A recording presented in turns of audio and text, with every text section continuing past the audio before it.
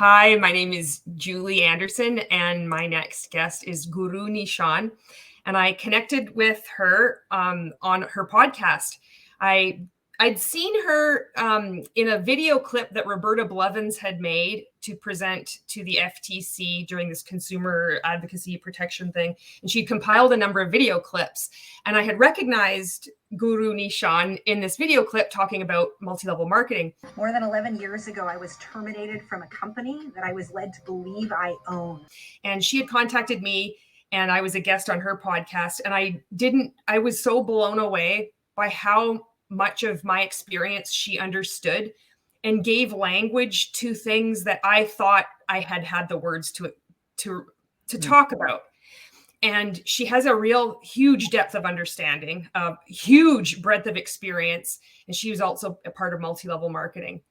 So I am so grateful that she is here to share her experiences, her story. We're going to be doing this in two parts because there is so much. And with that, this is GuruNischan. Thank you so much, Julie. There is so much, and I just want to say thank you for your advocacy in the anti-MLM space online. I find it very refreshing and exciting, and I'm kind of like the side cheerleader every time I see your posts and reposting it with my own little dancing emojis. And it's for me, this is a wonderful space that you're providing to let us come and tell our MLM story specifically. My podcast is focused more on the childhood 3HO religious spiritual yoga cult that I was raised in. And then that's spawned to a larger platform called Predators in Business, Community, and Culture. And I wanted that larger space because I knew I had done a lot of healing on my own upbringing, childhood cult stuff. But I hadn't yet revisited the fact that I had joined a commercial cult and an MLM at age 22. And I've done a lot of quote processing and examining and reading and internal healing, but I had yet to actually speak it out loud. So having you on my podcast was like such a turn on for me because I was like, yeah. And then every time you were telling about something, I had to just stop and be like, wait, what? Because I have language for it because I lived it, but not in the way that you did, where it's this whole online space. I learned MLM where it was a very not online space. And so interviewing you and then interviewing Jennifer afterward was like, for me, like, again, it was such a turn on. Like I was turned on by listening to y'all's abuse story, which is a horrible thing, right? Here we are getting turned on with each other's abuse stories. But the truth is, there is something. Turn on is like high sensation, right? It's not just pleasure and good. It's high sensation. It's stuff that you don't normally get to talk about. You don't normally get to say out loud. And that's what I mean by turn on. Like, ooh, the sensation meter was high because I knew there was resonance. What you had gone through and what I had gone through was like, whoa. But in a very different time frame, in a very different way, with very different people and very different characters. So anyway, after the interviews with you and Jennifer, which y'all need to listen, you need to go back and listen to those two interviews because they were brilliant. And both these ladies are just doing excellent MLM work. So thank you. But I got excited about realizing, whoa, it's time for me to tell my MLM story. And I'm ready. And what I mean by ready is, this was a long ass time ago. I've been healing and had no idea I was recovering from psychological abuse from a business that I had joined when I was 22 years old. I wouldn't have known to call it psychological abuse until just the last 2 years. It's the first time I could really land that. And that's because of Stephen Hassan's work in combating mind control, called Mind Control. I had seen him do an interview with an attorney who is an anti-MLM advocate and attorney that has done a lot of stuff with the FTC and SEC and different stuff. And that interview that I saw last year in spring of 2022 made me look at what they were saying with like a whole new set of eyes. And I always knew there was, cult aspects to the MLM industry. There was no question of that. But I was so, quote, grateful of the business skills I had learned that I couldn't fully put it into that category. Plus, I have too many other friends that are top leaders in companies that live, quote, legitimate, successful lives. And I say, quote, because I don't know. I haven't seen their bank accounts. I just know the image they live. And they are my friends, and I love and respect them. So it's a tough thing to just put into a category. But when I saw this interview with Stephen Hassan and this attorney, and they pointed to the MLMconference.com, last year was the second year it was happening. And it's this free online group where, as you talked about, Roberta Blevins as a recruit, as a MLM survivor advocate, she collected different people's stories. There were academics, there were politicians from different countries worldwide. There were people from the FTC and the SEC on this conference. I mean, this was just a huge thing that has been going on for decades. So this was like 20, 30, 40 years worth of research. And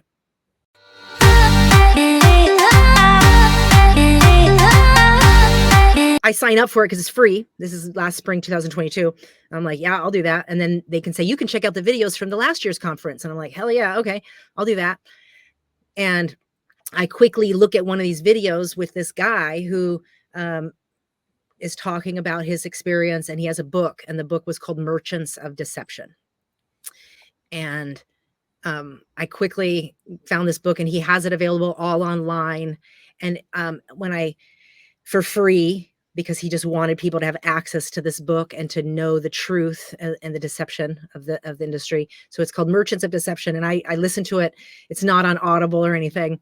But I listened to it on like a PDF reader. So it's this really bad computer voice, but I listened to the whole thing because I'm just eating it up, and it literally could have been my story. And I just was bawling my way through it. And that's the first time that I realized that when I started MLM in 1999, my business was terminated in 2012. So I was kicked out of the multi-level marketing industry by the final company. I joined one company. I was kicked out by the final company, and my business was terminated and given to my upline. And I was just stonewalled. And so even though I didn't understand how that all happened and why that happened, I just knew that there was some sort of manipulation and power dynamic that was similar to the way that I was raised. I was thankful to be out of the industry because I just spent 12 years busting my ass 24/7. I was exhausted. So only when I saw that book last year. So my business ended in 2012. That's when my residual got taken. And I was terminated. So I was lawfully terminated from my company. And that's when I realized I didn't actually own a business. I was in the second command of my own company. I didn't have full rights. One of the first lines in the terms of agreement that we sign as independent business owners is basically that we're not in the first command of our own business. We're essentially glorified marketing and sales reps. So that's why we're 1099 independent sales reps. And the mythology that's painted throughout the entire legacy or my career in network marketing is that you own it, that it's an asset, that you can pass on to future generations, that it's better than real estate because it's recession proof, and it's a residual income because it's a consumer-based product. Like, these were all the lingos that had been used for so many years. And what I realized by reading that book was that wasn't unique to my story or my company or my downline or my upline or the training system I uniquely came from. This was industry wide. And so this guy's story, Merchants of Deception, was actually a story from Amway, and his story was 20 years before mine. But he was also terminated. Company was taken, and way worse because the company attacked him and filed lawsuits against him. And that's why he put the book online. The point is when I read that, I suddenly realized for the first time, even though my business had been terminated in 2012, why did it take so, quote, long for me to realize this? Because I wasn't focused on trying to heal my MLM years. I was tapped out. In 2012, when my business was terminated, I didn't have words. I was crushed. I had literally just invested the last 12 years of my life, and I thought these people were my family. This company that I had dedicated to really grow in, called Symmetry, And the owner of that company, named Rudy Revac, he promoted the company that it was a family. And he even promoted his top leaders to not have real estate, to invest their time in their training system and in their leaders and in the asset of their product-based business, and sold us that he would always be there, you know, that it was ours, that type of thing. And he even sold himself as unique in the industry, which is, again, not uncommon for these top leaders to do this, that they're unique. He promoted himself as, you know, because he was a member of the Direct Selling Association. And for many years, he was the president of the Direct Selling Association, and just like high influence and this, you know, persona of integrity and all the things, which the reason I want to do this story in 2 parts is because this story with Rudy Revac and Symmetry, this is a very, very important story to tell. They're still very much in business and multi-level marketing, and I'm excited to tell this segment of the story. But it's the latter segment, because this is when my business got terminated. The earlier segment, the owners and the leadership were far more obviously corrupt. They were the classic kind of like boiler room, Wall Street persona, suit, Rolex dudes. And we're going to talk about that first segment because that had its own world. And Rudy Revac really embodied the persona of the opposite of that. He was the family man. He was the one for the underdog. He was the, you know, the multicultural, international, embracing the Philippines and Jamaica and all the races, and just kind of this immigrant story. You know, his family came from Europe, and you know, so it was just this real underdog story, which was very, very different than the early years. And so I really just want to pause on this and let's really reflect on kind of the entry point here, because I really want to go back to the entry point of how I started multi-level marketing, not how I lost the company and realized that this wasn't ever my company in the first place. But I will say that when my business was terminated, we were producing as an organization more than $50,000 a month in sales. And yeah. And that was consistent. That wasn't like one-time mark sales. That was my steady. So if there was anything I did in this business, it was I built a steady business, because the thing that made sense to me was consumer sales. The thing never made sense to me. The irony. Yes, the irony is real. Because literally when my business was terminated, the consumer side of my business was so strong. We were producing without the proper leg qualifications, because in multi-level marketing, in order to rank up, you not only have to have a volume, but you have to have a certain amount of legs that you've helped, quote, qualify.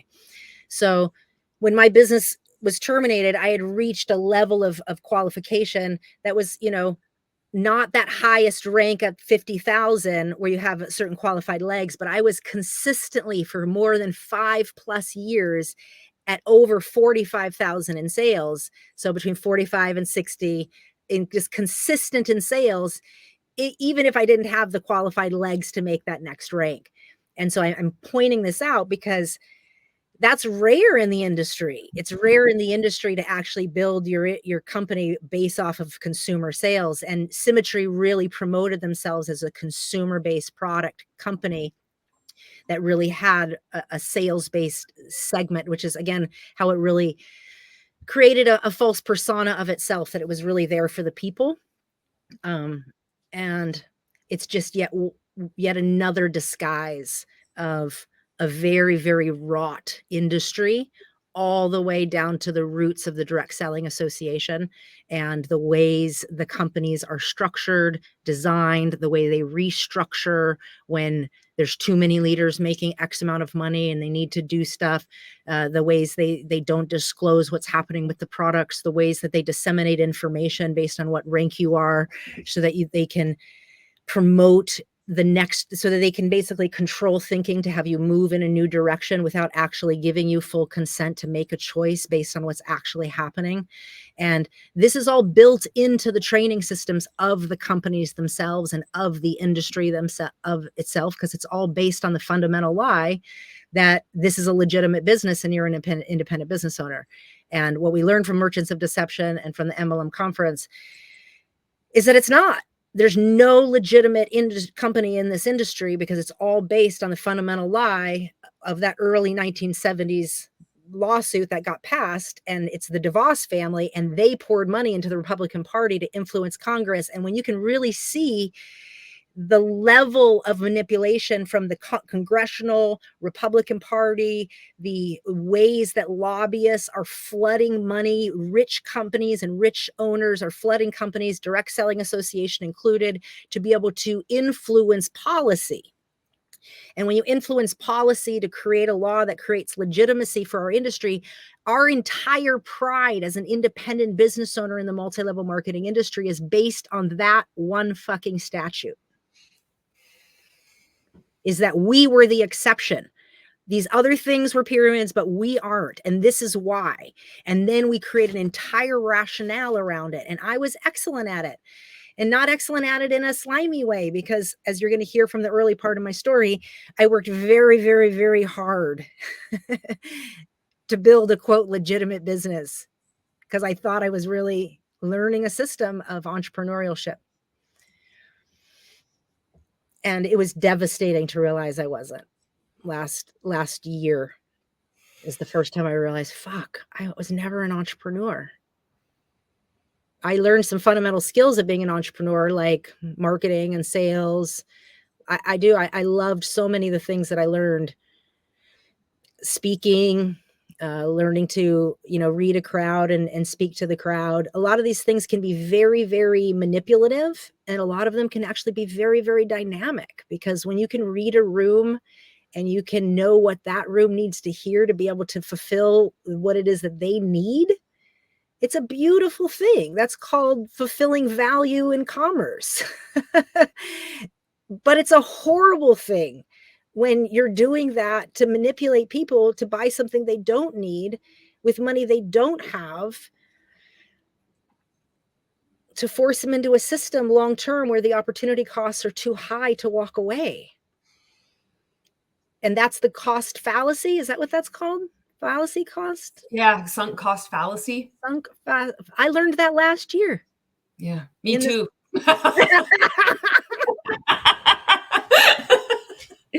But folks, if you go to basic business school, we really touted so much that we were learning more in this industry about our business skills, because we had authors like Robert Kiyosaki and who was that? Tim, what was the Tim Sales? Tim Sales. That Tim Sales video, we use that to legitimize what we're talking about. And, entrepreneurs like Robert Kiyosaki writes a book, or, all these other professional development authors, the thing I really want us to get is that there can be truth mixed up with lies, all coagulated together in our lived experience. And that's true. That's why deculting is a detangle. Because it's not that there weren't some really great aspects to it. It's not like there weren't some really great learning. It's not like there wasn't some really great relationships. All of these things can be true, and it can still be wrapped up in a very predatory, manipulative, abusive, sadistic, horrible system. And for a long time, and I think a coping mechanism that a lot of successful network marketers use is that it's just dependent on the system. Yeah, some leaders are good and some leaders aren't good. Some systems are good and some bullshit. The whole entire industry is rot. And only when you read Merchants of Deception, only when you really look at the facts, not the propaganda that your company has offered to you, or other companies that have created propaganda machines to legitimize themselves, but it's one big circle jerk. That's what the industry is. It's one big fucking circle jerk, and everybody's jerking each other off and making each other feel good. And the fact that it's actually true, that there's no actual, when you actually look at the academics who studied this, like William Keep, you guys need to look him up, right? The professor that puts together this MLM conference, just brilliant, because he's just, look at the numbers, and the numbers are so bad. The consumer fraud is so bad that the numbers don't lie. And that's one of the things we used to always say in the industry. The numbers don't lie. Look at our checks. The numbers don't lie. So it is painful. It's painful to realize, whoa, you can experience such a loss and have no idea what that is for so long. I had no idea, because there are so many aspects in this story you're about to hear about my life and my early MLM years that were horrible. And then there were others that were fantastic. And I made them that way. I'm the one who made these experiences what they were. The industry itself never did that. The company didn't do that. There weren't mentors for me. Nobody stopped and said, hey, you want to know that one of the fundamental things to being an entrepreneur is balance your books. It's true. Jesus, how do you do 12 years of something and not have a mentor teach you that? Now, sadly enough, how do I not know how to ask for that? That's true too. Both can be very sad, but that's the work that I've had to examine in my own self to be able to recover, And so the reason it's taken me so long to be able to even look at, how do I build a $500,000 business, supposedly a residual income that is always mine. Even if I decide to walk away and not build it anymore, I still get to live on that residual income. That was sold to me from day one. The only reason I walked into an office in 1999, fall of 1999, from calling an ad in the newspaper, and it was a fitness ad, and it said fitness, looking for 3 to 5 motivated individuals to help grow and expand the health company, and yada, yada. And I didn't like where the area code was because it was a far suburb in Minneapolis. And I was like, wah, wah, I don't want, even if it is a good job, I don't want to go out there. But I decided to go anyway. And, at the time, I'm looking for a job. I just come off of being let go from this company, from this school that I was running. I was a program director for a charter school in a small town and just north of the Twin Cities. The school got shut down by the state, and we were in all sorts of chaos. And I moved to Minneapolis and was looking for a job. And I was finishing up my degree, and I really just needed a job, and should have gotten a job as like a legal clerk or a customer service place, just anything to just have steady income. I was married at the time to a man from Kenya. We had recently immigrated him into the United States earlier that year in 1990, maybe came in right at the turn of the year in 99. And we ended up in Minnesota. I was working at that school until I wasn't. So now we're in the Twin Cities. He's looking for a job. I'm looking for a job. He's new to this country. And, he gets a job as a chef or whatever. And I call this fitness ad. And, you walk in and it's, immediately, I do the best I can to dress in whatever I'm supposed to dress into. They said it was business professional or whatever, business casual. And so at the time, I have dreadlocks that I usually wear covered up in my turban. But if I don't wear them covered in my turban, I usually wear them in a ponytail with one of the other dreadlocks tying them up. And my husband at the time, he also had dreadlocks, and we both are just very uniquely ourselves and not ashamed of it. There wasn't any piece of ourselves that we were ashamed of. And I walk into this office and totally weird, kind of this weird elevator jazz music playing. This like cute little bouncy girl in this tiny little sexy suit comes out to the front asking for our name. And then we write our name, and then they go and tell the person who we're here to see. And this, stocky, kind of Midwestern, over tan, buzz cut, hunter looking guy, dressed in a professional suit. He's like overly red from too much sun tanning, and comes out overly aggressive. Hey, how you doing? Trying to say my name and all the things. And, brings you into a room, and it's like this like circle of kind of a bunch of different people all talking to each other over this elevator music now that we're inside. And there's like a product stand of stuff, and there's like these little seats, and there's gonna be this little presentation, you can tell, and everybody's kind of like standing around looking like it's a natural mingle, because it's anything other than a natural mingle. And it's all randomly weird. But I know how to small talk, and most people don't know how to small talk with me. And so I don't even remember how that whole thing went. But either way, the whole thing was rather strange. And they're basically bringing you into like a recruitment presentation. And so, my person leaves me with someone and goes and gets several more people. So he might have like 3 or 4 appointments with several people all at once. And then we sit through this presentation. And then afterward, he wants everybody to decide where they want to sign up. So the way the presentation works is a pretty girl goes up and does this first part of the presentation, maybe the first like 7 minutes of the presentation, enough to introduce the beginning concepts of whatever they want to concept, and kind of to reduce any fear about whatever products are over there. And she's pretty, and that's kind of the whole design. And then she edifies or promotes whoever's going to come and speak next, which is usually whatever top leader is supposed to speak that day. So I'm picking all this up real fast. I mean, it's not that hard to notice, and sit through the whole presentation. I'm totally not interested, but I do have to say, in the presentation, the one thing that stood out to me in that presentation right away was this idea that 97% of the population works for 3%. And I was like, yeah, that makes sense. And most of us only learn this one path of being, which is this 97%, how to work for somebody else.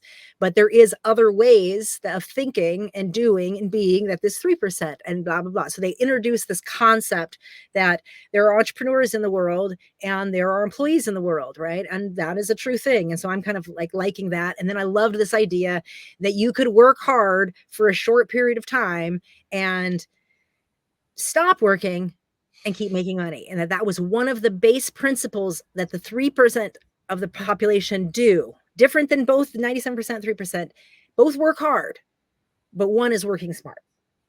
And that part, I was like, check in. I like it. I like that part. I want to know how to work hard for my money. Like I had just been devastated from the school I had been let go from. It was disheartening to see the system and the chaos of systems that really see students as money instead of like the results and progress that they were experiencing. And our little school gets shut down, and just kind of my whole worldview was kind of like the anti-system, and so I like that idea. And but I'm not going to give this guy some money. He wants me to sign up for something, like pay money for something. And I'm like, I'm not going to give you any money for something. Like, I don't have any money. Like, I don't even know what you're talking about. So I wasn't one of those people that signed up for whatever they were wanting people to sign up for. I did say I would come back to the Saturday training. So that was essentially the next best thing. If you aren't going to sign up to be in the company yet, you would sign up to come to the training. So they promoted what was called the Super Saturday training. And I went back to that Super Saturday training, probably reluctantly. I probably thought about it and was like not going to come. And then I get some sort of a reminder call for my weird overtan interview person that I was met. His name was Pat Mahoney, by the way.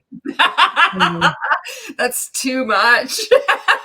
It really is. But I mean, oh, poor Mahoney's, Pat and Tammy Mahoney. They were my original sponsors. It is really just, it is such a shame. Needless to say, I didn't like them. I didn't like the space. I didn't really like anything about it. Totally loved the idea of residual income, and totally bought the concept that these people might know something that I don't know. Those were the things I could definitely admit that I walked away with. The products, at the time, this company was called Trek Alliance. They had a myriad of different products, and they were water filtration.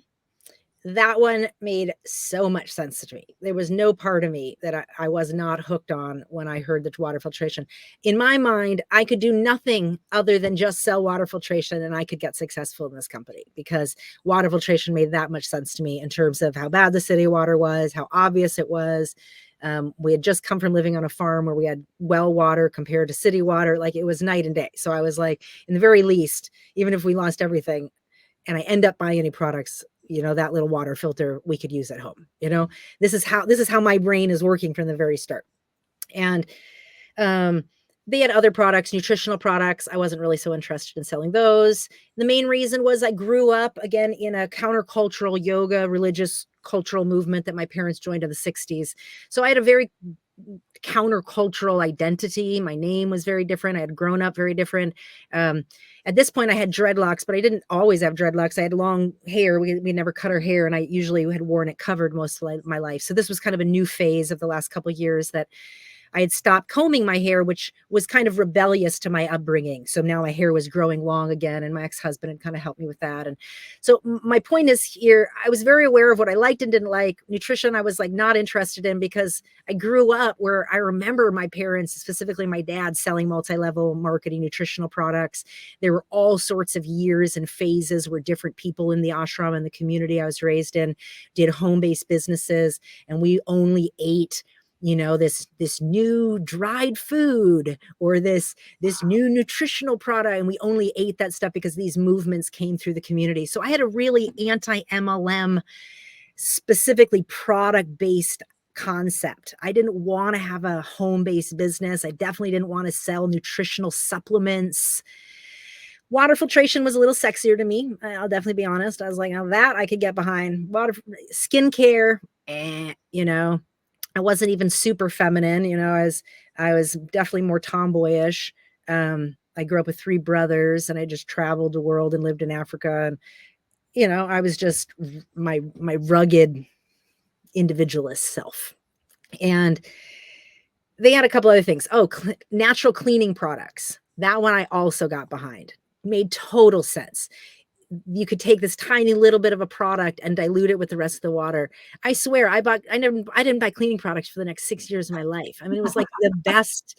And I didn't buy a bunch of inventory. That was just one purchase. But what an excellent product. Like, I sold a fuckload of that cleaning product. I still today have people calling me asking for a degreaser. And I'm like, do you know how long it's been since I sold that product? I have no idea how to get that product. But wasn't that great?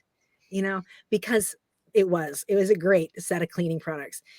So those are the product lines. It was skincare, water filtration, cleaning, natural cleaning products, natural skincare, natural supplementation. Oh, and they had a hair care line, which wasn't even that natural. It was like this fake natural hair care line. So I wasn't into the hair care line because I looked at the ingredients and I was like, none of this is natural. It's just this fancy story. So I liked the things I liked: cleaning products and water filtration. And again, this is all in my mind. So I'm not buying anything right now. This is all just in that first presentation of me assessing this room, the over tan dude, the group, the shiny bubbly girls and the short skirts, all the things, and how I totally didn't fit into any of it.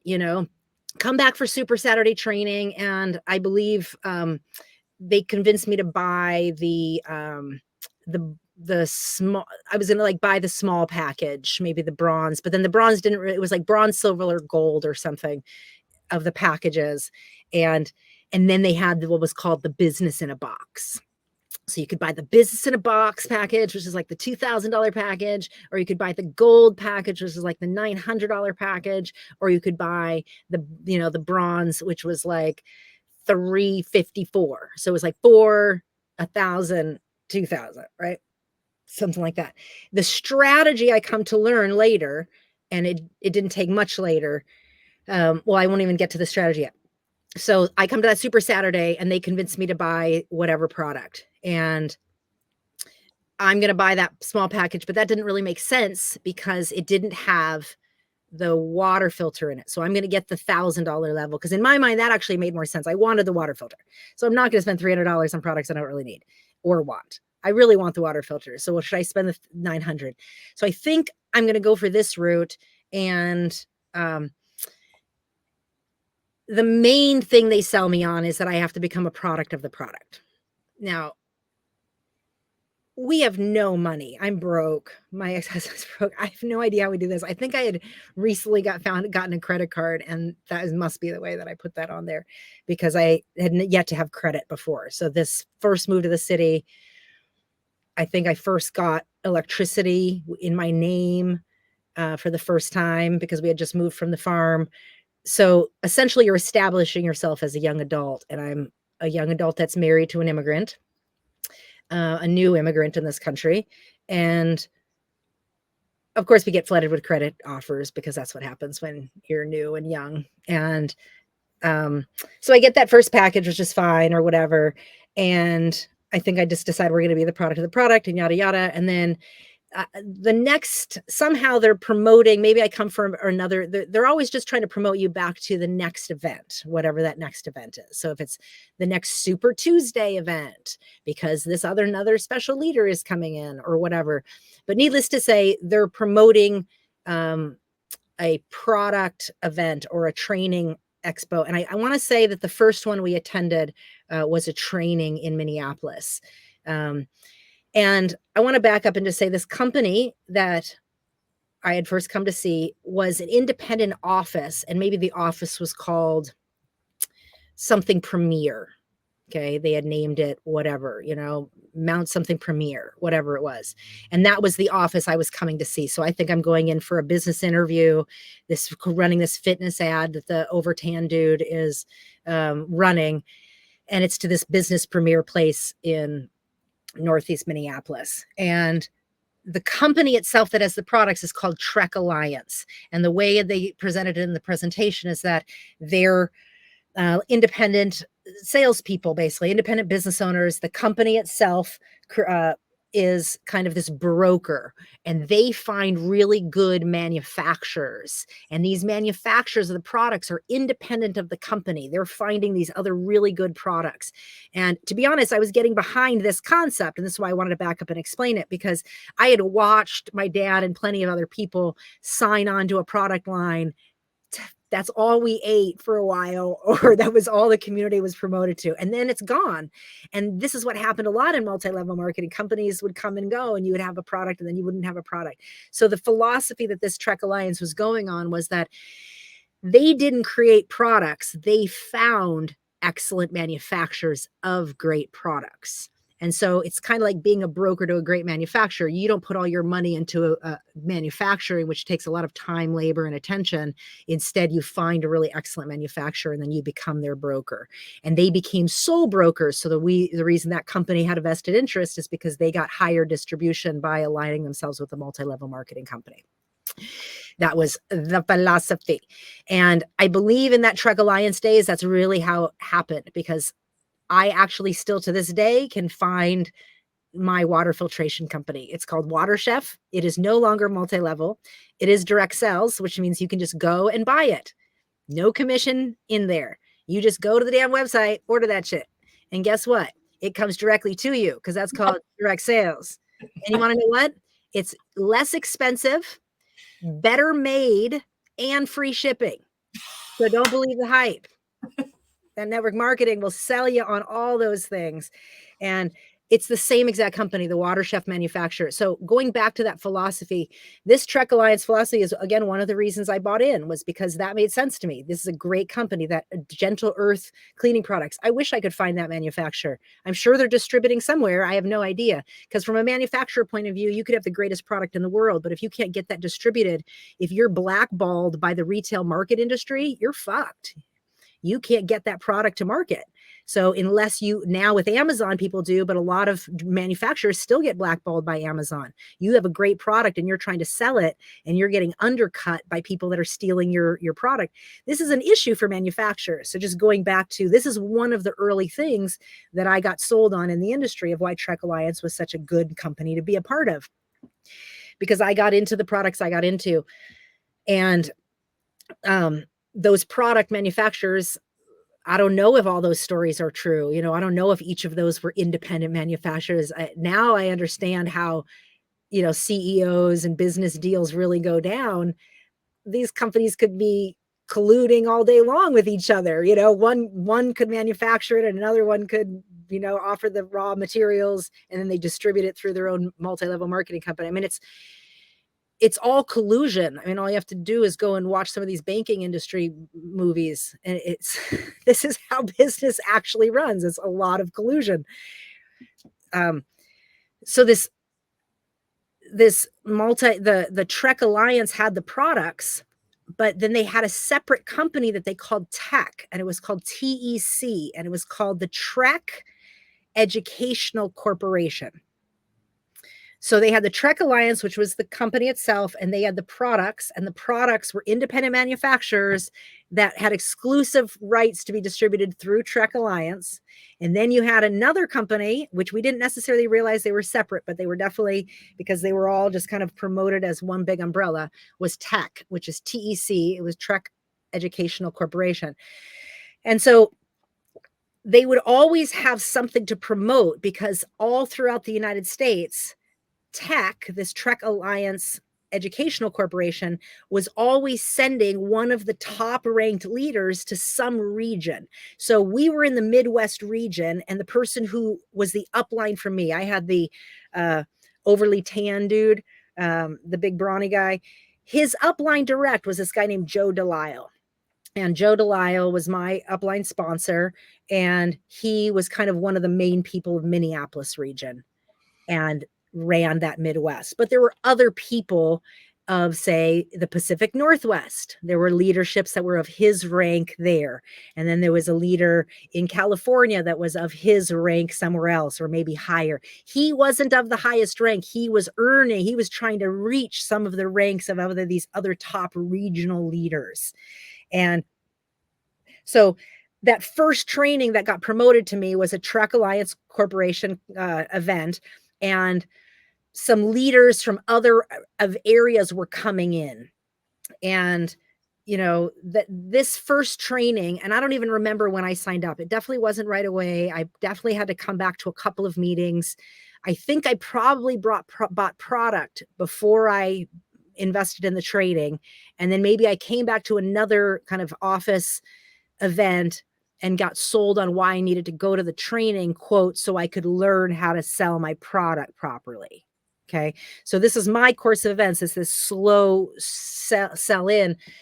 And I don't remember who they were promoting, but it was somebody from another region. It was two top leaders of higher rank than the upline leader of my area.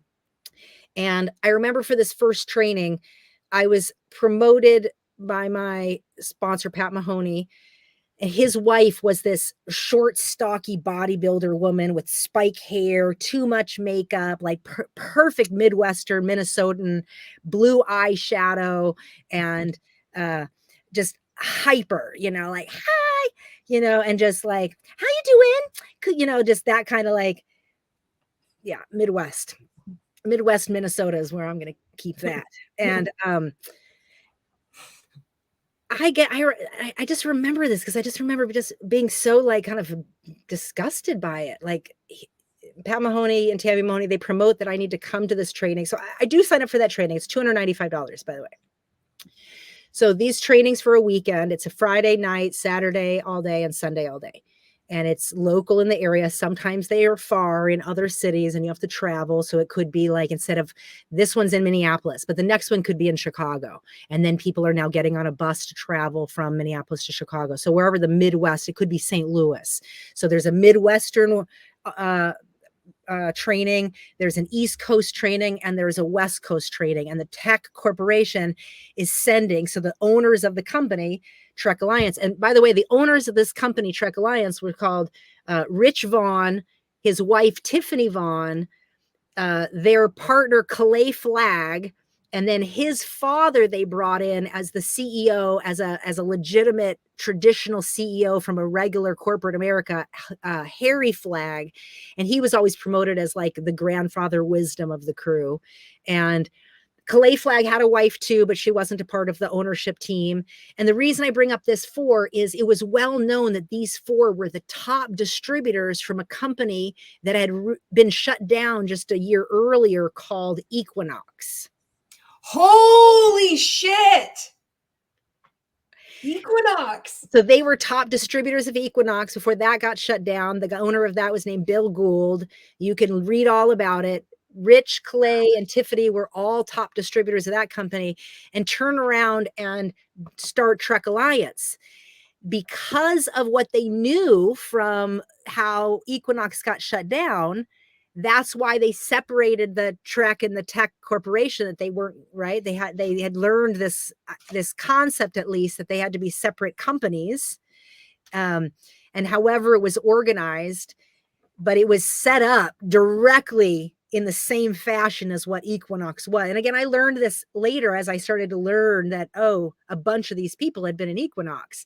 So when you're in a multi-level marketing, it's like walking into a room where everybody are fraternity sisters and everybody's speaking a common language, and you're not. Like, you know that there's something that you don't get. There's a whole cultural code going on. When you come from another company and you start in this new company, a bunch of people had come from that other company. They were well versed in this lingo of this operating system. I'm like this little fish out of water, noticing all of it, but not really understanding any of it. But also I grew up very countercultural. So I read, I'm reading whole countries and worlds in worlds. This isn't foreign to me. I also want to go back and just say, even before I signed up for that training, it was pretty obvious that they were clueless on what to do with me. Like, I had dreadlocks for number one, and then sometimes I wore a turban of different colors. And oftentimes, like throughout all that first whole year that I remember, the way that things were communicated was to give you innuendos. So instead of saying, this is the way we would like you to dress, they would say, oh, you look so good when you wear blah, blah, blah. I love your hair like that. It's so great.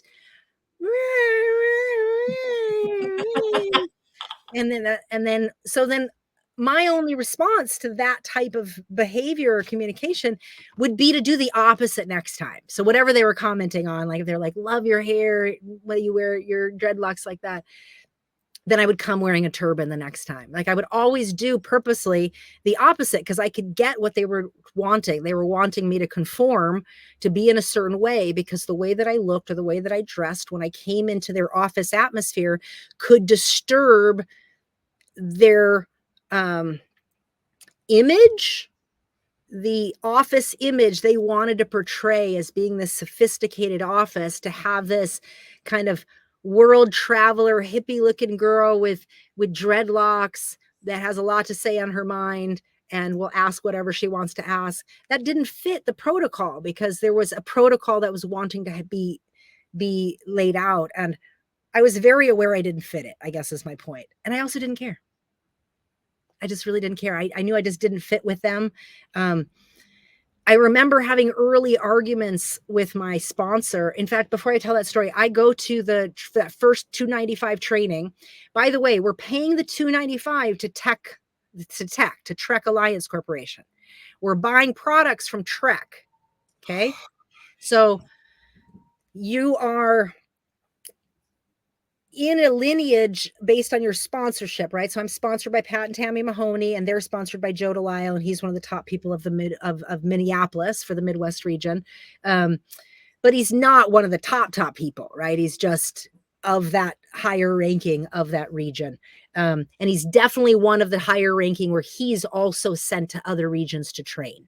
So he might be sent to California to train over that weekend, while we get Sandy Jacobson from San Diego to come to Minneapolis.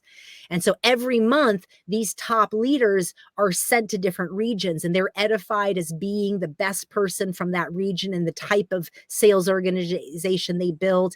And so we feel lucky to have whoever we're getting. And I remember the person who came was named Skip Meyer. I don't remember the other person. I think it was Toby Quello, but I don't remember. It was definitely this guy named Skip Meyer. And he was from like the Pacific Northwest, I want to say, or Sacramento. He was from Sacramento. And he was this the persona he had was like this integral, do the right thing when nobody's looking, stories, the stories of the handshake agreement that didn't need anything else, and you're going to follow through. Those kind of stories was the Skip Meyer kind of.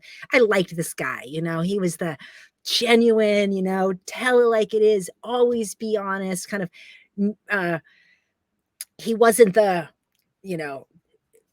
a personality that was kind of like the Wall Street gecko guy. He wasn't, this is the way it is, my way or the highway. That was a different persona of trainer, and they existed. But Skip Meyer was definitely more of a trainer that I related to. And I'm saying this because this is all a part of the purposeful deception of the way these training systems are set up. Because I didn't relate to my upline. I didn't relate to my personal sponsor. I didn't even like them. I thought they were very crass, insensitive, non-attentive liars, actually. And I remember that first training. I did sign up to go to that training, and Pat Mahoney, my sponsor, convinces me that I need to come an hour early before this training starts at 9 a.m. And I'm there all day already, sacrificing a weekend with my husband because he's obviously working. And I think he's going to come for the part of the training too, or whatever. And convinces me that we need to go to this breakfast an hour early so that we can, quote, meet Joe Delisle, because Joe Delisle is so fantastic, and all the edification of what he's done and how much he's built and how much money he's made and all the things. And I'm just thinking, and why should I be at a breakfast with this guy? Like, I don't even understand what part of. So I'm still back to that realization that they must know something I don't know. I mean, I'm back to that realization, like, okay, be teachable. Let me just listen and see what they have to say. And the whole breakfast, it was so stupid. It was so bad. It was probably like a bad continental breakfast. That was never about the food anyway. It was all about us hushing around this guy named Joe Delisle so that he could say a bunch of nothing.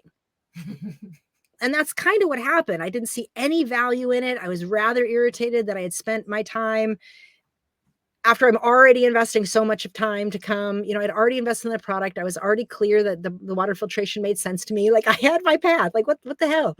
And I remember that training, after whoever spoke, Skip Meyer, whatever it was, at the training, whoever's speaking has a call to action. And then after they call to action to buy the product, whatever, everybody's supposed to run to the booth, to the back booth, and buy your product order. And not only is there a product order, but there's a different booth for all your training supplies. So remember, these are two companies in one room, not knowing they're two companies because they're kind of promoted as kind of like one big umbrella. And you do your product order, and then you can also do your training order, which is basically like self-development. You can buy your self-development tapes, and you can buy just all the things you need. So it's Tiffany Vaughn tapes, or Rich Vaughn tapes, or Calais Flagg tapes on being an entrepreneur. And so it's starting to really get this idea that your mindset is what's the issue. It's the mindset. It's the mindset. It's the mindset. And that's why you have to go to training every month. And it's why you have to get to product expos. So they had kind of trade-offs where they had the $295 weekend training, 2.5 days. And then they had the 1-day product expos. And that would just be the Saturday. And those probably costed $99. And yeah, minimum, because the Super Saturday. That's expensive now. That's $19.99. Yeah. And this is standard protocol. If you think back to how Equinox ran, look at their trading system to the T. Okay. It was just all commingled. Same thing with Amway. That's why that Merchants of Deception book is so helpful, because you start to realize, whoa, like, this is playbook. Like, I think my experience is so unique, and that, all the things, and you just realize, wow, this is like playbook. And that's why I said this guy's story in Merchants of Deception was 20 years before me. And your story now is 20 years before people that are watching this. Right? It's the same thing. Same Super playbook. Saturday, business in a box, same thing.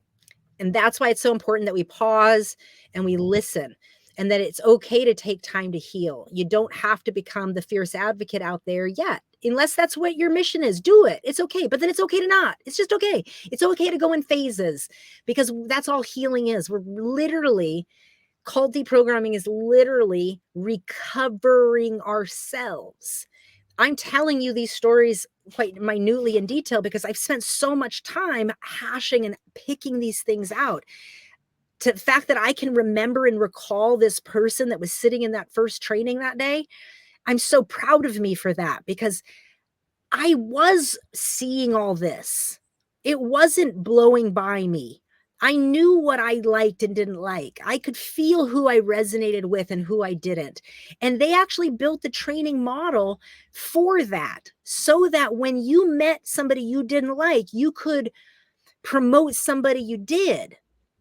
And so they were actually promoting that as a part of our business building capacity within Shrek Alliance, was that we didn't have just our sponsor to lean on. We had this whole leadership team that, you know, let's say somebody was, they didn't say this, but this is essentially what they're alluding to. Let's say you bring in a woman who's a lesbian and she's a bit tomboyish and she's got, you know, her own drive and she's got her own way of doing things.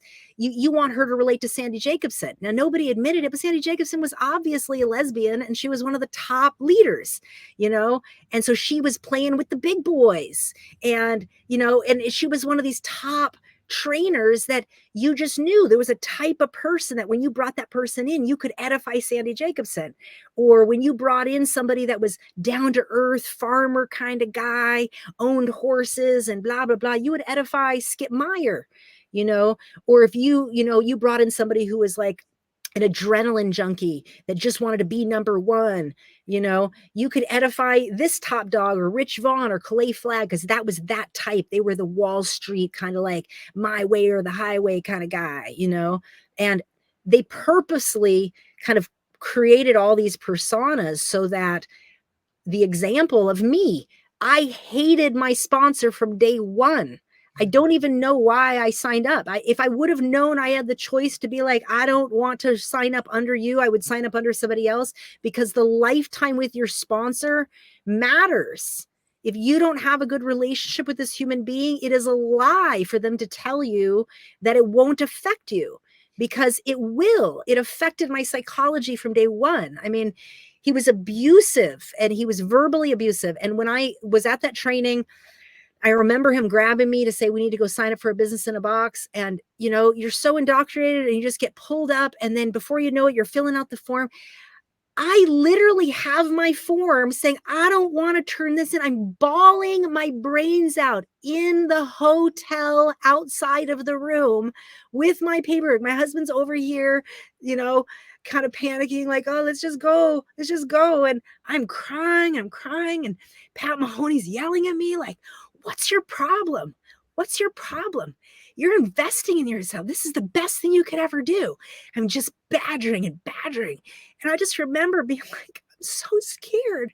I've never put anything on a credit card before. You know, we have a starving family back in Kenya. I don't want to do that. I don't have a job. But they didn't care. They didn't care. They just wanted you to invest. And I know that Pat Mahoney really thought he was doing right. I know he did. And that's what makes it so sad. Because he believed it. Like, he really believed it. And, you know, I think some part of me was so used to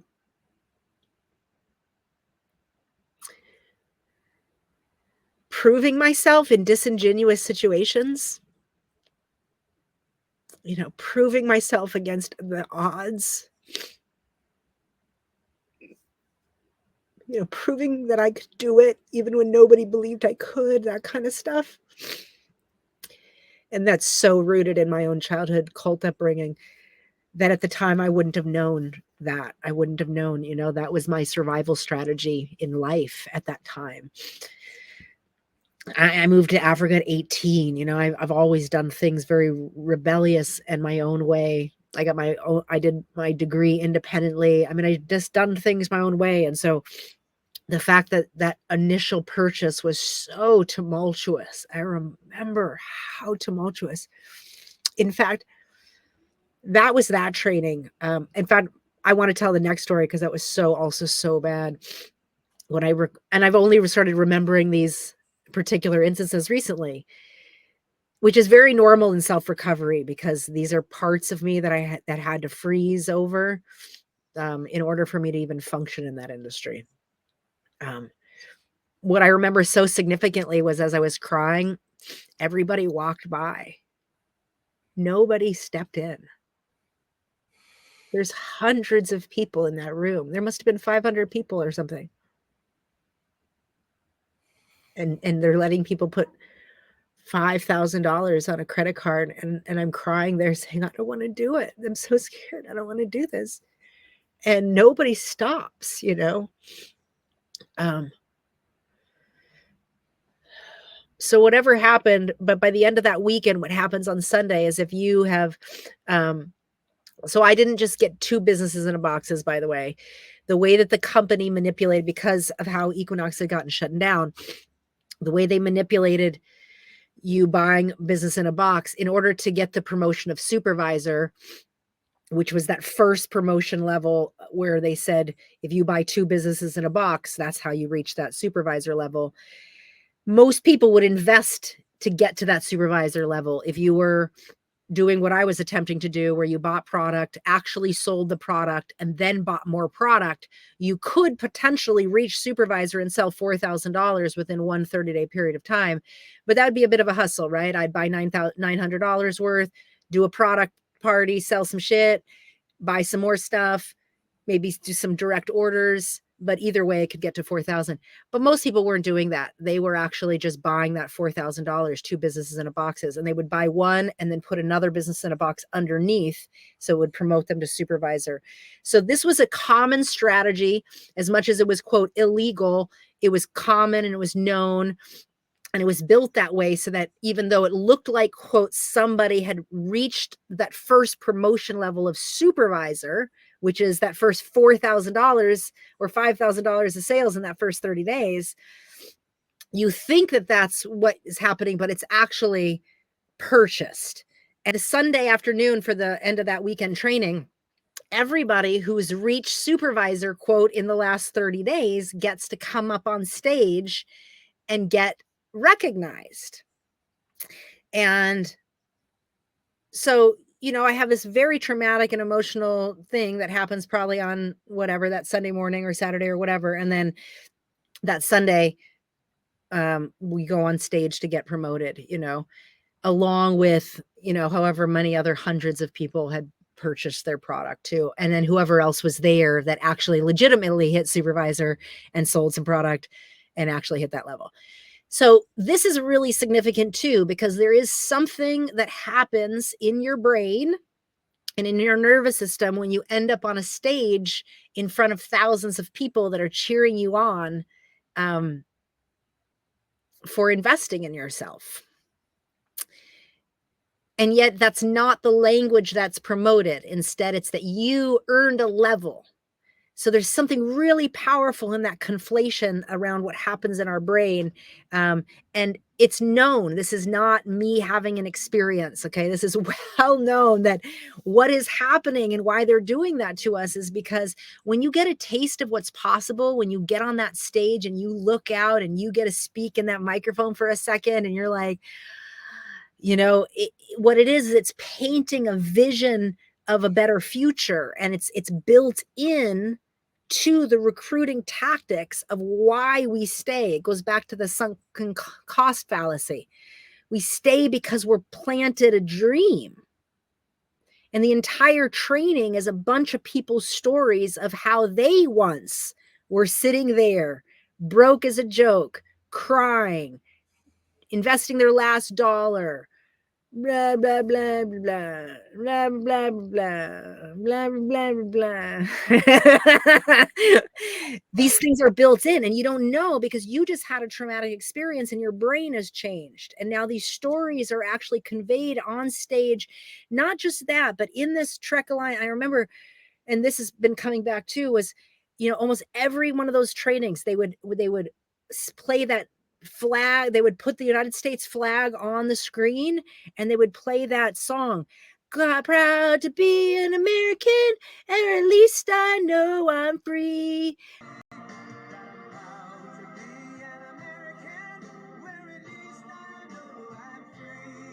Blah blah blah blah blah. Gladly stand up next to you. And you,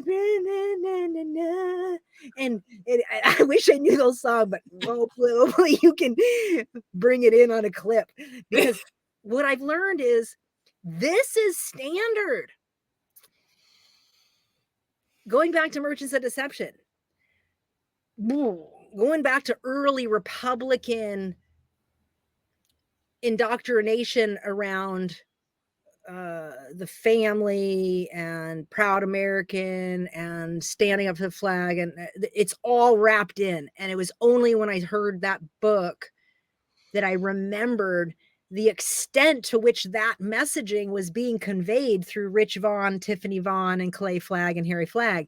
Harry Flagg being this CEO American, Tiffany and Rich being this husband-wife team. She was like the glamour girl, the submissive wife that listened to her husband. And then Rich Vaughn was the classic CEO, family man. And then Clay had his wife too. And they were a little bit more like interesting in world travel. They had their brother in as well, who was like this hippie photographer that kind of was hanging out doing videos, and as a part of the Trek Alliance Corporation team. And again, I say all this because now I see it very much as like plants. Like, you think that this is just the culture you're stepping into. You think, wow, what a family atmosphere. Wow. Even if you don't relate to your upline, there's still help for you. Wow. They came from nothing. Listen to their rags to riches story. Rich Vaughn and Tiffany Vaughn, they have such a powerful story. They forgot to tell the part where they were with Equinox and it got shut down. They didn't tell that part. But everybody seemed to know that part except for us new recruits, right? So this is also important to know, right? So many of these fantastic network marketing stories are stories where these people already had downlines. They've already had fantastic downlines. They've switched companies like 3 or 4 times, and you don't know to ask that specific question. And these people are such trained salespeople that they know how to not answer the question that you're not asking. Let's say that again, right? Yeah. It's so important to hear that, because the more sophisticated you get in this industry, the more you can read people, needs, rooms, wants. And that's not necessarily a bad thing. It's a wonderful skill when you're not a cult leader or a manipulative business fucker, that's a predator. So what I'm saying is, in and of itself, these skills aren't bad, but they can be horribly abusive. And I bought in. That's what I'll say. I bought in because I was abused from day one. And somehow that felt normal to me. Well, that makes sense to me now because of what I know about my upbringing, but I didn't know that then, So I thought I was just slick. I thought I was conscious and aware and picking up on stuff and moving through it, So I remember going on stage, getting that little lapel pin for supervisor, feeling a momentary sense of recognition, fucking being washed in validation for a split second that my dreams are possible. And it didn't take me long, man. I ripped open those products and I started selling the fuck out of them. And I didn't buy into their system. I didn't have money for desk rent. So what they wanted people to do that were committed to their training system was all these centers, literally, were offices. And so, and it's so wild they did this, because this is exactly why Equinox got shut down. But even all these independent business owner centers in each city. So Minneapolis had one, San Diego had one, Portland, San Francisco, Sacramento, in all the top, I think they were based in Tahoe. But we were in the Midwestern region, and the way they ran it was you had to own a desk. So you basically, it was like a boiler room real estate space. So they basically rented an office in these big corporate kind of banking looking buildings. And so it looked like high end and professional. They would run corporate ads like I had come in, and then they wanted you to rent a desk for basically $300 a month, so that then you could then recruit people into the presentation. The presentation would then sell them on the product and sell them on the training company. Once they got to the training company, they would buy real inventory inventory was at least a business in a box or two. If you were serious in the business, you were getting a business in a box. You were getting 2 business in a boxes so that you could start at supervisor level. You start at supervisor level, so you get the 40% discount. Once you lock in that 40% discount, it's yours for life. So you might as well lock it in right away, because now you can buy all your products at a higher discount, blah, blah, blah, blah, blah, blah. This is and then they want people to now get on a desk. Well, that made 0 sense. First of all, I have 0 money. I just spent money I didn't have on product that I needed to sell. How would I sell it sitting in somebody's desk? I don't have a phone. They want you to run your own phone line into the desk that you're paying for. So none of that part made sense. The part that made sense was they said, bring people to the presentation. So I was like, okay, I can bring people to the presentation. So I worked my ass off to bring people to the presentation. That wasn't working nearly as well as me selling some shit. So I just kept selling my stuff. And within 30 days is a product expo. So they're trying to sell me on why I should go to Chicago for a product expo. We're broke. I don't have any money, right? And so they want us to pay for the training, which was $99. Me and my husband decided to go. I obviously need to learn how to sell products, so I wanted to be there. Plus, it was Tiffany Vaughn, who's the owner of the company. So, of course, I need to go meet her, yada, yada.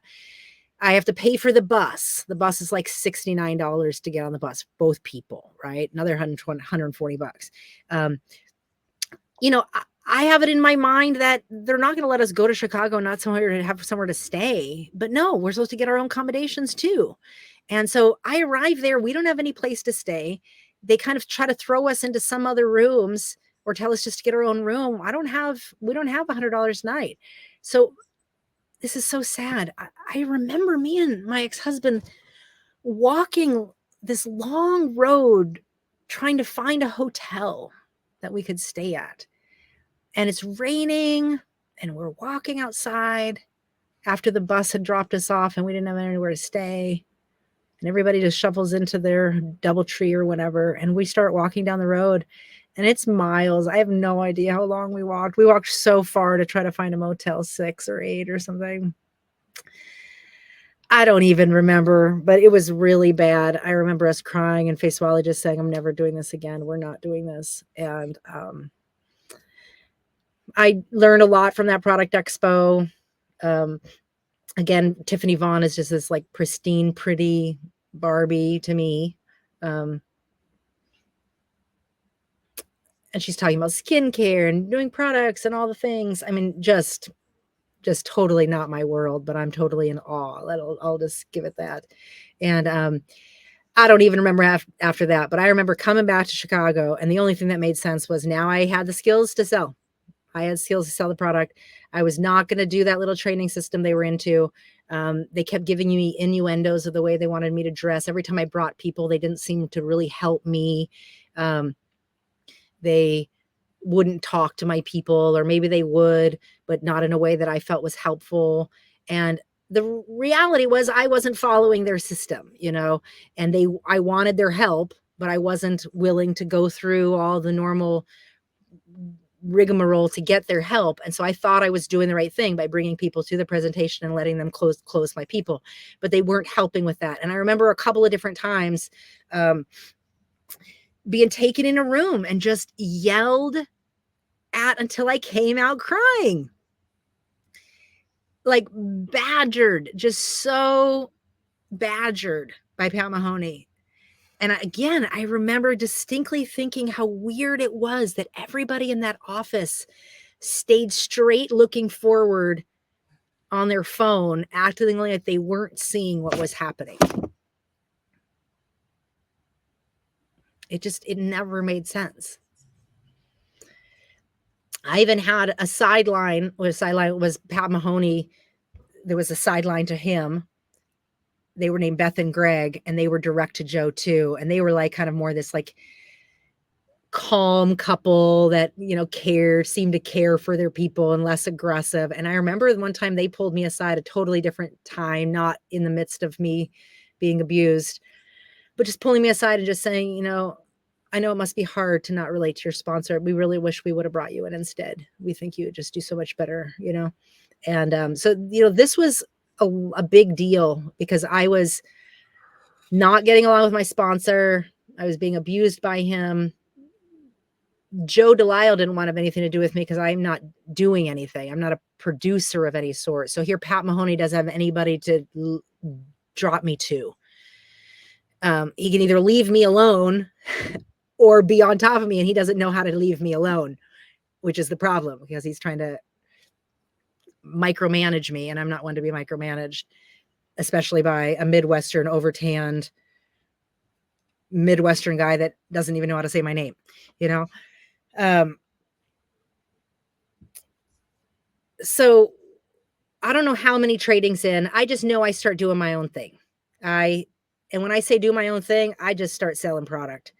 So I'm like, fuck y'all. I'm going to just do my own thing, whatever that is. And I just start selling my product. So there's this concept within Track Alliance at the time that your goal every month is to be diamond qualified. So diamond qualified means that you're retailing at least $2,000. Okay. Because $2,000 of product is about $1,200 in CP value. So that's the commissionable points. So for every $2,000 we're selling, we're actually only getting paid on 1,200 of that. That's what the commissionable value is. Sometimes in companies it's CV. In this company it was called CP, commissionable points. Okay.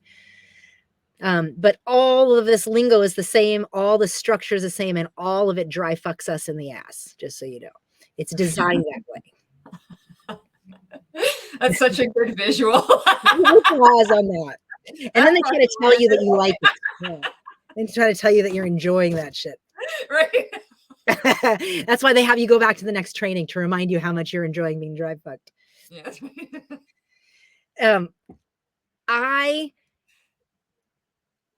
I start, so one thing happens. So this badgering happens with Mahoney. This happens a couple of times. I bring in people to the office enough times to get the feeling like I'm not welcome here. These people don't like me. They don't care about me.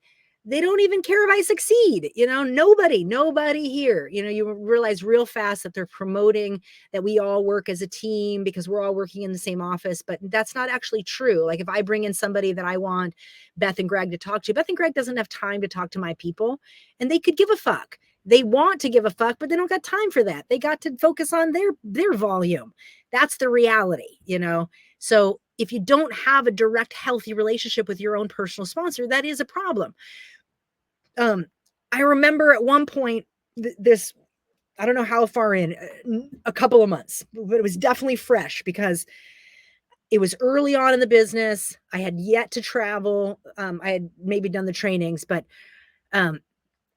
Joe Delisle, who I don't know that well, he's, you know, the head honcho dude, and he's not in our office. He's wherever he's at. So I hear about him, and I've met him at that one breakfast that I thought was just like bumfucked Egypt. It didn't make any sense. He has some sort of contest, and so he ends up writing this whole contest. So Pat Mahoney, whenever there's a contest, you know, your sponsor comes up to you and tries to get you all excited about why you should be excited about what you get out of this, when really what they're doing is trying to get you to focus on your goals so that they can focus on their goals, and they're trying to get their own promotion. But I don't know this. I just know he's coming to badger me, you know, and he's like, okay, here he comes again, trying to badger me to do something. And whatever he did, it was like this. It was like a contest, but it wasn't. It was basically set up. Joe Delisle set it up, and it was, what is it called? Where you get a percentage of somebody's business. Where you get an earnings. So basically he's setting up basically like a contest that if you do X, each of these people that invest at this level, they're literally using the language invest, you would get 2% of the earn. Oh, it's like an investor. Like as an investor, it's like you're basically seeking investor money so that you get a percentage of Joe Delisle's entire business. So Pat Mahoney was coming to me saying I needed to go find some investors because all I needed to do was find a handful of people that invested $4,000, and they would get a percentage of Joe Delisle's business. Okay. And so this whole thing's written out in this contest, and I'm taking it for what he's telling me it is, that this person is going to get a percentage of not that they're joining Trek, not that they're becoming a distributor, not that they have to earn or distribute, none of that stuff. There's no qualifications of Trek to earn that percentage. From what I'm understanding, I'm selling this as an investment opportunity. If you invest 4,000, you get X percentage, blah, blah, blah, and however it was spanned out. So, this was one of the first things they do when you come back from a training is they want you to create your 100 names list, right? Your warm market list. So you're supposed to write all the people that you know. And I'm in Minneapolis and had been working at that school for the last 6 months. And before then we had just come from overseas. So, my relationships go back to high school, but we're just talking about a couple of years in the cities before I was in Africa before then. So I don't have a huge warm market network. And I'm also not that excited. What I liked about the concept was that they were obviously recruiting people that they didn't know, because I was one of them. And I was wondering how I eventually got to that. But that seemed far away based on I need to sell some products. So only way I know how to sell some products is to go to people I knew. So with this investment strategy, this little contest, it was like a special thing. And now I know what it was. But essentially, Joe Delia was trying to reach a new rank. And he was trying to create the specifics that allowed each of his legs to get the qualifications they needed so that he could move up rank. So that's why he was creating these, if you could invest, blah, it would be a percentage. This took me a while to realize, by the way. This is all in reflection. This is not real time. But that's the one and only time that I actually went to people I knew. I went to this family that trusted me from the school, one of the only families that still liked and trusted me from that school, because it was a very tumultuous and scary shutdown for all of us, for the parents, for the kids, for me. It was a very dark time, and I didn't fully even understand what was happening at the time. So I was able to maintain what relationships I could. And this family was one of them. And her name was Paula Schleiss. And I remember her son was at our school and had a lot of success. And I went to her, and I remember her saying, she's like, I don't even understand all that. I just know that if you say it's okay, I trust you.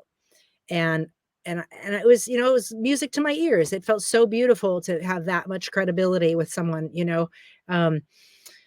and so she invested, I want to say it was like $2,000 or maybe it was the 4,000, whatever, but it was way more than anything I had sold, right? So when I'm selling products, I had gotten plenty of people that I knew to buy my product, whether it was directly from me or on a form where they got the product directly. But within my warm market, I did product expos, I did product parties, and I did sell water filtration and stuff. But this was the only time that I had sold a big package like that to someone I knew. And then I also sold one to my oldest brother. Oh, yeah, he was also going to do the 4,000. They were both going to do the 4,000. And then my brother got smart. I think his mom would be like, yeah, you should not do that. And he just wanted to support me. So he did do half and stayed supporting me. And maybe it was within that 30 days that the truth came to light. And there was a stipulation in there that you had to maintain $100 order for 6 months, yada, yada. But I had specifically said, these people don't have to do the business. They don't have to keep investing in product. Like, I had asked the questions that I, quote, knew how to ask. And then I got the answers that they knew how to tell me that, quote, wasn't a lie, but it also wasn't the truth. And that's evasive language. It's very, very common in the multi-level marketing industry. But it's also in all industries with corrupt salespeople. You can use language in corrupt ways, and we all do this, and we can do that. But when you come up learning that as normal, you don't know that it's actually corrupt. You don't know it's manipulative. I knew it was manipulative because I could feel it was manipulative, and I didn't want to do that. And so the fact that Pat Mahoney had convinced me to do that with 2 people that I knew, and then within a 30-day span of time, I realized I had fucked them over. There was another incident with one other person, another student who was a student of mine. She was actually not a student of mine. She was a fellow student. She was just younger than me. And we had done some theater acting work in my high school years. And then the later years when I was working at the school, she was in high school and I was in college, and I was still working with the school, the public school system. And she came into the office as one of the people I was recruiting. And she said she would buy the $900 package and whatever. And then when she got home, she called me and left a message saying, please don't send that through. We don't have that money. It's going to be the money we need for food. I'm so sorry I did that, whatever. And so I called Trek and I stopped the order. And then Pat Mahoney reamed me. And he just badgered me and abused me and was like, what the fuck are you doing? You don't do that. If that was my friend, I wouldn't do that. What I would do is I would tell them, and he just goes on and on and on and on. And he convinced me to send the order through anyway. Yeah. And her money was debited and it affected their family. They were a new family with a child and couldn't feed their own kid. And they called Trek directly and got their order charged off and made the correct complaint. And I got a warning, and I was so disheartened with myself, to be honest, just heartbroken that I didn't do what I knew was right. And for this person that I loved and knew, or said that I loved and knew. Yeah, so I could be conflating the timelines, but those were some of the early ones that I really remember getting a taste in my mouth of why I don't want to do what you're doing. I don't like this. This isn't it for me. And I also remember kind of being around that time, like wanting to walk away and just getting a job, and realizing, this goes back to sunken cost fallacy, just realizing I can't do that. Like, I've already invested over $5,000. Like, just do it, just stick with it, kind of a thing. And I was overwhelmed. I had never invested so much in anything. I didn't have any mentorship. I think a part of me was just wanting so bad to learn how to create a residual income so me and my husband could go back to Kenya. Like, his family was really, really poor. We wanted to be able to make a way where we could live internationally and still make money, so we could support and help his family. And, I was just really living the bigger dream, so a couple of the ideas really sunk in me. One was that your investment was a tax write-off. Man, do they sell the fuck out of that. The one thing they forget to tell you is you actually need to make some money in order to need a tax write-off. So the how long that I continued to put money on a credit card, thinking that it's a tax write-off and that's all that was necessary for it to be legitimate to put on a credit card, is because of the skill sets I learned at Trek Educational Corporation. They're teaching us the skills of the 3%. And I think, oh, then, it's a good investment, but you don't ever learn how to stop and balance your books, and how to really look at what are you putting in. I never, ever once heard that I should include my time into the equation. That part I thought was just a given. I had no idea that in real business school, you're learning how to equate for the time and hours that you're putting into training and development, as well as skills learning and all the other things, transferring of knowledge and just all the elements of running a business. So anyway, I'm saying that to say what fueled the next year and a half is this idea that I could go on the road and sell products and it's a tax write-off. And so I do, and somehow convince my husband that we need to go to California. And, I go see my whole family. I end up seeing every stinking member of every person I've ever known. I mean, I just start selling the bazonkers out of these products and convinced that I'm going to make my money back. I'm not going to let these fuckers get the best of me. These assholes, that run the Minneapolis market. It was Joe and Pat Mahoney and all the things. And I really take this Trek Alliance philosophy that all this whole people are all family and everybody will help each other because everybody's ultimately in so-and-so's upline. So even though all these people are committed or competing, all these people are in so-and-so's upline. I forget what his name. He was an overweight dude from South Bend, Oregon. And everybody was always promoting going out to his mansion to ride, snowmobiles. Like that was the ultimate vacation, to go out to his mansion and ride snowmobiles in South Bend. And I always thought the guy was just a fuck face. Like there was nothing about him. He was overweight. He talked like a slob. He didn't seem like he had a very good relationship with his wife. But these are all things I'm just picking up. It's probably all my personal judgment. This is all just my own internal world. Don't get me, I never said this stuff to anybody else. Don't get me wrong. But this is just what I'm picking up about the Truck Alliance system. And so I go on the road. I'm all in California. I'm from Phoenix originally. Midwest is not my area. So if you couldn't tell, I have this whole Midwestern, judgment zone around like the typical Midwestern, and how they don't say what they actually mean. They're just kind of giving you this nice veneer. And then as soon as you leave the room, there is a whole conversation about you, and how normalized that is in a lot of white Midwestern spaces, I'll just say. And maybe in a lot of other spaces too. That's just what I noticed. So I'm out in California, I'm traveling, I'm going to see family, and I am selling product. So for the next year and a half, I am diamond qualified every month. I'm selling product. I'm selling $2,000 for the product every month and buying more and selling it. So don't get me wrong. I'm selling it, but I also am not balancing my books. So this is, again, it took me a while to figure out, because this whole time I'm trying to figure out, like, how did I fund myself? I wasn't working. And of course, because I was making money, I was getting checks, but then I was living on that money instead of paying off the credit card and looking at balancing my books. I was just propelling myself forward with the success I was getting. And so I was from the Phoenix ashram. I had people all through my community I knew. I had people in my family I knew. They just were in cities that were not my city. I wasn't going to pick up the phone and recruit them. I was going to sell them a genuinely good product that I knew they needed. And water filtration was my jam. Cleaning products was my jam.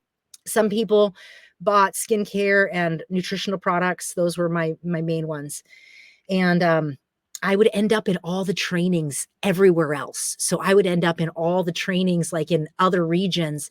And little did I know, you're not supposed to do that. So these top leaders are now talking to the other top leaders, like, what's your girl doing? And why is she coming to our, like, as if I'm a spy coming to the California. Now, I don't know that, but that's how they're feeling, as if the Midwest, like Joe, because that's typical Joe. Joe is totally somebody that would send a spy to their groups, right? But meanwhile, he has no reins on me. I could give a fuck about what he thinks about me. I'm not talking to him or my sponsor. I'm just out here selling my stuff. And of course, my sponsor is like, yippee-yay, he's so excited. He has a diamond qualified leg of a girl who's off selling some shit, that doesn't want to talk to him because he's such an asshole, And I remember pulling aside Calais Flag, like early in the first couple of months. And Calais Flag was the company president, one of the owners, and pulling him aside because he had a story where he lived in Africa and traveled through the world and all sorts of stuff. So I felt like I related to him more. And his brother had lived all through Kenya. And so me and Faiswali were, just, that was the only connection we ever felt.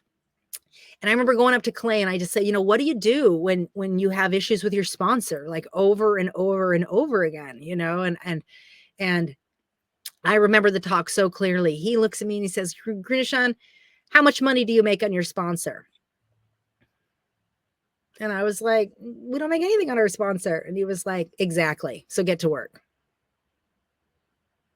Jesus Christ. Something that has stood out to me as you've been talking has been how that Pat Mahoney and that abuse was just part. It wasn't even seen as, this is when you don't see the abuse that's going on. Like, you see it, but it's like, this is just part of the system, and it becomes normal. So that even those that couple that were kinder, or that appeared to be kinder, where they looked at you and took you aside and says, oh, you have, it's unfortunate that you have this sponsor. It's like, it doesn't even occur to people that this is wrong. This is just part of business. That's right. It's so built in. And that's why the latter part of my when I was in the leadership circle, and I started to really see how those things happen, because it is built in. It's built into the rationale of how people get success. The reason you don't look is because it's built into the rationale that that person it's for their best interests. Like, that's what entrepreneurs go through, right? And I can relate it back to my childhood upbringing a little bit. Like, so much neglect is built in because the teachings are built as if that's what's best for our highest consciousness. It's no different within a school of training that's teaching you how to be a successful entrepreneur that says, no pain, no gain.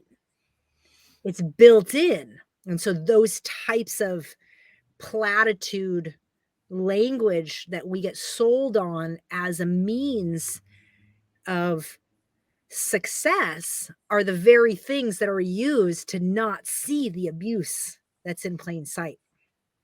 And it's so common. I think I really want listeners to hear this, whether it's a religious cult or whether it's a self-development, personal development, brain development group, or whether it's a business training system. These coercive tactics are tactics. They're not random. And when they're happening to you, they feel random and they feel very personal. But they're not. They're just not. And because they are our personal story, it is personal. So nobody can take away the personal nature of it for me. But to realize that it's a playbook depersonalizes it a little bit. It starts to realize, oh, God, that's worked on thousands of other people too, not just me. You mean not just my rebel spirit was ignited? I can get really proud of this person that I was, right? That rebel. And then that can fuel the rest of my existence, but that's exhausting shit. Like, I don't want to constantly have to like go against something to prove something, right? So I didn't know that was propelling me. But it was a part of my survival strategy in a system that was obviously blatantly abusive right from the beginning. I don't even know how people that knew me didn't get me out. Like, thinking back, watching the amount of money that I invested and the commitments that I was making, not having a job at the time. I mean, the only thing I can think of knowing myself is just how strong-willed I am. People that love me just give you space. You seem to know what you are doing, and we trust that you do. And this was an arena I didn't. I had never had a credit card before. Once again, me and my ex-husband, who, Faiswali at the time was from another country. So, this was the first time we were establishing ourselves. We had lived on a farm before, so we hadn't gotten any like real bills. And this was the first time that we're starting to establish ourselves. And it's why a water filter made sense. Like, we're starting to build a life. So anyways, I remember doing lots of product sales that next like year and a half. I really made a name for myself company wide because I was just this girl out here selling product. And Tiffany Vaughn noticed, and Clay, and all the people who knew. Anybody knew, because I'm the renegade girl out there selling shit, doing the way you're actually supposed to build a network marketing company. Because that's the part that made sense to me, however, the part that I was most attracted to was the idea that I could build a business using cold market, because I didn't see the potential to build a sales team through my warm market. That never landed for me. I saw how I could sell lots of product, and I obviously did pretty good at that. And I got people to invest in the product and stuff that also wanted to sell the product because I could help them do product parties and stuff. But I never wanted to build a product-based business. I wanted to build a business where I could make residual income. That was always from the get-go. And so by the time I come back to the Midwest, I'm tired of traveling. I'm tired of selling so much and not duplicating, having to sell the 2000. So it's coming right back to that first point, was I wanted a team. Back to the 3% versus the 97%. I'm selling product, but it's still kind of like a job. If I'm not selling it, products aren't being sold. There's no real residual because I'm not getting people on auto ships. I'm just selling the inventory directly, maybe getting a few auto ships here and there. And I remember coming back to the Midwest, and soon after I want to, quote, start working in an office, the Minneapolis office shuts down, and Joe says, you need to either go to Chicago or go to Iowa. Holy shit. My husband is working at a health food store. No. He's working as a chef in a fish restaurant or something. So I discuss it with him. And, really what I know, the strategy I was going for is I wanted to learn this duplicating model and I wanted to give it a shot. So I was willing to just kind of like, all right, they obviously know something about duplication that I'm not yet getting. And I had gone to enough trainings in all these other cities. And that was the message I kept hearing: duplication, duplication, duplication. So I come back to the Midwest. I tried to work in other people's offices, but because they weren't my upline leader, that was always a little bit of a political no-no. And I never really understood it. I would just get kind of brushed away.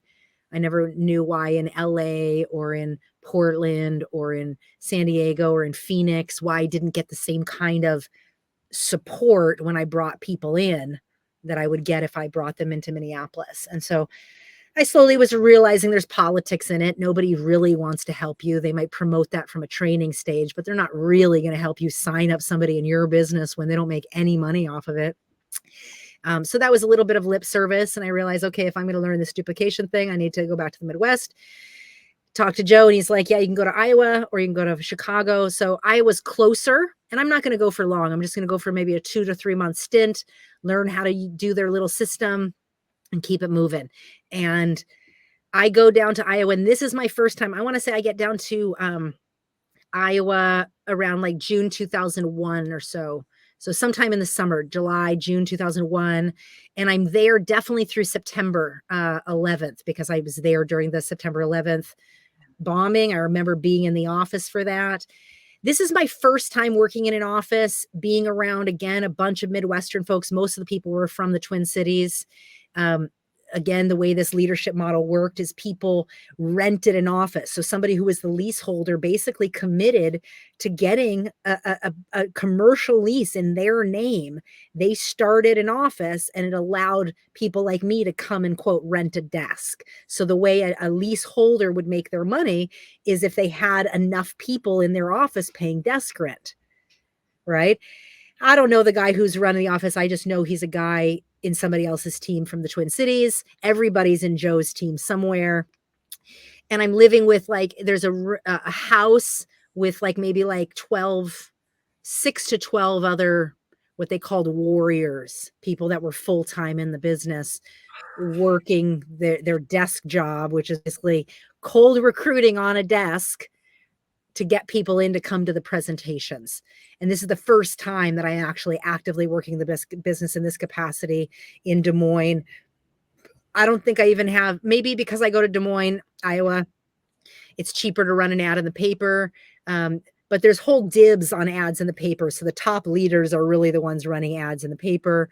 All of us lowly lifes are probably like flyering. We're putting out flyers everywhere, or we're doing kind of sinister things like calling out of a phone book. So I would pay attention to what people are doing to try to get numbers, but people would call like retail stores and recruit. So they would be like, is this Jenny? Hi, your name was given to me as somebody that was actually keeping their options open for work. And you're calling them at work. And they're like, really? Oh my God, yes. And so there was all these strategies that people used to cold recruit people. If you had any money or you were making any money, you could run an ad in the paper. I definitely wasn't running an ad. But I would go to university campuses and I would try to recruit people and whatever. And this is the place where I started getting the beginning of my success. Again, I still have dreadlocks, but I'm never wearing them in a turban anymore. I'm always wearing them up in some sort of like pretty fashion. I'm definitely getting better at dressing a little bit more professional.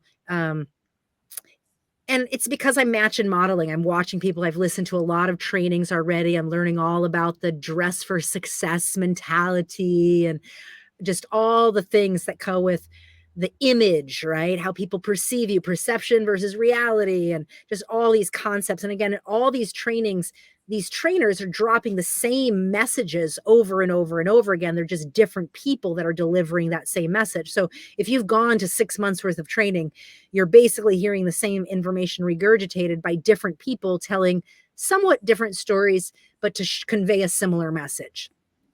And you realize real quick that that's the point. They're repeating themselves so that you can bring new people to get that message, and you can keep funneling the system accordingly. It's not for your knowledge. Once you've gone there enough times, it's for your people's knowledge. And if you don't have people there, then you obviously need to keep coming to more trainings until you do have people there. And so that's the message you get programmed. Well, I just need to keep more training, even though it's repetitive. Obviously, there's something I'm not getting, because the simpler it is, the more success I'll get, right? A good system is 1, 2, 3, not 1, 2, 3, 4, 5, 6, 7, 1, 2, 3, 1, 2, 3. And so over and over again, I was getting the message that I was the one overcomplicating things. I was the one that had too much knowledge. I was the one that said too much. I was the one blocking my own sale. And this message finally came crystal loud fucking clear when I watched this little bubbly redheaded girl go up to the front of the room and talk about this product. Like, I don't know what's in this product, but I know that last night I had a really bad hangover, and then this morning I'm feeling super, or whatever, you know. And then she's like, and the person is going to come up next and whatever. And the next thing I know, you know, her person is investing $4,000 in the Super Saturday training. And I'm just like, what? And so again, I'm internalizing that message that it must be something I'm doing. People don't care how much you know until they know how much you care. Right. So these types of messages like, oh, it's the knowledge. You just know too much. You're talking too much. So again, I'm internalizing these things because there are truths to this. And so I don't want us to miss this message. There are truths. And so a good, what do they say? Like, you know, knife, you know, steel sharpens steel, right? So the idea that if you're going to be a warrior and you're committed, you're living in this house with 6+ other people, you're sleeping on the floor, your only real mission is to get up early enough to be able to have some numbers to call, to be able to get some people to book for that next appointment. You know, you have 7 presentations a week. How many people, how many butts do you have in the seats? It's a numbers game. If you don't have X amount of numbers in the seats, you ain't gonna have X amount of people at Super Saturday training. If you don't have X amount of people at Super Saturday training, you don't have X amount of people coming to the big main training. If you don't have anybody coming to the main training, nobody's going to invest in products. So that's how you grow your business. Put butts in the seats, and the training grows your business. So that was the message over and over again. You don't sell the product, you sell the training, and the training sells your business. And so over and over again, I watched her, and I just started paying more and more attention to these systems. And I was recruiting, I was starting to duplicate, but they were still my type of people. They were foreigners. They were immigrants from Africa. They were, you know, different, you know, everyone interesting you could ever find in Iowa. I recruited them into my business. Met these people from Tanzania, and they spoke Swahili too. And I mean, you know, my site is Super Saturday. I was bringing people to Super Saturday trainings. I was starting to get it. People were investing in the products. We were doing product expos for them. Things were starting to grow. And it was in Iowa that 2 significant things happened. I want to say I was there for less than 4 months. But it could have been as long as 6, but I want to say it was much more like 4. My husband's back in Minneapolis. It's about a 3-hour drive. So once in a while I would drive up there, but really I'm just kind of in this warrior mode, trying to learn their system around how to recruit, doing pretty good, you know, but it's a shitty life. You know, I mean, my relaxation was maybe on at 10 o'clock at night, having a beer, you know, and then going to sleep, and then starting the whole thing over again, up at 6, in the office by 8, just pounding out the phones, recruiting. So 2 things happened. Number one, what happened in Iowa was this product expo happened, and one of my favorite trainers came, and her name was Toby Quello. And this woman, again, she had a husband, but I don't really remember him. But she was just one of the trainers I related to. I ended up going out to Washington or wherever and attended several of her trainings and stuff, and just always felt like she was one of the people I liked. And she puts me up as a product expo trainer at one of at this event she comes. I didn't know that was going to happen. Remember, I had already told you I'd already started gotten a name for myself because I had traveled around. So even though I'm no high rank or anything, I definitely had public speaking skills and I had product knowledge, and they could not deny it. And so by this time, it was really hard for groups to not put me up in front of the room because I had presence. So even though I didn't have the look they wanted and I had dreadlocks and I didn't follow their rules, it was hard not to. And that became obvious. Again, inside, I was always smiling like, yeah, fuck you all, you know. These people were so mean to me. Like, I just always feel like I was the shiny object for them. You know, I was like the weird person that they would want to touch their hair. They would just do weird things that were just mean. I remember one guy, you know, inviting me up to speak because I'm going to be the product person. He says something about me having mud in my hair. Like, this is the way I was regularly treated by, and I say the Midwestern group because I feel like it's a categorization of very small-minded, ignorant, okay, sometimes willfully ignorant, but sometimes just not exposed ignorance. And it's so deeply offensive that they don't even know they're being offensive. And so when you're in that marinade for so long, it was just everywhere. Like, there was nowhere I belonged. I was always just what I felt like the shiny object to people, the object of weirdness for people that nobody ever took the time to ask or to listen or to be curious. So whatever. So I remember when, you know, you don't grow up the way I grew up, and also with a turban on your head and a name like GuruNischan, without being used to being objectified as the weird one. So that wasn't not normal, but it's also not something I would choose. So this isn't a group of people I enjoyed spending time with. It was work for me. It was exhaustive. And I was choosing it. At least I thought I was. I thought I was actively choosing to, quote, learn their system because they seem to know something I don't know. And so here I am kind of using my own survival trauma response as a way to beat a manipulative, abusive system, intentionally almost. So here I'm paying desk rent. She puts me out. So I'm at this training. She puts me up as a product trainer, and I kill it. You know, I do a wonderful training. I think we sell a ton of product because one of the ways they measure trainers is how much sales are done after their close, right? So, and I don't know this, it's just kind of obvious because you're measured on things, and then the next meeting, it's pretty obvious what they're validating and what they're condemning.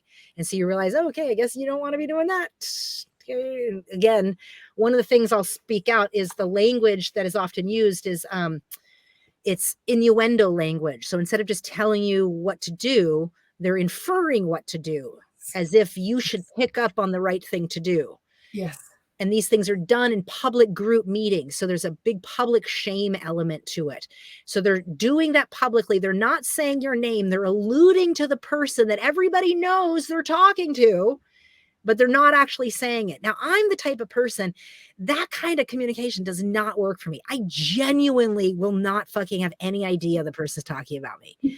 Like, and I swear that must have happened for the first 5 years, a lot. Because I genuinely was not paying attention to what anybody would have said.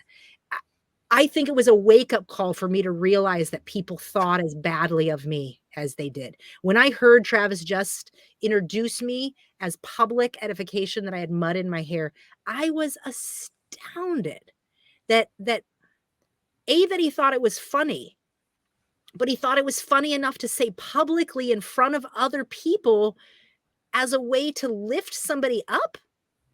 Like the compounding interest of the ignorance was painful, but then to have to speak publicly after that. And this person is supposed to be this person's a higher rank than me. So I'm not allowed to actually say what's on my mind about the person. Like, what a fuckface, you know, what an ignorant person that's never left his hometown, you know. But that's not appropriate because that's we're there for the new people, right? We're not there for our own personal thing. So I never had a personal issue with these folks, but nobody was kind. Nobody was culturally aware. You know, nobody asked or listened. You know, I was just publicly made fun of in a way that people thought was appropriate. Like, like they would say stuff like, when she came in, she had dreadlocks and Jesus slippers, and like this would be the story of how I started, you know. It never ever was okay. Like, even when it was supposed to be a part of my success story, it was never okay. It was always culturally offensive. And I hope any of you listening to this, because I know you all are alive, I want you to know how insensitive it is. It's so culturally insensitive. What you did to me and what you did to thousands of other Black people and anybody else of another culture. And I'm sure you're still doing it.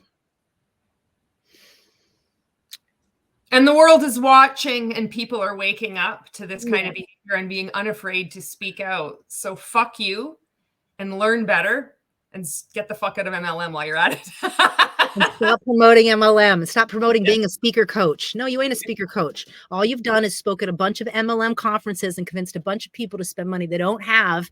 And then you fucked them over, and you kept it moving, and you think you have a profession, but you don't. You don't. You know, and that goes for Angie Ryder, and that goes for Sean Cuff, and it goes for Travis Just, who just passed away, may rest in peace. But I'm sure he's actually in peace now for the first fucking time. And that's sad. That's sad, because he was used. He was used his entire career for his enthusiasm and his genuine heart. And he was tired. He was tired, and he didn't know how to get out of the industry. And that really moved me when I heard Erin's story, because she said that she didn't think he wanted to stay in the industry. He stayed in the industry for his team. And when I heard that, that was to me the epitome of what this Trek Alliance system, because by the way, Travis Just was a major player in Trek Alliance at this time. So, and I'm going to actually start mapping out around this time. I do this product expo training.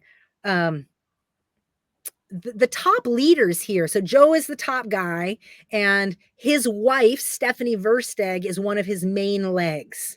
So she's got a badass team growing like wildfire. Pat Mahoney is sidelined to her. That's my guy.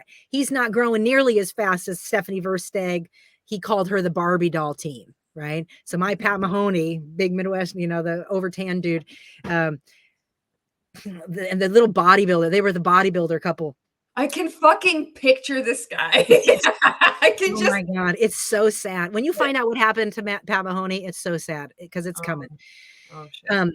Yeah, they fucked him over too. That's why this is just one big line of dry fucking and calling it entrepreneurship. And that's what makes me sad about seeing Sean Cuff and Angie Ryder still promoting themselves as entrepreneurs and boss babes and yada, yada, entrepreneurs of the future. You never were entrepreneurs. You were just users. You were users of people like Travis Just. And, you know, and Joe used you guys, you know, and all of it was legitimized. So Steph Versteg is his wife, big old team. And then Angie Ryder is also one of Joe's legs. So these are all his legs. So Pat Mahoney, Angie Ryder, Sean Cuff, and Sean Cuff, underneath him comes this superstar named Travis Just. So Sean Cuff is like the one guy wonder, you know, the guy who recruits one guy and that one guy blows up for the rest of your existence. Well, I don't know how Sean Cuff bought the rest of his legs for the rest of his existence, but he did, because he never had any other fucking legs. Like Travis Just was the ride-em pony for Sean Cuff, and Joe DeLisle helped to keep that structure because he kept building Travis Just, because Travis Just was like a freak of nature. He could spin a room into hundreds of thousands of dollars of volume within a 30-day period of time and create a story like he did with Erin. He created a story, and this is a much later part of that story, but what I'm trying to get at is somebody like a Travis Just could create momentum, but if he wasn't in the room, that team didn't grow. So wherever he went, a fury happened of greatness. And then as soon as he left, fury happened of greatness. And that happened for his entire career. And so Sean Cuff and Joe really nurtured that line, because he was such a special person, this Travis.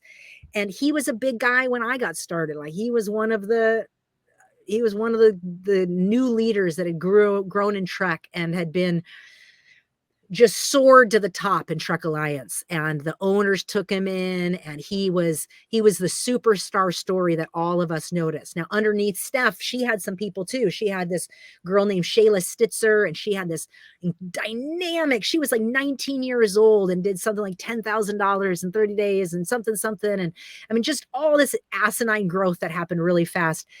And I remember Pat Mahoney telling me all these, promoting these, so-and-so's doing this, and so and none of these people matter to me. I'm just like, cool, awesome. They're wonderful. Yay them. But he was using it as if their success should motivate me. And it didn't motivate me. I mean, it motivated me enough to know it was possible. Like, yay us. But I wasn't like, fuck them. But he wanted me to be like, fuck them. But that wasn't my personality. Different people are motivated by different things. But I just remember all that happening. I'm saying that because I was insignificant. There were all these very significant people happening and growing in Joe's team, and I was not one of them. I was significant in my way. I was just the do my own thing, the weird dreadlock girl. She sold a bunch of shit, but she doesn't listen to the system. And here I am trying to pay attention to the system. And Toby Coelho puts me up on stage. I rock this product expo. I get a taste of my dreams, which is being a product trainer or being a speaker. I've always loved public speaking. So this is a part of what this training system is getting us to do. What's your long-term vision? What do you want? What are your goals in your family life? What are your goals in your contribution life? What are your goals in your business life? All these different aspects. And I'm having all these big goals. We want to have a family. We want residual income. We want all these things, But meanwhile, I'm getting more and more enthralled in my business only, neglecting my relationship back in Minneapolis. Obviously having no sense of my financial life because I'm living on credit. And I remember she just congratulates me and says, what a dynamic training I did. And she has this talk with me. And the talk is something about how other people receive me. And that what true leadership is recognizing how others receive you and adapting to what's necessary so that the room can receive you best, something of that nature. And it's the same talk I had already gotten many, many times, but because it's Toby Coelho saying it now, she's putting it into language that I'm also on my own high of being the trainer. So I have this kind of carrot in front of me of this potential to be looked at as leadership in this company, which is like the ultimate saliva dream for me. And the message comes across. She's essentially saying, you can love your hair all you want, but how other people see you is all that matters. Perception is reality. And again, I had heard the message before. I had gotten the innuendo of where people were trying to lead me to make choices for myself in a place I didn't want to go. But I grew up with that kind of messaging. I wasn't that interested. But Toby says it right after I got out of this product expo. Something clicked in me. I remember calling my husband that night. And I said, Fiswali, I think I should cut my hair. And he says, yeah, I dreamt about that last night.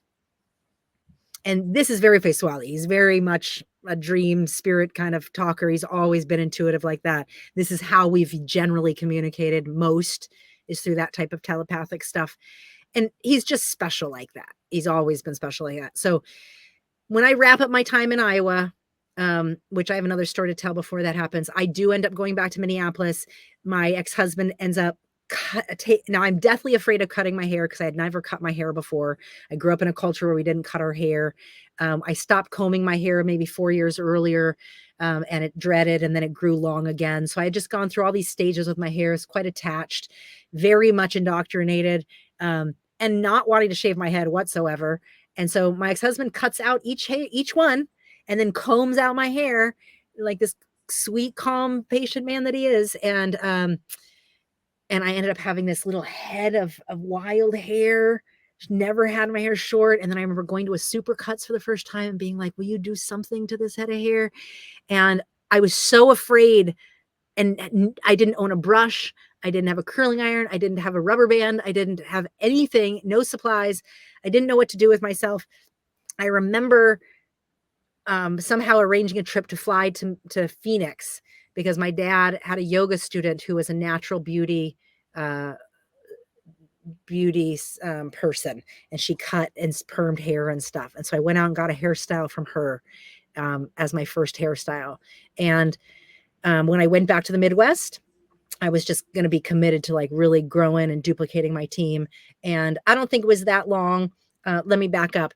When I was in Iowa, one of the significant things that happened was I was growing. My team was growing. I think I built, maybe I hit whatever, 5,000 in sales or whatever with 2 teams or 2 legs. But significantly, there was this company contest, and the contest was to hit this level of 10,000 in sales and whatever legs you needed. And it was this all expenses paid trip to Cancun at the Moon Palace Resorts. And I was convinced I was going to make that trip. And so all my time in Iowa, that's what I was working for. And I hit whatever level I needed to hit, close. And I remember getting the call, like, it's close to the end of the month. And essentially the call is from my upline, Pat Mahoney, telling me that I'm too close to not make it. You're almost there. Now's the time. You know, even if I had to invest it, you would just do what you got to do. Because even the cost of the trip that you're going to get is going to be worth more than what you would have to invest. Plus you could just sell that product. Plus it's a tax write-off. Plus the personal time with Tiffany Vaughn and Rich Vaughn and Clay Flagg is life altering. This trip is your ticket. It's what you need. Da, da, da. And I got that lecture before the end of closing volume. If you don't know the industry, everybody's closing volume. You literally are sending in orders till the end of the night. You're calling your downlines. Now, remember, I don't have any downline. So my upline is calling their downline to try to get as much volume in, to try to get us to our rank. Needless to say, I don't remember the details, but I know for sure I spent over $5,000 to get myself to that next qualification, because it was one more leg I was missing. So I had done more volume in that month than I had ever done. I had 2 diamond qualified legs. I needed 1 more diamond qualified leg. So if you're hitting a 10,000 a level, and it could have not been 10,000, could have been 5. I don't remember, but whatever. I had 2 legs of people that had invested their businesses in a boxes, basically. So I had 2 separate legs who had done that. My biggest volume yet. I'm probably at 7,500, and I need to hit that 10,000, but I need another whole leg. That isn't happening because there's no time to recruit somebody. So what do? You buy the inventory underneath a name, and you're building a leg. Now, this isn't something I learned. This is what my sponsor taught us, right? This is built in from the company itself. They allude to how it's done, but this is how it's actually done. And all the rationales, tax write-off, the trip, but mostly it's the personal time. It's that personal time. I will say that trip was fucking awesome. It was so awesome. It was my first luxury trip. We had a jacuzzi in our room. It was not cheap. Like, it was luxury. Now, and I say that because I've been on plenty of network marketing trips, and that shit was shoddy as shit. And they sell you on luxury, and that shit is not luxury, because we've all been to all exclusive hotels that are not luxury. So there is a difference. And this one was luxury. Tiffany Vaughn did not play. And I also remember being at this intimate dinner. Me and my ex-husband, me and Faiswali were there. Tiffany Vaughn, Clay Flagg, all the people. I'm sure Joe was there. Again, I could have cared less. I didn't care. Pat Mahoney, those people. I only cared about the owners and the people I cared about, you know. And the quality of conversation was horrible. Their lack of interest, their genuine lack of interest, their genuine inability to care, to be interested, to ask a question about our lives, about who we were. I remember that just being a total, like, this doesn't feel any better. Yeah, it was just overly. And it gave me the sense that, you know, I needed to be a leader. You know, I needed to be, I was better, it's kind of that sense, like I'm still better than all them kind of idea. And it's such an interesting thing to realize, like that can propel you, forward in a place that is toxic, not good for you. You don't even enjoy it. Back to this like proving thing. Be the leader you want to be. I was coached. If you're in an organization or a multi-level marketing company where everything is shit, then you be the example. You got to stay there and you got to make it. Thank you for that, because that's exactly it. That's exactly what that turns into. You look around and you think, wow, that was shitty of them. I'm going to do better. That's not leadership. Well, that made me feel shitty. Instead of calling it abuse and saying, I don't need to tolerate that, you take it, you internalize it, you say, well, I'm going to be a better leader. You don't realize you're signing up to endure, more psychological abuse, more emotional manipulation, more psychological distortion in the name of entrepreneurship, in the name of self-development. So I was getting better. I really was. I was getting sharper and more dynamic. Cutting my hair was a thing. Like I was, not only that, there was a couple galas. I got to bring up the galas. And Tiffany Vaughn, again, she's like this princess kind of queen energy, right? So when she does this gala, they do not play. They are coming in like full regala. And I remember learning, and this is probably before this trip, but it might have been afterward, actually, now that I think about it. I think this trip was the first significant. And after that, I win one of these gala things. And it's like before the training, it's like the Saturday night of the training. There's a special invitation only, and you've done whatever amount of sales. And so that's how you got invited. I earned that stuff. Like I win the prize. You give me a contest, I'm going to earn it. Like I love contests. When I was in second grade and I realized I could, sell candy and win shit, like I was like, oh my God, I got a ticket out. And so this love of sales goes back for me, which is also how I can differentiate between what I can actually sell and what I can't, genuinely. Because if I believe in something, there is no going back, especially if it's quality and all the things. I'm not going to sell something that's not quality. And so I end up in this gala. And I remember how my hair was already cut. But I don't have a gala dress. I've never even heard of a gala dress. I don't even have a pair of high heels. I don't even have lipstick, I don't think. I mean, I could go on and on about the things I had never done. I remember calling one of my girlfriends, lived out in DC, and she was like this military woman who was also like a belly dancer. So she had this kind of like two sides of herself, like fully expressed. And I was like, I need a sexy gala dress. And she sent me two of these beautiful dresses with this like velvet top and satin. I mean, it was like perfect shape for me too. And we got Faiswali a suit. And this is the first time he goes with a tuxedo, and I go in my like velvet sexy dress and heels, and we get to walk the red carpet into the room. And we just feel like $1 million. Like I remember just having a taste of lifestyle, of possibility. And what was really happening for me, and I understand it now, and I understood it a little bit then, but I didn't understand it in terms of cult deprogramming, was I was deprogramming. I was having real experiences of cultural assimilation in ways that I had never got to experience in my entire life as a child. I never got to cut my hair or have a hairstyle. I never got to wear a red dress or heels or lipstick or nail polish. And all these things were the basic normal that they expected you to do in this type of network marketing system.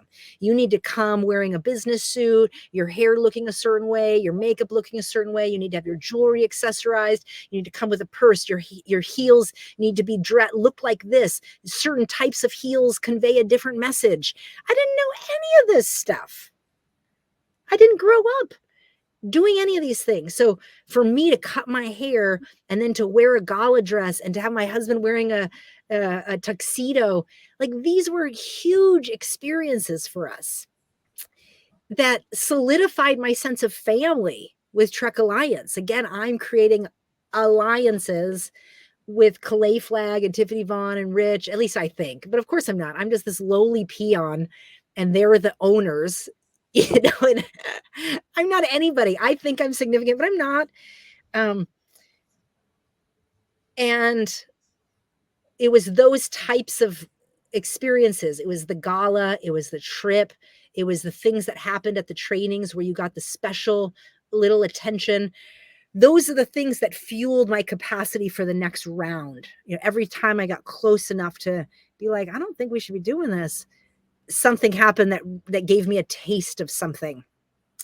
And those trainings are really what does that, you know. And again, that's what that Merchants of Deception book really helped me look at. Was that book really explained kind of the early systems of the training company collusion.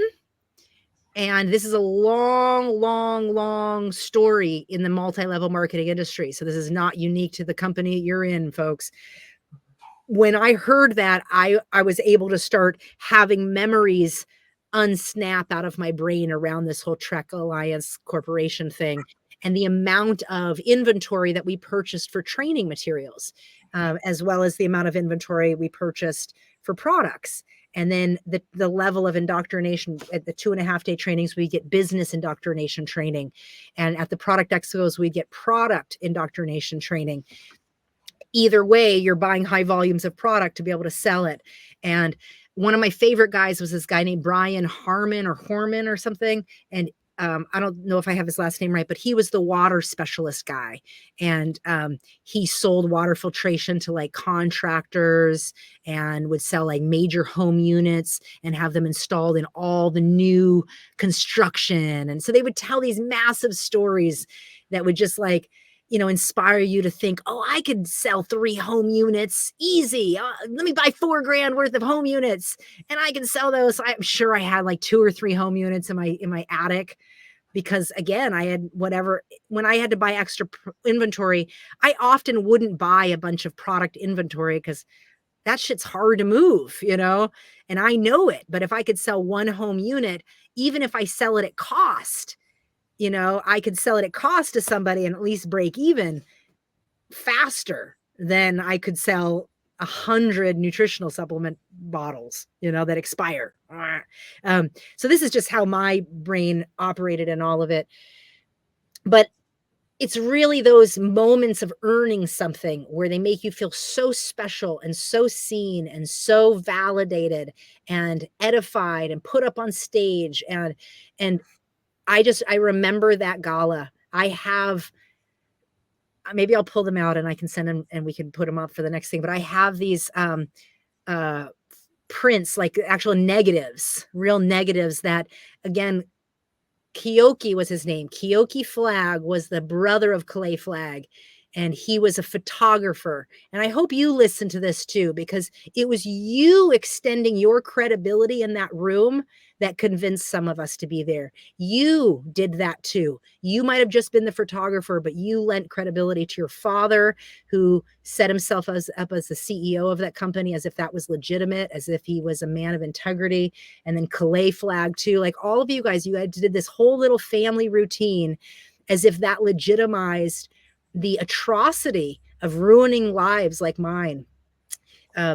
Because by this time I'm well over $20,000 in debt. Easy. I'm both Facewaly's credit cards and my credit cards are maxed. We have full on credit cards on both. Easy 40 plus. Easy. Somehow I think they even let us pay desk rent on credit cards, which is really disgusting now that I'm thinking about it. I'm sure that was the case. But oftentimes they didn't. A lot of them, I think a lot of places, they made you pay cash for desk rent. I know that was the case by the time I was a leaseholder and was collecting rent, because it's untraceable. So you could collect all this cash and then the leaseholders basically can do whatever the fuck they want, you know, and it's just another whole side gig, which we're going to get into in the next part. But at this point, I am full in. I've already cut my hair. Facewaly, he generally is supportive and he thinks I can get success, but he is now fully out. He's not going to the trainings with me anymore. He likes Rich and Tiffany. We had made friends with the owners, but he didn't like Mahoney. He didn't like Joe, didn't like anybody else like me. By this time, I think I'm working in the Minneapolis office and it's not going well. I'm having daily fights with Pat Mahoney. I am saying, you need to have your territory off me. Don't talk to my people, whatever I'm saying. It's not going well. And I think I get a call from Joe. I don't really have the recollection, but I believe I get a call from Joe Delisle asking me to come out to Chicago. This is probably about like the winter 2001 into spring 2002.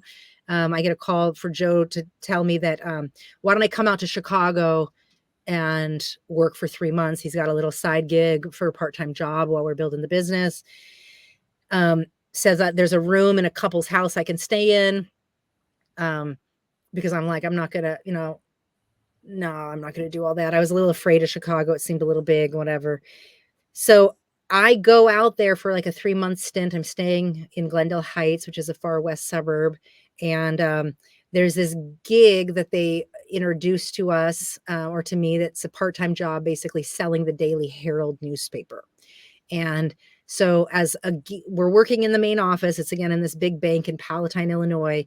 Joe is running this office. So this is the first time I'm actually working in office with Joe Delisle, who's like the head honcho dude of our group.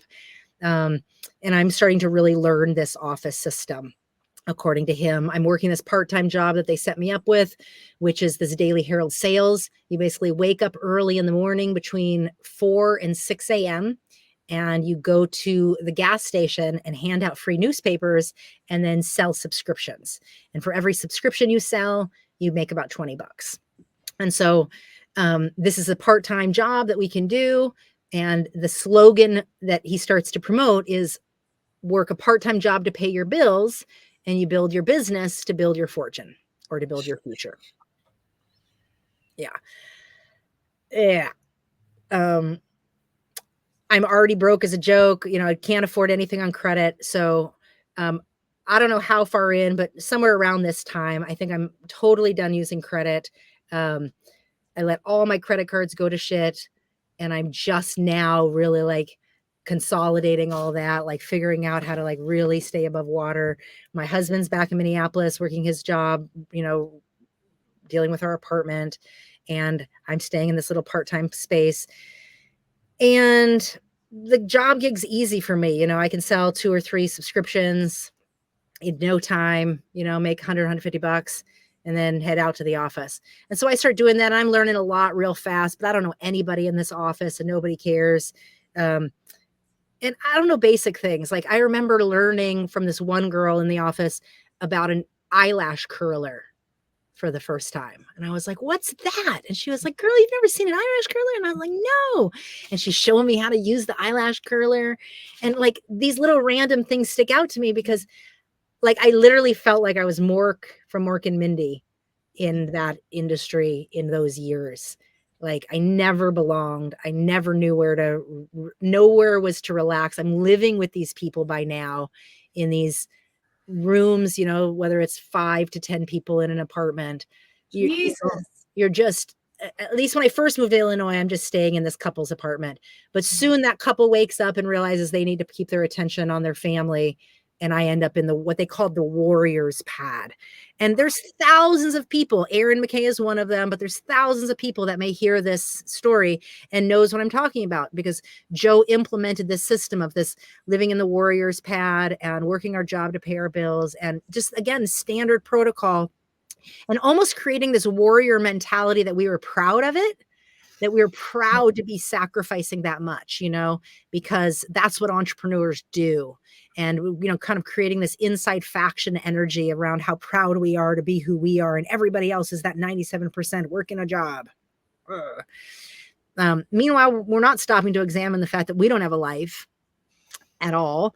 And, I'm somewhat proud of the sacrifices I'm making. I'm thinking there's a lot of progress that's actually showing up. So I am having the fallacy that I am progressing because I've never taken the time to stop and actually look at my costs. And my costs include my time and my energy and the mental and emotional effort, as well as time away from my husband. I can go on and on about all the things, much less all the money investment. But I don't see any of that because we're taught to just see the surface level of the trajectory. And in this time, I really kind of got a hold of this idea that I need to be making money to pay my bills. That's how this works, right?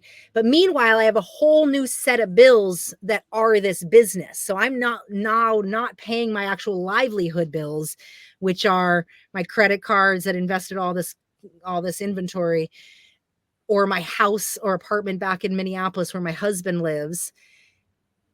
I'm just talking about, I'm working a job to pay my bills, which are the bills I've incurred since following the system. Desk rent, $300. Training every month, $195.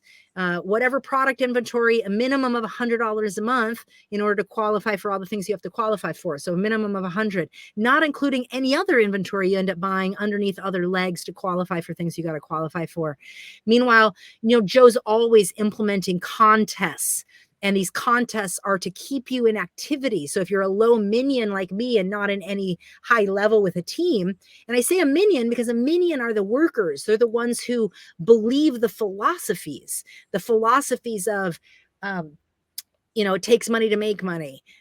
Short-term sacrifice for long-term gain. What was that? Be the leader you want to be. There's all these little platitudes that propel us, and whatever one you're fading on, they'll give you one of those to gnaw on for a while until you gnaw all the way through it, and then you realize, no, that ain't it, and you come up with another point, and then they realize, then you get another platitude.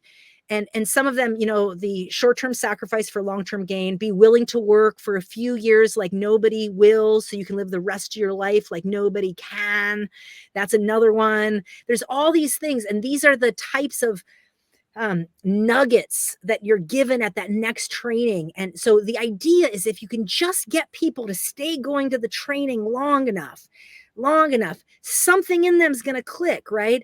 But meanwhile, something in them does click. Like in me, I was progressing and moving, but I was also burying other aspects of myself, like the parts of me that were getting psychologically and emotionally abused and thought it was just okay, that it was my fault.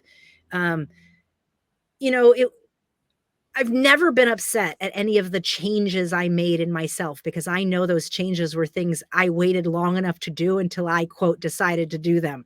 But within that, I was within a system that was giving a droplet of water to move me in a direction. And so while I thought that I'm making that decision, that droplet of water is still dropping. And because I'm staying in this abusive network for so long, and once you're in something, you can't actually see it anymore. It kind of blends into the environment. So while you see some things, part of the brain is getting a little mushy. And this is actually like science. This is actually what happens in cult programming. So while I was, quote, making my own choices, it's within a system where I really, really wasn't. I was being manipulated to move in a way and to buy into their rationale when the rationale wasn't actually rooted in anything legitimate. And this is what makes it so terrorizing and so manipulative. Is at the time, nobody told me, go cut your hair. They said that so many times. And I was just like, fuck off. And when I chose to do it, it was an empowering thing for my choice. And because there's the complexity of me coming from a background that was indoctrination, this is a very real part of my coming alive story. And it's one of the things that I think makes looking at my network marketing story as a bad or abusive time a difficult thing, because so many people saw the transitions that I made in myself. And there's nothing but goodness that has come from those transitions, because I was essentially recovering a part of me that I never got to explore in my childhood, like dressing in dresses or having hairstyles or wearing makeup and being on a stage or being seen as a professional, sexy woman. Like none of these experiences were a part of the ethos of the culture I come from. So there was a bit of a kind of a celebrity awe in it for me, that I was like, ooh, I want to be a part of that. And there was an authenticity of myself that I never lost, because I wasn't going to let them ever steal my authenticity. And so I was aware that when I was making these choices, I was making them to go deeper into the rabbit hole of their system. And I remember consciously thinking about these things. And then saying, yes, okay, I'm going to do this. All right, I'm going to do this. And I remember when I chose to go to Chicago, I was taking a step deeper into it. Each time I knew I was going down another notch of their rabbit hole. But I really thought I was learning something legitimate and real entrepreneurial skills of the 3% that could help me build something that one day I could stop, I could walk away from it, and I knew I could train on an international level and be making money every month. And me and my husband could travel to Africa and we could fulfill our dreams. I have been writing that goal since 1999. Every fucking year. I want to be a trainer. I want to fucking travel internationally. I want to make residual income while traveling the world and helping my family. I want to start a nonprofit. And what's so sinister is, who do you give those goals to? Your upline. And your upline then gives them to their upline. And what they're doing in these group meetings is they're taking your desires and your dreams and your goals and your visions, and they're using it as like seedlings and carrots to move you in a direction towards what you've stated you want, in the privacy of your goals and dream setting, in the safety of your relationship with your supposed business mentor. So I learned real fast not to give my goals to Pat Mahoney or Joe. Let me just say it like that. So I just learned that that wasn't support for me, right? And so in Chicago, I was having a teachable moment. I was saying, maybe there's genuinely something I need to be learning that I'm not paying attention to. You know, let me learn from the Joe Delisle, even though I had never had any respect for who he was or any of these things, you know? So I'm finally following his system. And I'm pointing all that out because it comes to the main conclusion here. While I'm working in Chicago, I'm in this hustle. I'm doing the Daily Herald selling. I'm finally learning how to recruit to get people to this training. Again, Iowa, I had that taste of it, but I had never really learned healthy recruiting systems. I hadn't spent the time in an office long enough to do that. So in Chicago, I'm in this office, I'm busting it out, I'm learning all the skills. Joe has a bunch of low minions like me that are his legs, but none of us are significant levels. So there must be at least 7 of us that are direct his leg, I mean, his direct sponsor, but none of us have actually built any significant. So he only has, like, you know, Travis Just, Stephanie Versteg, Angie Ryder, and then he has a bunch of low minions that are trying to come up. And I think it's one of the reasons why he wanted me out there. I think he was trying to get all these people in one room where he could start getting them to do something. So in this Chicago time, we're doing whatever training, again, Tech Alliance, the tech trainings, whatever's happening. And I don't know when it was. I want to say it was around August 2003, because I looked it up. Trek Alliance gets shut down by the Federal Trade Commission in August 2003. Prior to this happening, I want to say maybe June 2003, there's already a major complaint filed with the FTC. So the rumbling is happening, but the official shutdown hasn't happened. I don't know that. I'm a little minion, but I'm just saying, I Googled, like, when did this happen? And it was like, okay, Trek Alliance got shut down August 2003. So somehow in that summer, I want to say it was right in that August. I remember we were all promoting a training. Oh yeah, I remember it. We had just had our major training. I had a massive month. It was like the first time that I had however many people come to training and buy volume. And I'm about to get promoted to whatever level. And then I'm like, it's working. I brought people to training, and then they bought product, and this is exactly what they say will happen. And I have a big month, and then before the month ends, there is this emergency meeting that Joe calls. I get a call from Pat Mahoney saying everything's shutting down with Trek. We don't know why, but there's an emergency meeting. Everybody needs to get to Chicago. So he's letting me know that they're on their way. and I should call my team. Now, I don't have a team. I have one girl back in Minneapolis who was committed and probably on a desk for like by the way, when people got on desks, they would get a 3-month bonus. So if the way you convinced people to get on a desk is you would say, it's $300 a month, but I'll give you 3 months for $300. And so you would give people this 3-month bonus start, but then they would still have to order their own phone line, unless you were a nice sponsor where you could just be like, you could use my phone when I'm not using it, because I don't want you to incur another cost, like, or you would have 2 phone lines as a way to help your new person join in. Like, these are some of the strategies the leaders would do.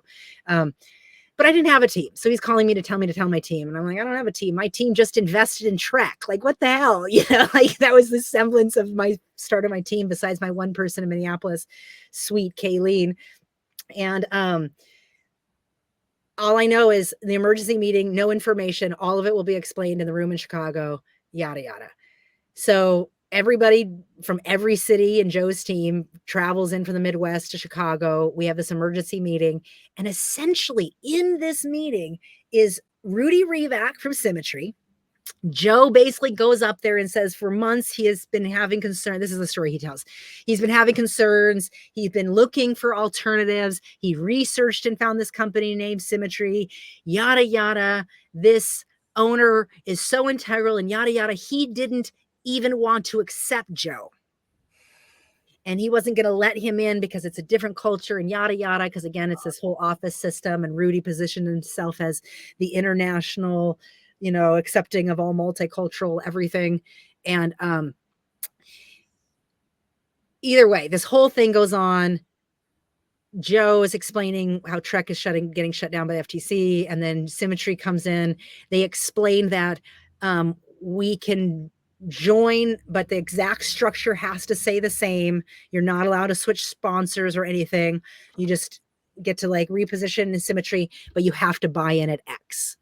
So all those that move we have to buy in at whatever. They sell us on how Symmetry is so different because it's international, multicultural. There's all these Jamaicans, there's all these people from Barbados, Philippines. There's just all this multicultural, very different than the culture we're from, where it was white, homogenous, very much I don't even know what you call it, but white, homogenous. Yeah. And this happens. And I remember being in that room, Julie, just feeling like it was grace, because I had zero respect for Joe Delisle. I never liked Pat Mahoney. Neither of those people had any of my loyalty. If Trek wouldn't have been shut down and Joe decided to make a move with his sales team to Symmetry, I don't think I would have gone.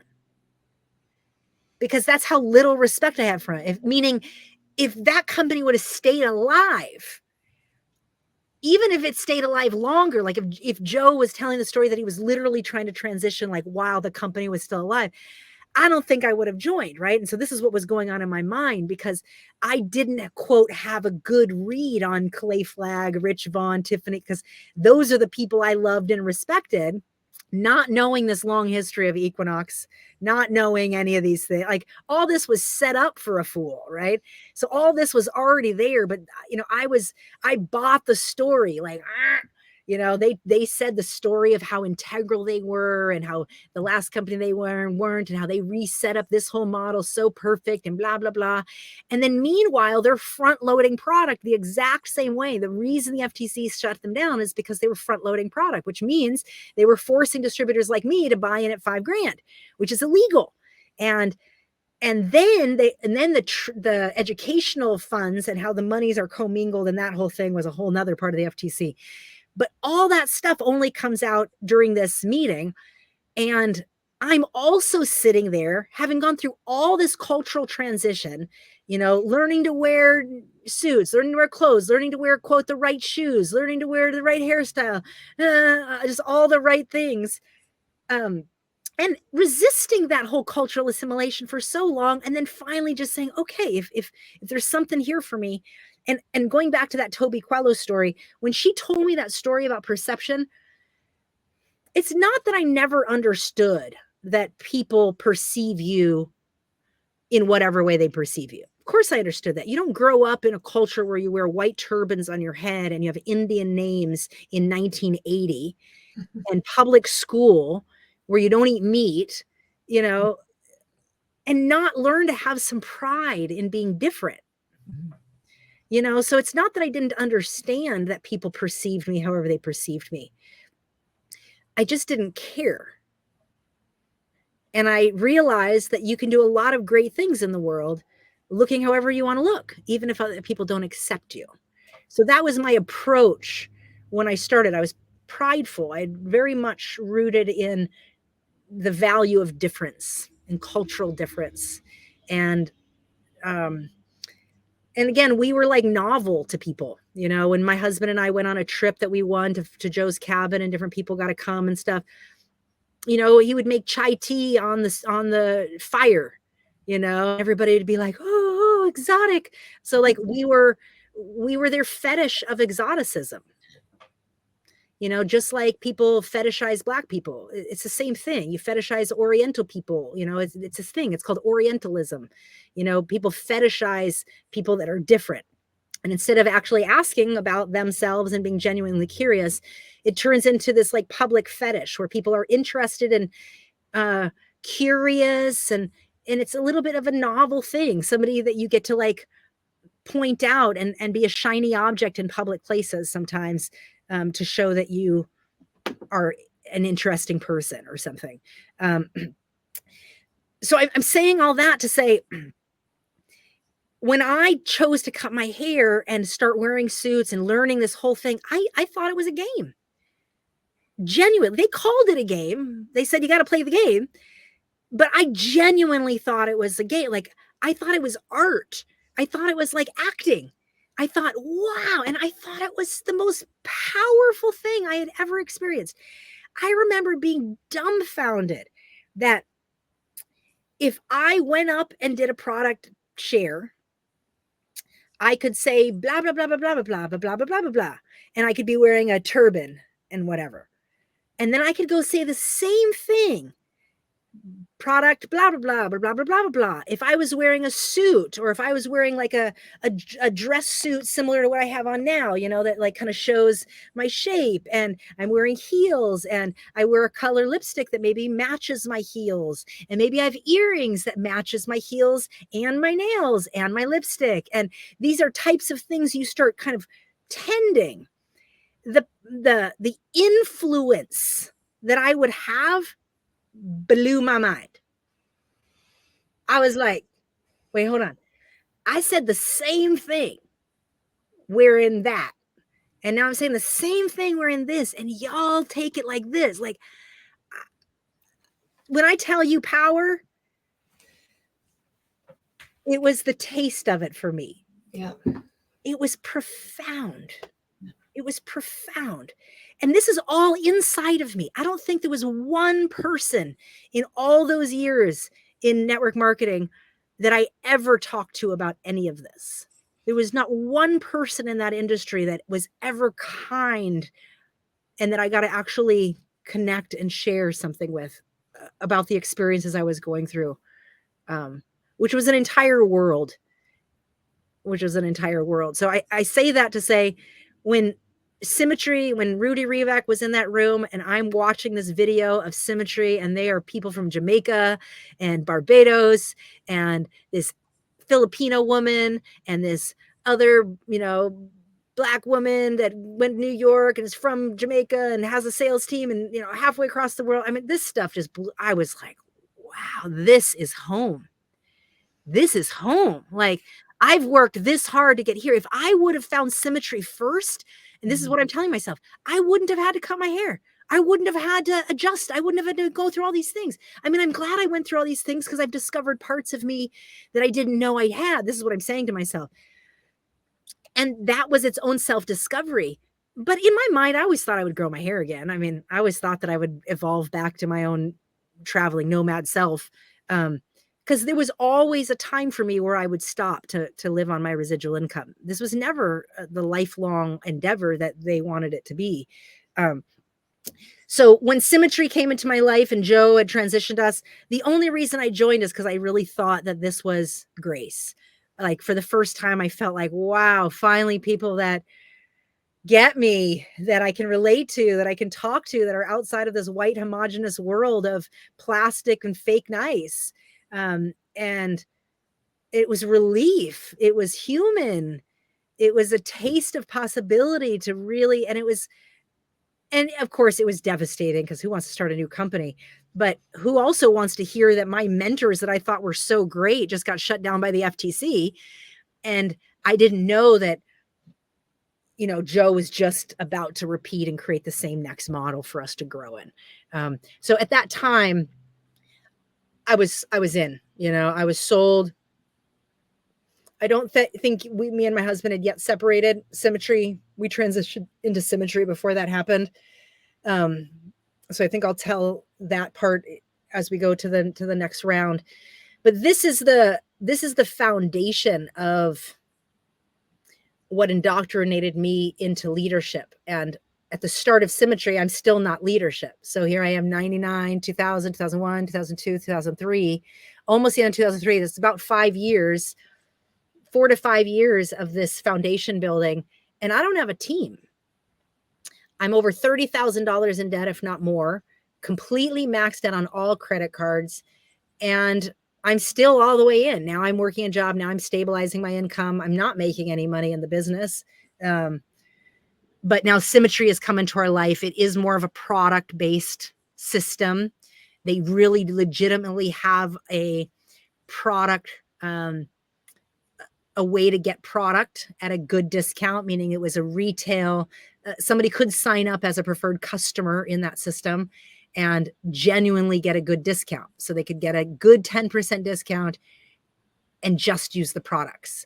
And at the other level, there wasn't this like big inventory buy-in at Symmetry. Of course there was a $2,000 purchase, but it wasn't the same. It's structured a little different to try to minimize the front loading. And they disclosed, they kind of hid the front loading a little bit. It was more built into the system as what leaders do when you buy product under other people's names. Yeah. And so this, again, as you know, it's very common in the multi-level marketing industry. So when I say I maxed out credit cards, this isn't even, I haven't looked at my actual numbers. I haven't faced the gravity of that when I actually look at, but for all those years, I want to say from 2003, I don't think I got a credit card again until 2015. So 2003, 2015, I was completely without credit cards because I was basically just hiding from the credit system. I didn't have a mailing address. I only had a PO box, so they couldn't actually reach me. And then eventually what happens when creditors can't reach you is they just charge it off, and then it's on your credit report, and then you can just wait it out for 7 years and then get it discharged off your credit report. And so I did all that. But it's not like I had great credit at the beginning. Once that 7 years happens, then you have shitty credit. And I just was aware enough not to ever have credit again. And I just figured that was better for me because of the way they had taught me to buy inventory. It didn't stop me from buying inventory later, which we'll say in the next segment. Because a lot of the money I made, I ended up reinvesting back into the business later, because that's just how you're taught to grow, as if that's the only way you grow a business. But I will say that here I am in Chicago. I'm getting pretty entrenched in this system, and we switch over to Symmetry.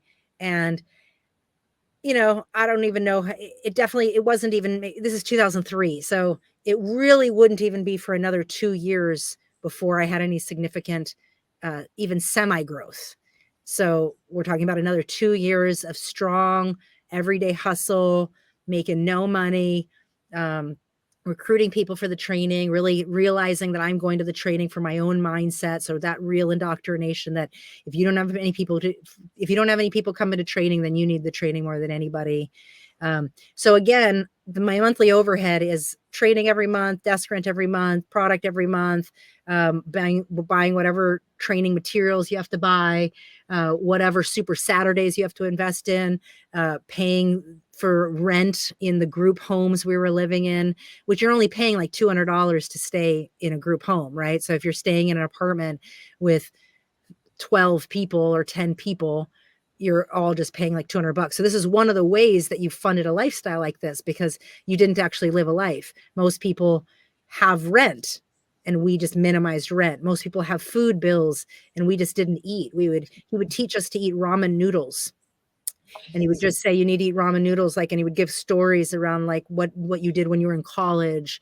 And, I didn't go to college and not eat. Like, I didn't have anything to relate that to, but shit, I'd live in Africa, I mean, I had plenty of, I lived in ashrams. I mean, these things were not the hard parts for me. I was used to living in collective groups of people, living on nothing, only worrying about your little territory, paying no mind to all the other people, stay in your lane, as they say. They would say, put your blinders on, stay in your lane. If you're looking at what other people are doing, you're looking, whatever that slogan is, something about the grass is greener everywhere else, except where you water it, whatever. There's all these slogans that, again, kept you in long enough to get you to that next training, which adjusted your mindset. And so if there was anything I bought into all those years, but especially starting at this time when the transition to symmetry came in, was mindset. I was committed to the training. I was committed to being there no matter what. And here, my ex-husband, my husband's in Minneapolis. He's calling me saying, when are you coming home? And I'm just like so bought in. And, I don't even remember what happened, but at some point my husband calls me and says, I'm going to California. My dad had recruited him to come out to California and work, and they leave my apartment empty, and I'm in Chicago. And at one point I remember there was some sort of business training that Joe had us go back to Minneapolis for. And, I had to clean up my apartment and put all my stuff in storage. And, I was just slowly packing up one life, like letting one life die, quite literally die from lack of attention, not from lack of love, not from us fighting, not from us. He just loved and supported me. And I got so enthralled that this business was the answer to our residual income and to our future.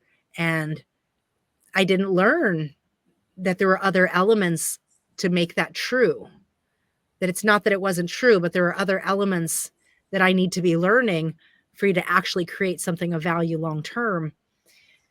And you don't know you're not learning that, which is why you always strive to get to that next training or that next leadership, because they say you don't know what you don't know.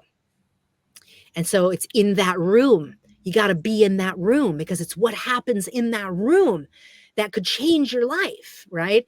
And so you're always striving just to get into that room or to that next leadership event. And it's why buying that inventory to hit that next mark it happens, because a part of you has heard that seed that got planted, that's what the 3% does. That's what necessary. That's the sacrifice that's needed. And so it wouldn't be too long later, maybe a handful of months, that me and my husband separated. And it was really just because we had to get honest with ourselves. He was out in California and I was in Chicago, and I was enthralled in this business and I wasn't letting go.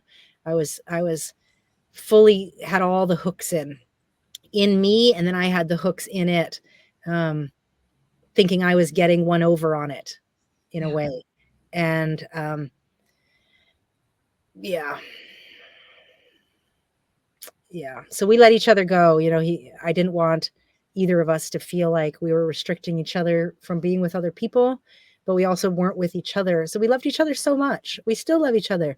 The love never ended, but I remember when Symmetry switched over, he was so sad. And he just said, I never want to do that again. I don't want to get hooked on a product, because he got hooked on so many of the Trek Alliance products. There were a lot of reasons we got into selling them, but one of them was Faiswali. When he came to this country and he took a shower, he would burn in the shower from the chemicals in the water. Holy shit. Wow. Yeah. And he was highly sensitive, and most people don't feel that burn, but it eventually would turn into like eczema and dry skin and different rashes on his body. But he felt it as burning. So we thought maybe it was the chemicals. So when we put a shower filter in the water, again, selling the water filtration, the water was better. So this was a part of the way that we were able to sell products, because they were genuine stories of our livelihood. You know, Faiswali had an ear infection, and there was this silver immune product that we used to sell in that Truck Alliance system. And again, these products were independent manufacturers, so it had nothing to do with this company. So they said, but, you know, one of those products cleared his ear infection and helped him hear again. And he hadn't heard out of that ear since he was like 8 or something stupid, you know? So, you know, we had genuine product testimonies. And when we switched to Symmetry, Faiswali was just not in. He had bad taste. He was just like, no. He's like, no. Mm-mm. He goes, you know, I know you can do anything, but no, I'm not gonna get committed to another product that the company can just decide not to sell anymore. So, you know, he really saw through it. He saw through the manipulation in his way, but I was really enthralled and I didn't know how to stop. And, you know, it would be the next, 2003, and it would be till 2008, 2009, 10, 11, 12.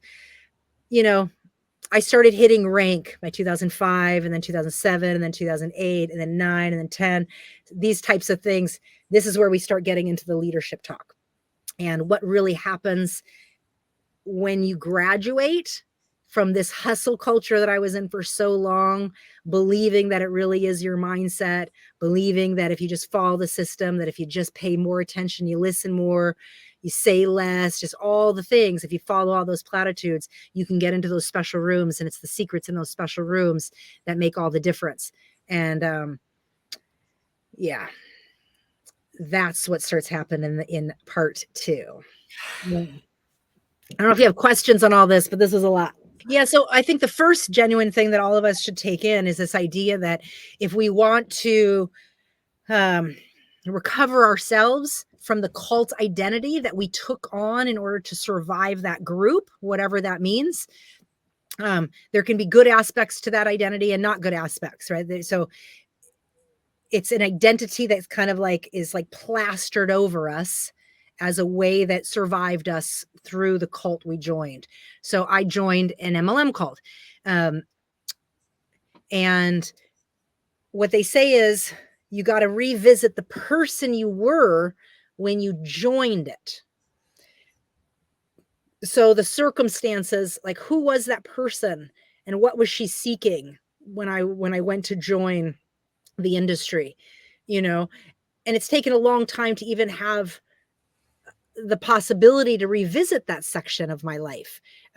Just as a side note, my current my main podcast that I started in 2020 is called Uncomfortable Conversations, the Untold Stories of the 3HO Kundalini Yoga Community.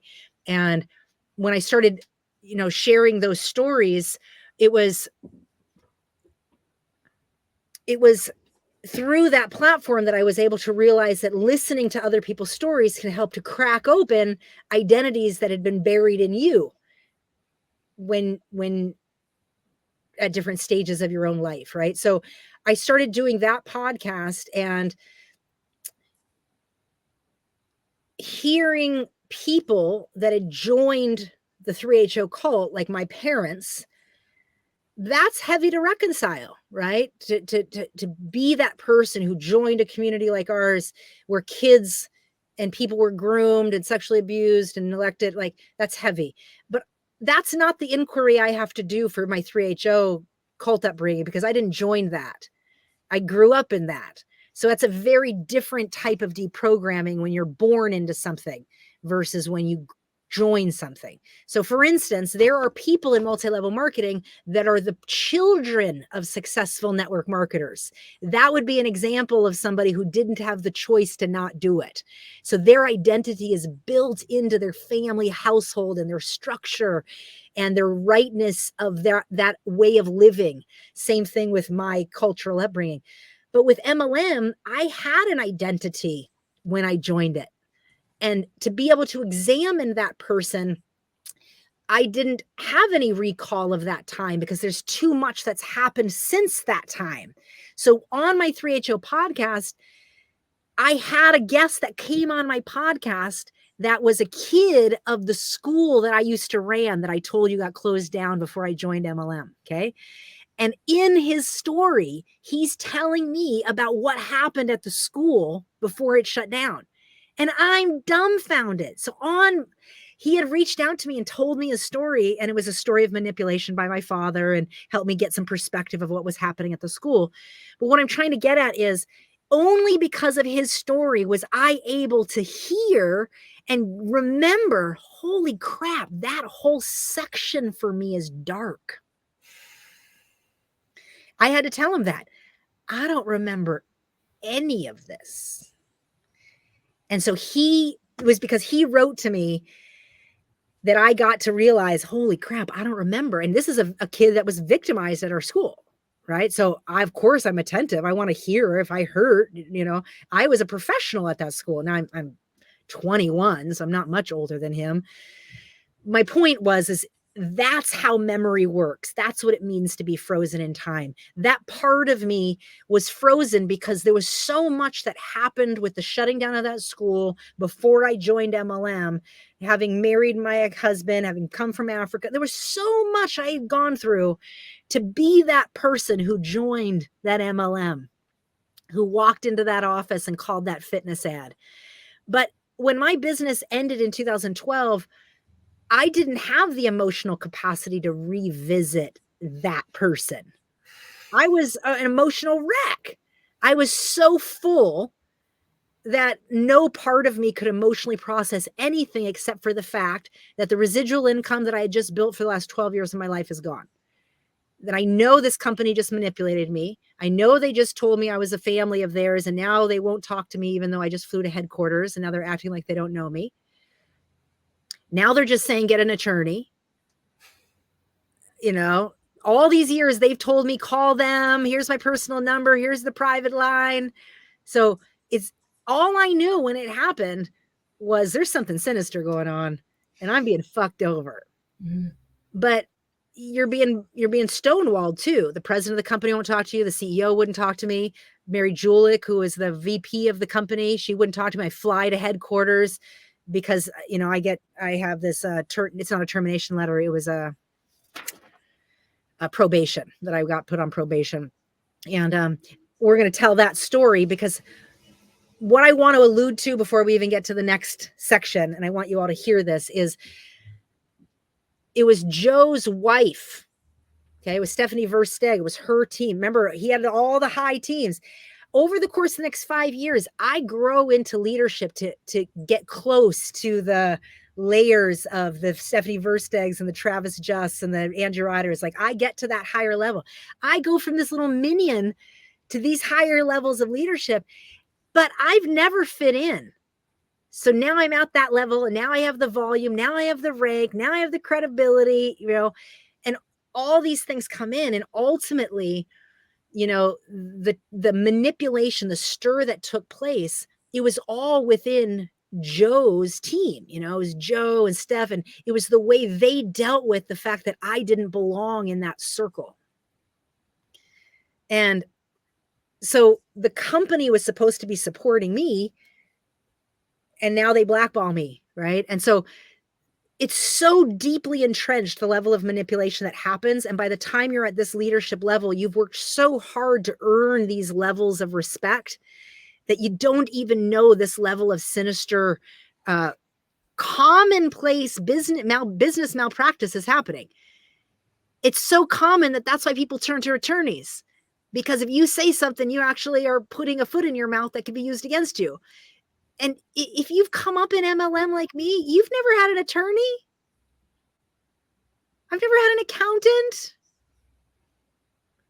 These are basic things that when you run a $500,000 business, you have.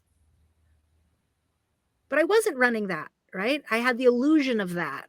What happens when you start moving into the leadership, you start seeing what happens in leadership. And that's what I wanted to ask you. Yeah. You start seeing, when you start seeing these things happen, do you think that some people at the top, like you think that people know that it's a scam and they are doing this, they know exactly that they're hurting people and they're doing it anyway? So some, but I think that there's a little bit more of a cognitive dissonance that plays in our brains, because I don't think anybody, like, let's take Sean Cuff or Angie Ryder. These two people still exist. They're still a couple. He ended up leaving his wife to marry her years ago in the Equinox group. Dating cross-line was always talked about as not being something you should do. And yet Joe ends up marrying Steph, leaving his wife and marrying somebody in his downline. These things always happened, right? This kind of sinister moves, but they would come up with these rules to try to control their downline, because they know the mess that happens when cross lines start sleeping with each other, because they've done it. They've slept with each other, and now they've left their wives and married a cross line. And now they're like, let's not have that happen in our team. So let's have a rule that says, don't date until you reach this level. Right.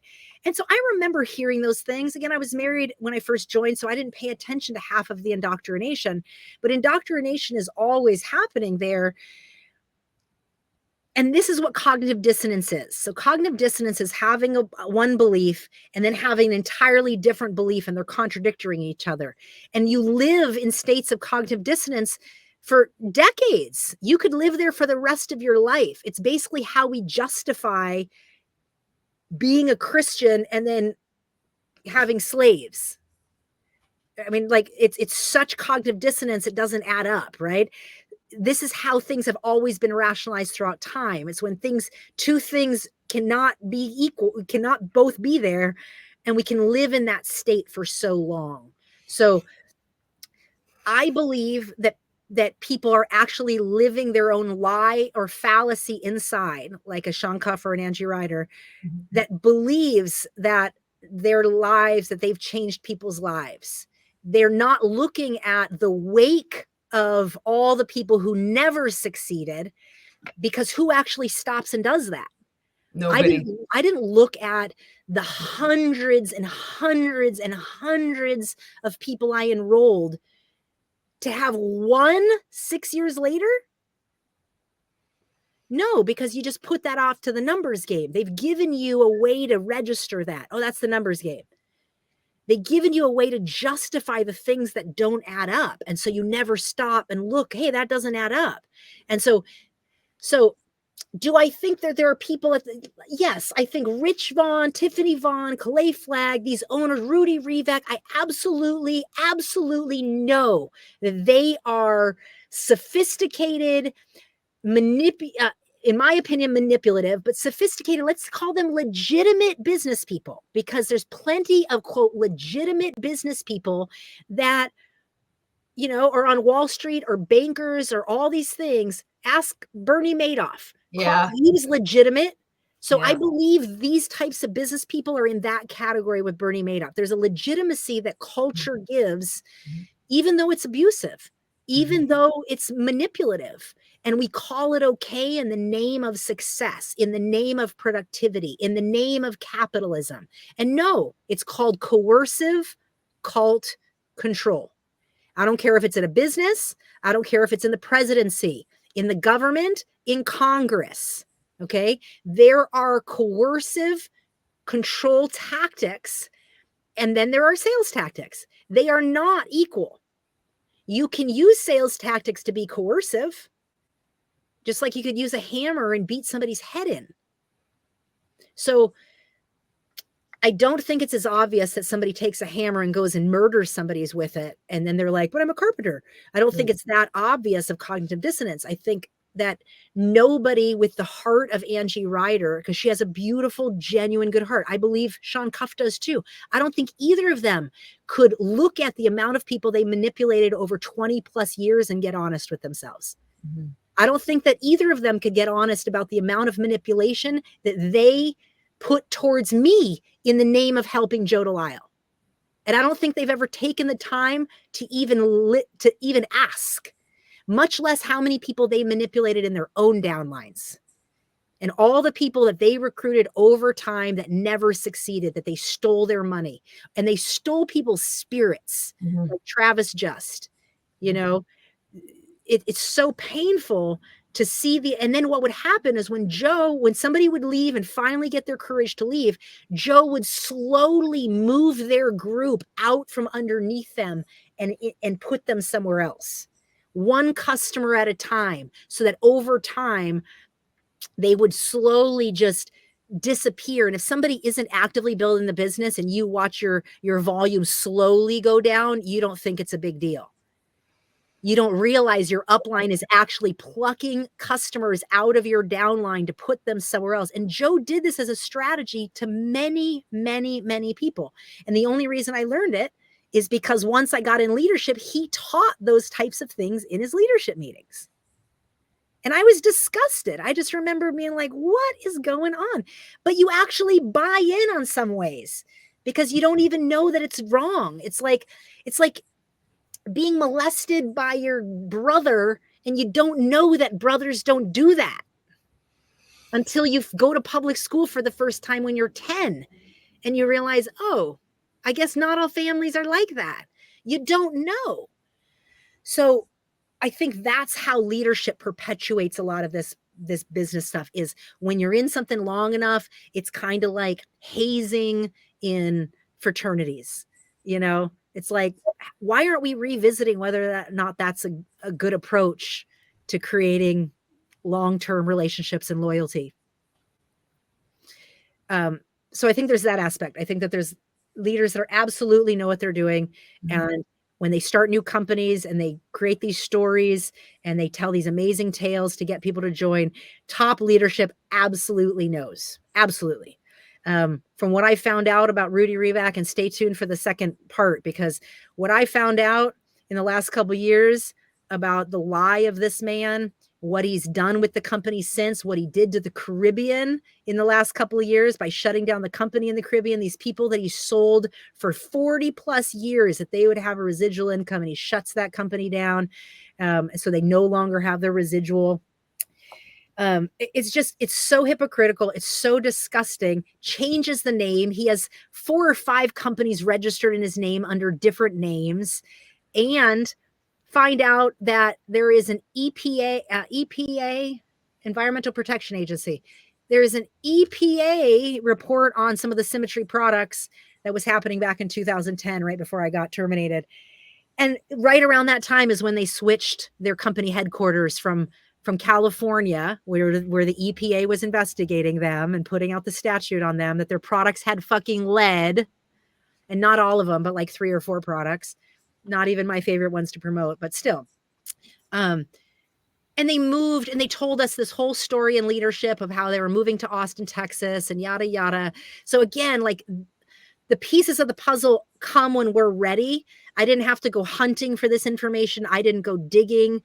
After I saw that book in last spring, Merchants of Deception, I cried my way through it. I suddenly realized, wow, I've been psychologically abused and I've been recovering, and no wonder I haven't been able to visit this story or examine my business loss or even start another business. Like, there was a part of me that when my business got terminated, I was so crushed. I thought I had really built something great.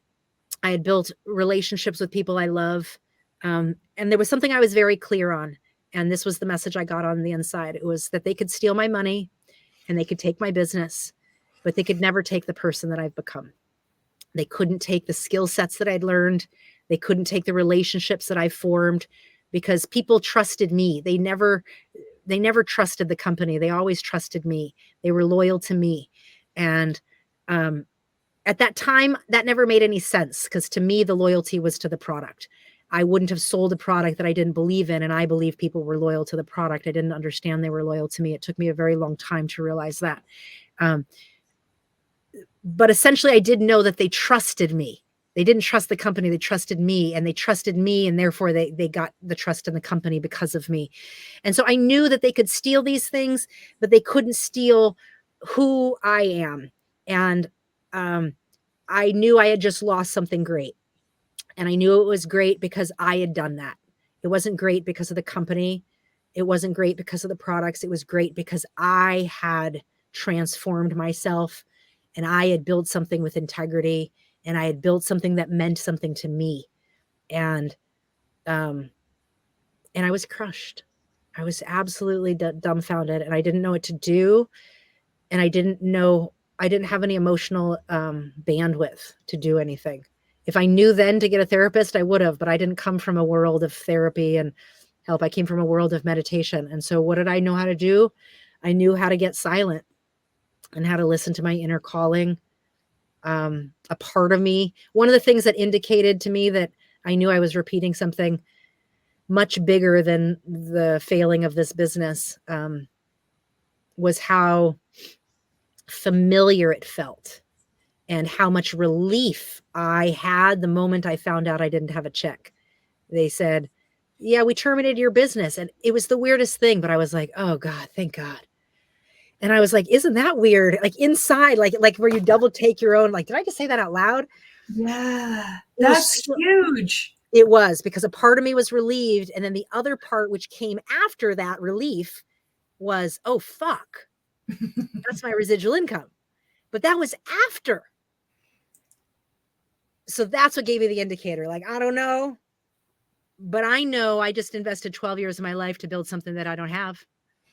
I know that I was sold a lie, and now I'm standing in that lie.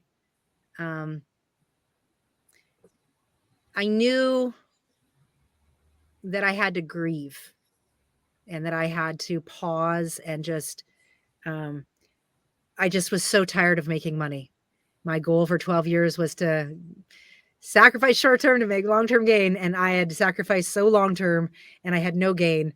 And I just had to stop. And I also knew that I was good at what I did. I knew I was a great speaker. I was a great leadership trainer. I was a great dynamic salesperson. I had been trying to be recruited by companies for years. So at this point, I was not lacking in self-esteem, but I was emotionally tapped out. And I knew I could have gone to any company and gotten a sales gig, but I didn't want to make money. I wanted to figure out one thing. And it was, how could I have such a disaster of a life after building something so dynamic? And so I just stopped. And that's how I started going into cult recovery, not knowingly. I didn't start cult recovery. I just started doing what my inner calling was. And that was to start healing Kundalini yoga stuff. So the things that started coming up was stuff around my childhood. Every time I asked the question, what's next? What do I do next? It was blank, and then Kundalini yoga stuff would come up. And so that at the time I didn't fully understand that, but now that I understand cult recovery, that's normal, meaning you have to revisit the person you were before you join the cult. So the stuff that was coming up for me was the persona I had created to survive my upbringing. And so it's only been this last year that I've been able to really look at this person, look at this dynamic, rebellious, forthright, doing the best she could to stay in her truth, to be in a room where there were lies, and to know what worked for me and what didn't, and to be steadfast in it. That was the person I was joining network marketing. I knew what I didn't want to do, what I was willing and not willing to do. And it's why I got yelled at so much. It's why I got so verbally abused by Pat Mahoney. It's why I got ignored by Joe Delisle. It's why the leadership were so puzzled and didn't know what to do with me. It's why the owners had to start paying attention to me, because whatever, you lose. You don't want to put me up there, you lose. And I had that attitude, and it caught on because, fire starts fire. And so many of the things that we learn in that training system, and that early, I look at these first 5 years as my real indoctrination years, because this is what got me to buy in. And the buy-in is really the story, is your network marketing story. Nobody told the story of me joining anymore once I bought in. They only told the story of cutting my hair and growing to the next level. They only told the transition story. And it was a very minute part of my story, but it was what was significant to them, because they were only looking at the veneer of things. That was how that system operated. It always worked on the surface. It was never a real depth of truth. It was always a veneer. But that's what these companies are based on. So that's why I go back to that song, the proud to be an American, at least I know I'm free, because every training, and I remember me and Faye Swally looking at each other and being like, that's weird. Why are we doing a salute to the flag? I mean, like, none of it resonated with our value system is what I'm getting at. So it's so easy to be a part of something where you are very proud, you're different, you're all the things. And indoctrination is still indoctrination. And I think this is what we have to understand about coercive control is you can know what's happening and it's so sophisticated, it still changes your brain. It's what marketing companies spend billions of dollars in advertising to do. You can watch commercials, you can know the technique, and it still influences your buying purchases. So you're not more powerful than billion-dollar marketing tactics. Like, you're not, these things are studied and they're based on neuroscience and the way that our brains and different parts of the brains work. So I think that's what's most painful to me about people staying in coercive cults is when we pretend it's not an issue, when we go on and we just say, oh, but the products are great, or I just want to support you for the product. Like all the ways that we use to justify the industry. Like I genuinely put out a call to my network marketing friends, show us your bank account and show us your checks and how many people in your downline are making anywhere close to what you're making. Because if you're the only one making money, then look at that structure and system, because ultimately, part 2 of my story will hear my come up and what really started happening in these leadership meetings. But it wasn't pretty. It wasn't nice. Some of the things Angie and Sean and Steph and Joe and Travis, some of these things that they said and did and taught us to do and be are not good. They're not good for humanity, much less for your personal psyche, much less for being a successful entrepreneur, much less for encouragement. And I don't think any of us should be in insular and closed systems like that, because it sets us up for this type of abuse, whether it's a yoga community I come from, or a business, or like Nexium, which is a personal development cult. There's always places where you want to strive to become better and grow. And I think that's one of the most important things we get from understanding the way coercive cults work is we're susceptible because they're designed to be great.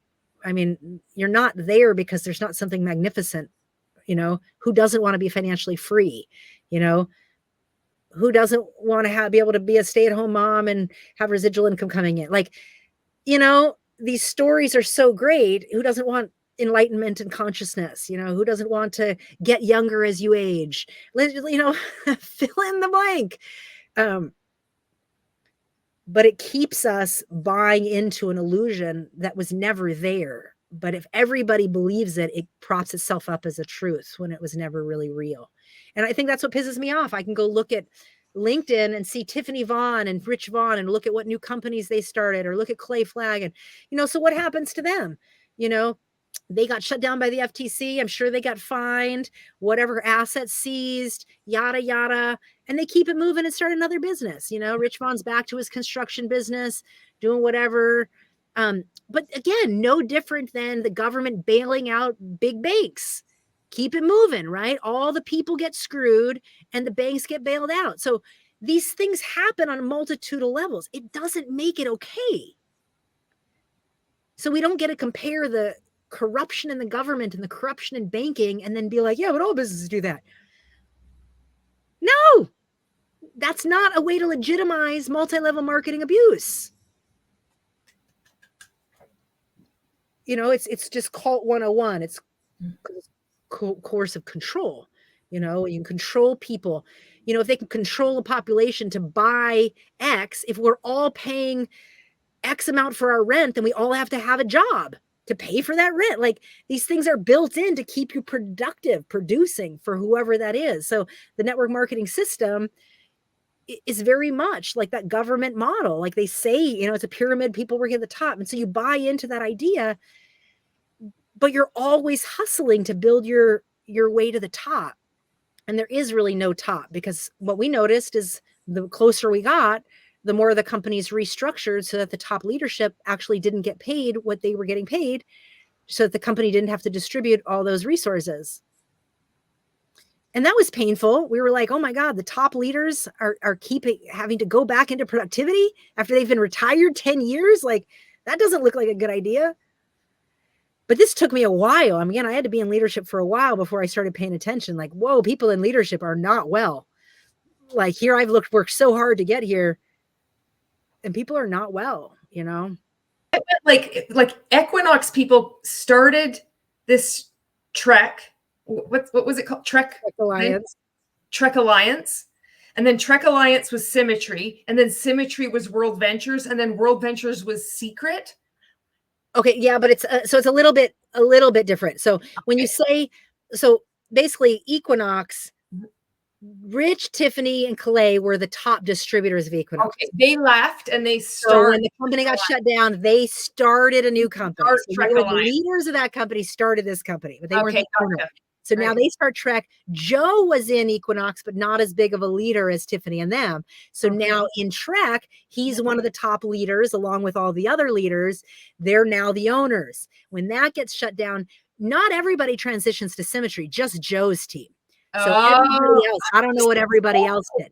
Isn't it weird? Like, they just fucking move. Like, that's the thing. So that's why when you're hearing recruiting stories, there are like, this industry is riddled with entire teams getting plucked and moving. So, and a part of it is, like, around this time I was getting terminated, Joe was the one trying to get me terminated. And I know Steph came in and was trying to get me terminated. So they were all, you know, bullying up against me.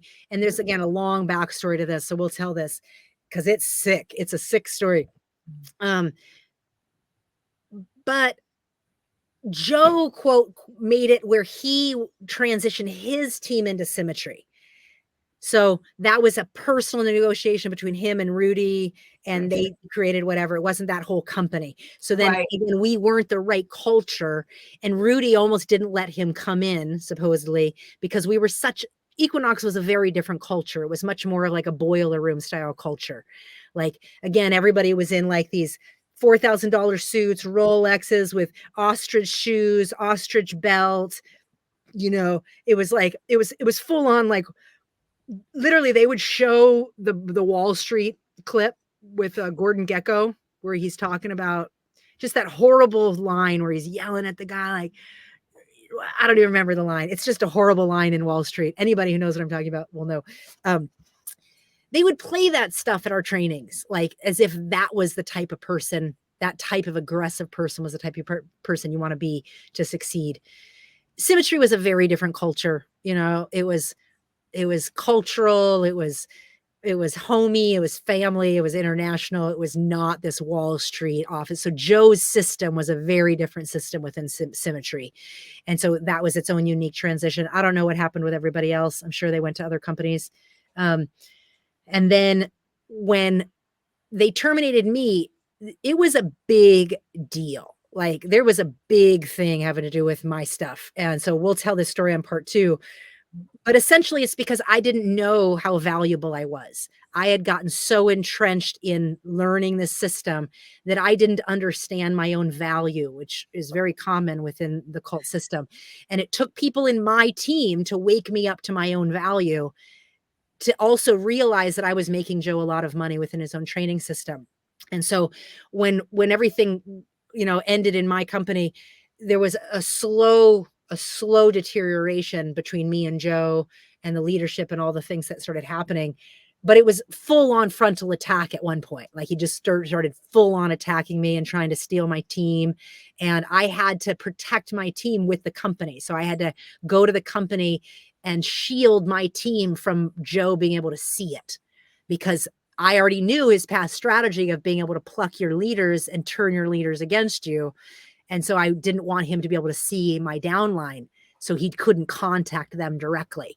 And, you know, one of the worst things you can do to a narcissist is to not give them information, to not let them have access to you. And so by not answering his calls, he couldn't see my downline. Remember, I'm a large leg by now. I'm like 50,000 plus in sales monthly. And this is one of his legs, you know. So, and he was the top guy in symmetry for a long time. So he was when we transitioned, he became one of the head guys, and he could just bully his way around. And for many, many years, he bullied the company. He got a lot of people kicked out of the company, including my sponsor, Shayla Sitster, who was one of the top leaders in Steph's group.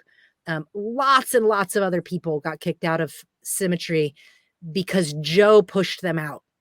And he pushed them out because he didn't want them making money when they weren't coming to his training system.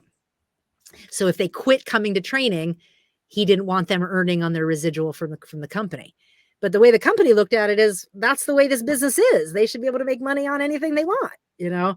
But the company also took a stance that they wouldn't interfere with anybody's system of how they ever wanted to train. And I think that's quite neglectful and manipulative. And it's why I really want to highlight on our next round about the manipulation of Rudy Revak, because he gets to posture himself as being this ethical guy when he absolutely willingly, with a blind eye, allowed people to be manipulated out of their own businesses by the bullying nature of Joe DeLisle. And they know it. They absolutely know it. And I think that's absolutely why they stonewalled me and turned it to just getting an attorney, because they were more afraid of him than they were afraid of me. And anyway, not too long later, I didn't fight all that. And again, we'll tell the full story on the next round.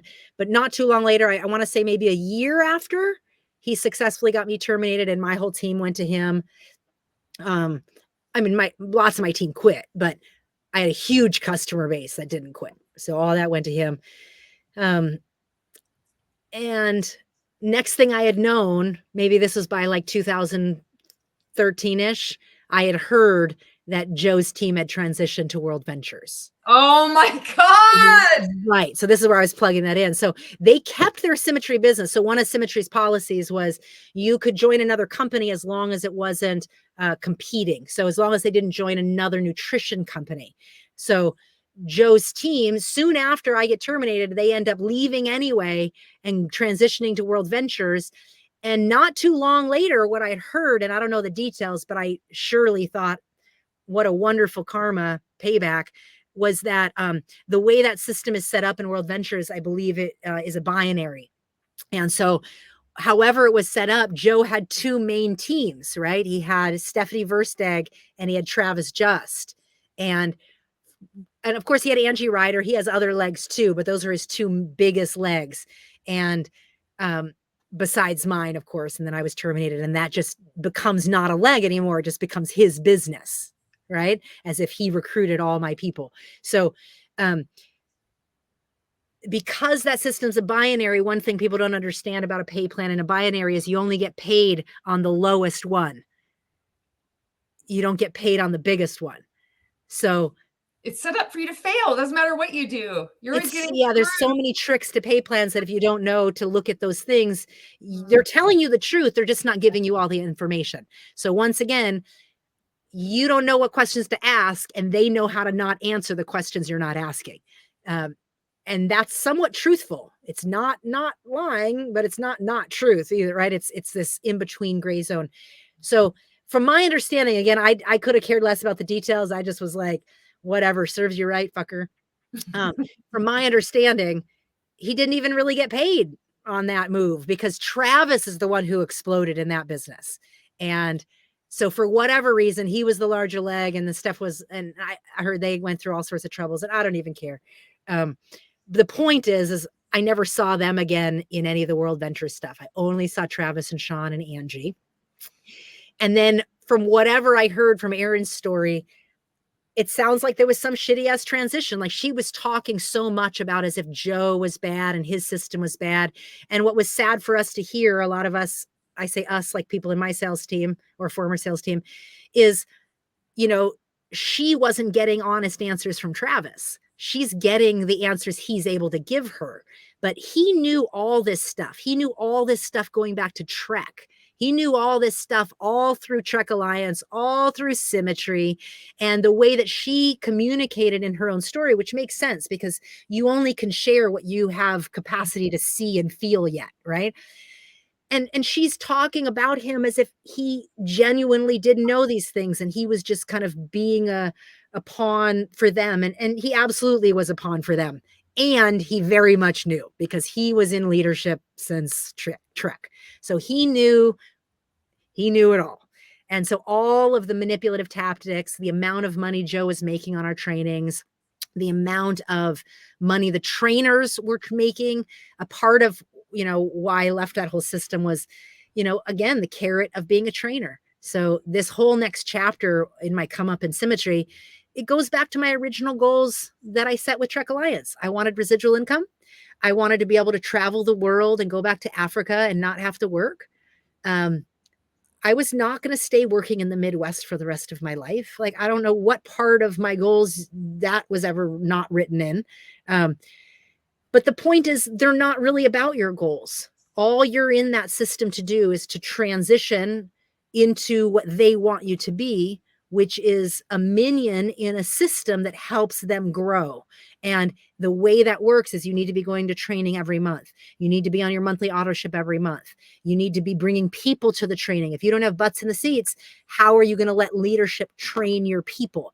Oh, and if you think you could train them, then if you're so good, then how much money was your last check? So it's this whole de-edification of you as if you think you're the expert, where somebody like myself comes in. I have a lot of world experience, more than half these people that I'm talking to. And yet I'm the one having to humble myself to learn how to be relatable, to learn how to listen, when it's not true, right? There's a form of that's manipulation that's happening in plain sight. And I come from manipulation. So I grew up in a religious cult where these types of tactics were being used on us all the time. I had a sense that it was normal. I didn't even know. I was regularly used to going through adults that were trying to convince me of what I should be doing, So it's somewhat comfortable. Like you get a rebel identity saying, okay, yeah, go ahead and tell me what I can't do. Mm-hmm. And that fuels you. And I know there's a lot of us that probably stay in network marketing far longer than we should because that's what's fueling us to prove you wrong, And they have, again, those little platitudes that let us do that, right? To find that one mentor that you can be like. I see other companies doing this too. Prepaid Legal, I think they're called Legal Shield now. They have like a monthly magazine where you can read different stories of couples. Prime America does that. And again, the tactic here, and we need to start seeing these things as control tactics because they're not, our brains genuinely need some basic things, in terms of attachment theory.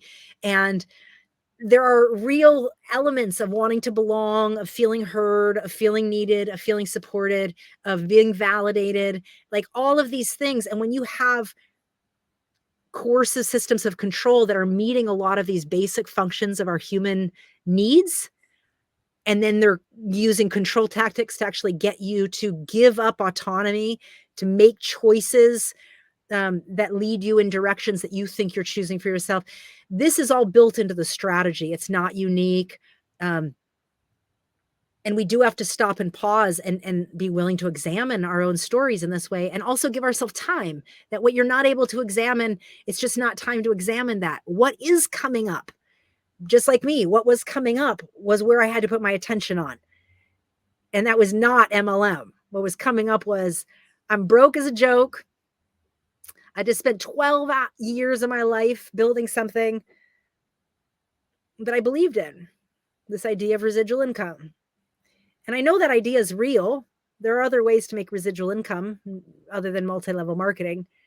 But I don't know what those strategies are. But I did know it was real. And I just got manipulated, and I don't exactly know why. And so let's just stop. Let's stop. And I'm going to figure this out. And the other thing I knew was, why can everybody else feel my bright light, and inside I feel so heavy and dark? And those things were so polarized for me, that cognitive dissonance. I was just like, yeah, I don't know what I'm going to do, but I'm going to spend time with myself long enough until I figure it out.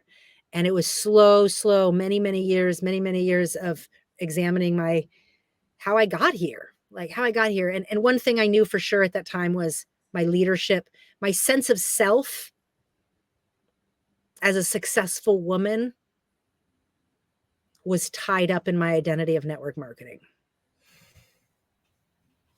You know, I had such major transformations in that industry, cutting my hair and hitting new levels and wearing a suit and nail polish and just all these things that were just such transitions for me that made me feel sophisticated, that made me feel like I was touching aspects of my personality that I didn't even know were there.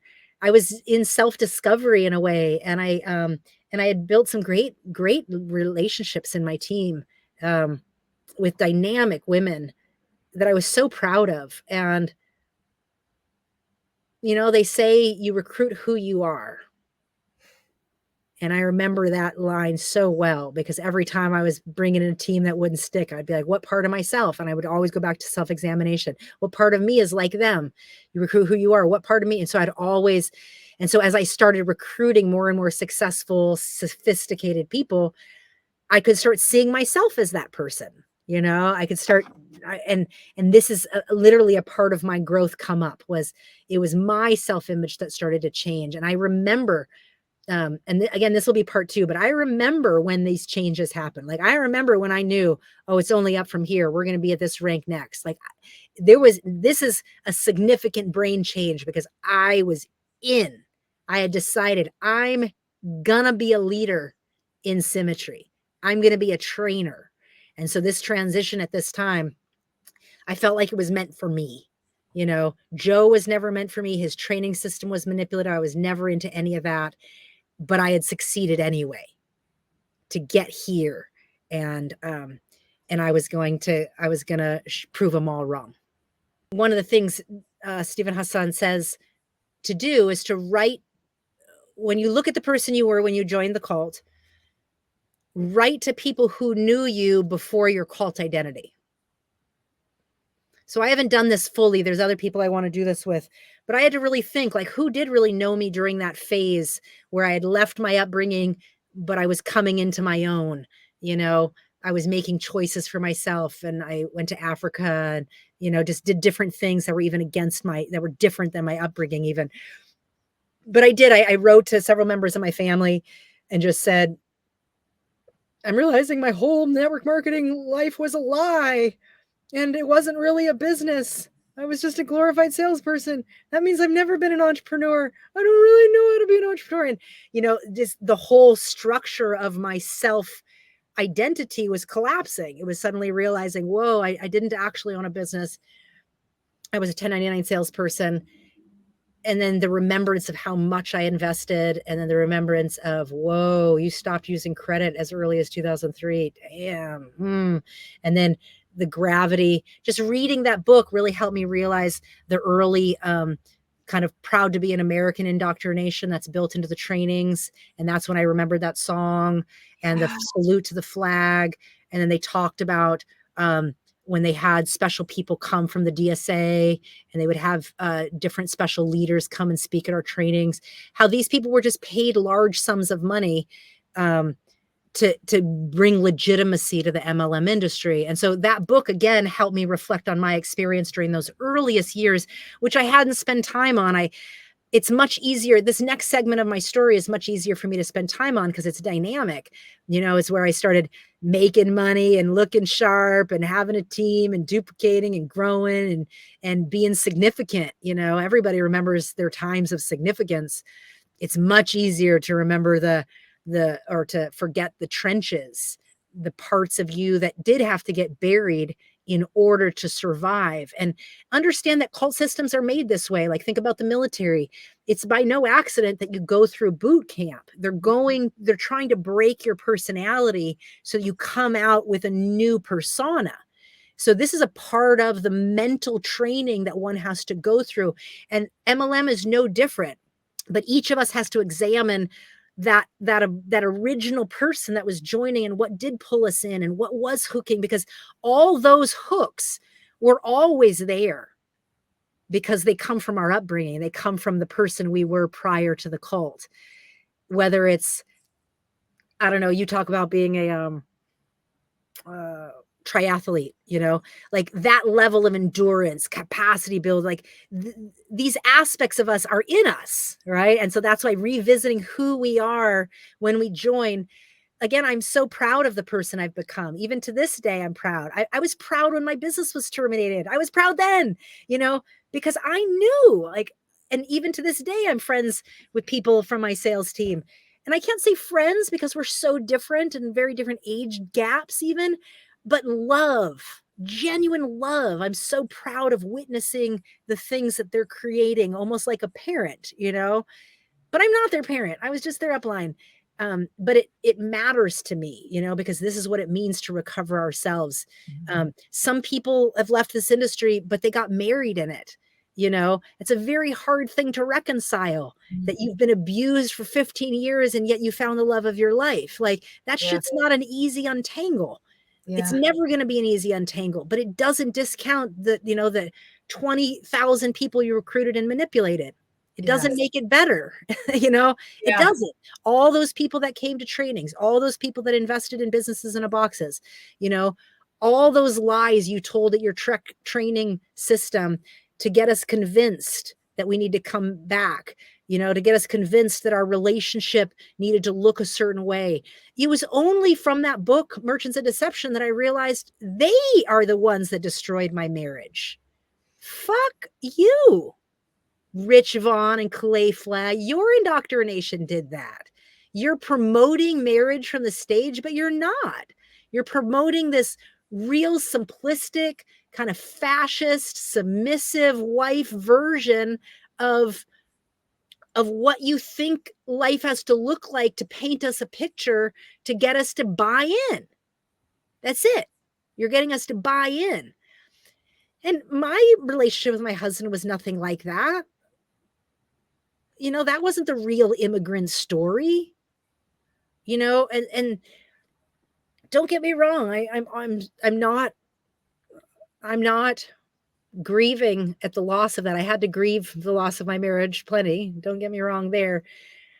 But the love has never changed. I still talk to him, we still love each other. That's not the point, but I can see it for what it was. I can see how they are the ones who came in between my marriage. I didn't choose to do that. You influenced me to do that by not taking into account my life, the marriage, the livelihood, my financial state. That's not mentorship. It's called bullying. And you guys specialized in bullying and you called it mentorship, and then later on, I'm learning from my mentor, how to get my own upline kicked out, I mean, these things are so distorted and manipulative. Meanwhile, I had gotten that lecture from Clay Flagg, how much money do you make on your upline? So when you're growing your business, you get all the platitudes. When you're in those leadership, now those platitudes become justifications for why manipulation is okay. And it's so sinister and it's so distorted that no wonder it's taken me 12 years to see it and touch it and taste it. Because I was a product of it. I bred in it. I marinated in it. I came up in it, and I saw plenty of the lies and the distortions and chose not to build my sales team that way. I think I did a great job of that, as we'll hear in the next section. But it doesn't change the manipulation that I participated in. I still recruited college students and had them not finish their, get a career and join my business.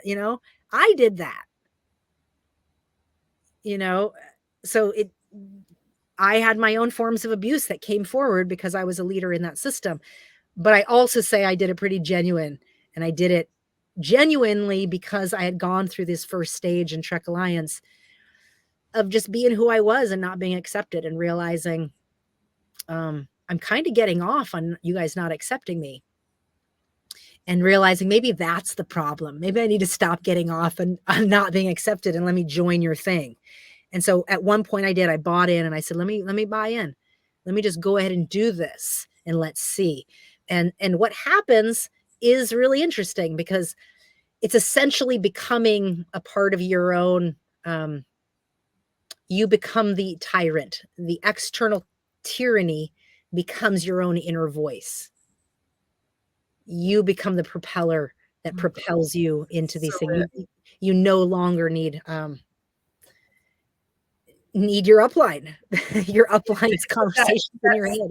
That it's like self-indoctrination, and it happens just, it's on its own. You don't even have to think about it. It's just, it's like flying autopilot, and it's within like all the group as well, all the MLM, all the people. It's all, even with the customers at some level, it's all in this weird implication. You just know what you're supposed to do and what you're supposed to say, and there's like this self-censorship. You just know, even if you are being authentic or you're pushing the boundaries, you still play within the lines.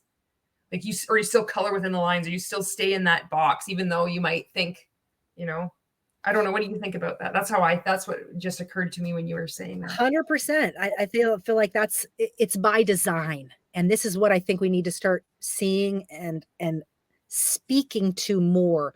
We get so specific into the companies and the particular products and these things, and we have to start zooming out and seeing them as a much larger tactical play, because that's all these companies are ever doing when they rename and rebrand and reproduct and add a new thing and all the things. When we get into the next chapter and you hear the amount that we're spending every month to be a part of Joe's system, he essentially did what Calais Flagg and Rich Vaughn did. He then creates a training system, right? So this next move to Symmetry, he does exactly what Trek had done to him, where he creates a training system. We're buying the products from Symmetry. We're buying the training from Joe. He says, recruit to the training, and the training will sell your business. So the strategy is promote his training company. We're paying $195 again every month. And they sell the product from the stage. And who were the three trainers? His top three legs: Stephanie Versteg, Travis Just, and Sean Cuff. Now, why Sean Cuff was a trainer, I don't know, because he was never in volume. The only person he ever had was Travis Just. But he was the best friend of Joe Delisle. Everybody knew Joe Delisle and Sean Cuff were tough and tight. And everybody also knew that he wasn't productive, that he never recruited anybody else ever. And if he ever did, he had to have been buying legs. I mean, that was what everybody concluded. But once in a while, he would have a new recruit there. But Joe didn't treat him as productivity. So he always sat in the back. He always got his trainer position. Everyone else, so just those three were in training when we transitioned to Symmetry, because they were his top three leaders. Even Angie Ryder wasn't a trainer. She was kind of like the next come up. So she might have been around like the $10,000, $15,000, $20,000 range. Everybody else is in 50 plus. I'm 2000, like nothing, and it's built in to the manipulative structure. Everything is like the way you're edified, what you're allowed to say, what you're not allowed to say, all the reasons why to keep investing in, the way that you're shunned, the way that nobody talks to you when you don't do something that you're supposed to do. It's like a written rule. If the leader says, don't talk to her, you walk in a room and nobody will look at you and you don't know why. So one of the things I learned real fast in the business was just the way that communication was indirect. And that stuff bothers me so much. Like if you can't say something to me, and again, that's my response early in life or early in MLM. Later on in leadership, I learned to cope with these things. So that's why I wanted to set this foundation of how I figured it out as a nothing. Because when you're a nothing in this business, you're treated like a nothing. And basically, if you have something to say, somebody could shut you up by saying, what was your check last month? Yeah. And, that's a very manipulative thing to do in any room, to basically say the only person that is worthy of words or an opinion is somebody that is of status or rank or stature. That's no different than, lots of hierarchical structures, corporate America, family structures, right? There's families, Christian families that might say father is the head of the house. So it's God, father, parent, kid. And these structures are built into the hierarchy of obedience. And so a lot of Christian cults are hiding in plain sight because of this built-in obedience model. And so when you come up in a system where you learn is like, wow, I don't have any worth or value here unless I quote am in productivity. Well, part of me never bought into that. Like, fuck you. You know, go to Africa and tell me how you handle it. You know what I mean? Like, get out of your bubble. This is what's going on in my head. But once again, I had an entire world of an experience in multi-level marketing in the first 5 years that I never got to share with anybody. It was a world of what I call my PhD in cultural assimilation. Yes. I was assimilating, which anybody who's ever assimilated into culture knows how exhausting that is. I'm full on being indoctrinated into multi-level marketing while assimilating, which is its own job, while unindoctrinating, like having real experiences of going to a gala for the first time, wearing heels for the first time, wearing a dress for the first time, cutting my hair for the first time. And these things are monumental for me. And other people are like, oh my God, your hair's so cute. You know, thanks. Like, I don't even know where to start with half. Yeah, exactly. I'm like, you have no fucking idea like about what's going on right now. And much less, I mean, God, you know, the leadership events you're trying to work hard for is to go to a steak restaurant. I didn't know what to eat at a steak restaurant. Like, I've never eaten steak. Yes. I'm ordering off the side menu. It was at meetings, it was at dinners like that I realized not everybody likes to share food, because I wanted to just taste other people's food because I had never tried half that stuff. And like, people looked at me like I was fucking from Mars. Right. Like, you know, just basic social norms. And I wasn't a part of that social norm club. And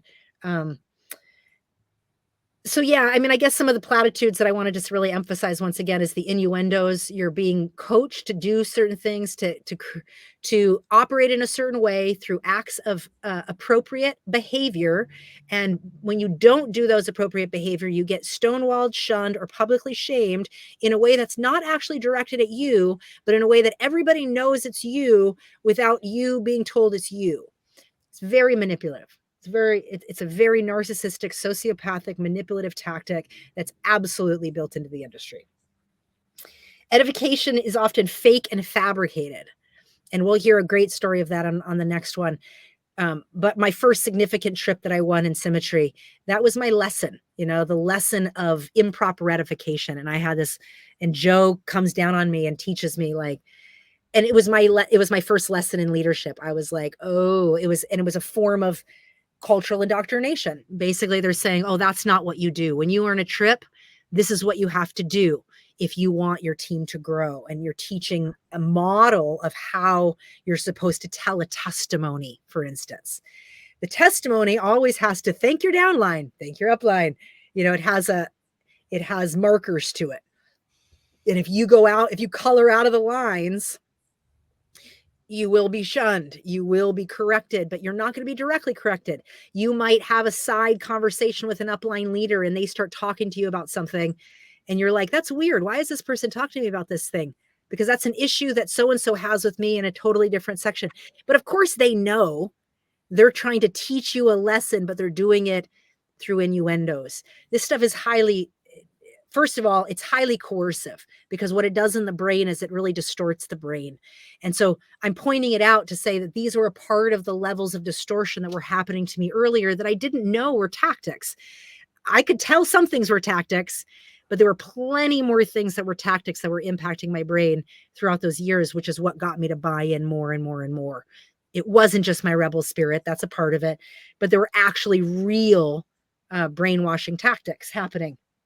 So suggestions are made that way. So innuendos, suggestions, correcting behavior, correcting language, but again, not directly to you. They'll do it through an upline leader, a sideline, or they'll do it in a public space where you get a public version of that shaming. And you walk away. It's a form of gaslighting because you walk away really confused. Was that about me? And you're doubly questioning yourself. Yes, everything. I'm like, yes, this happened. Yes, this happened to me. Yes, I'm like, everything you're saying, I'm like, yep. Oh. It's so sick.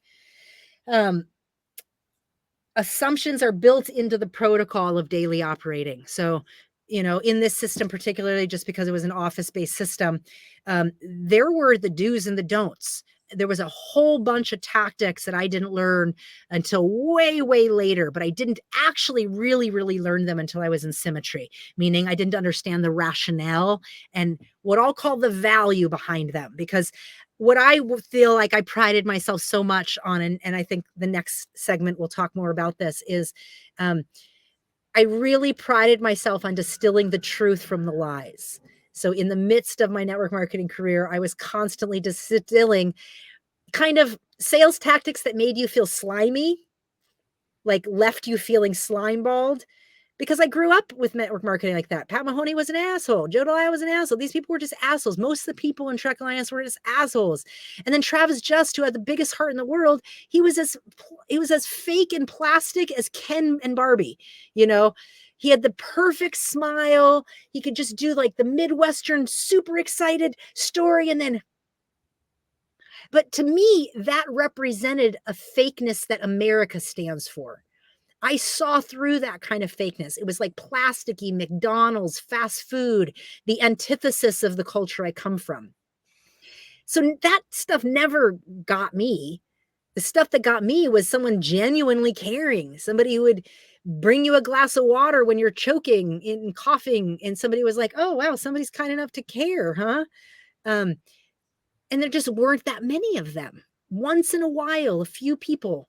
And I really thought, again, my own indoctrinated brain, that Rich Clay and Tiffany Vaughn were those people. Little did I know they were the masters of this type of manipulation, because they were that good, right? They were that good at transferring these techniques in genuine, authentic level of ways.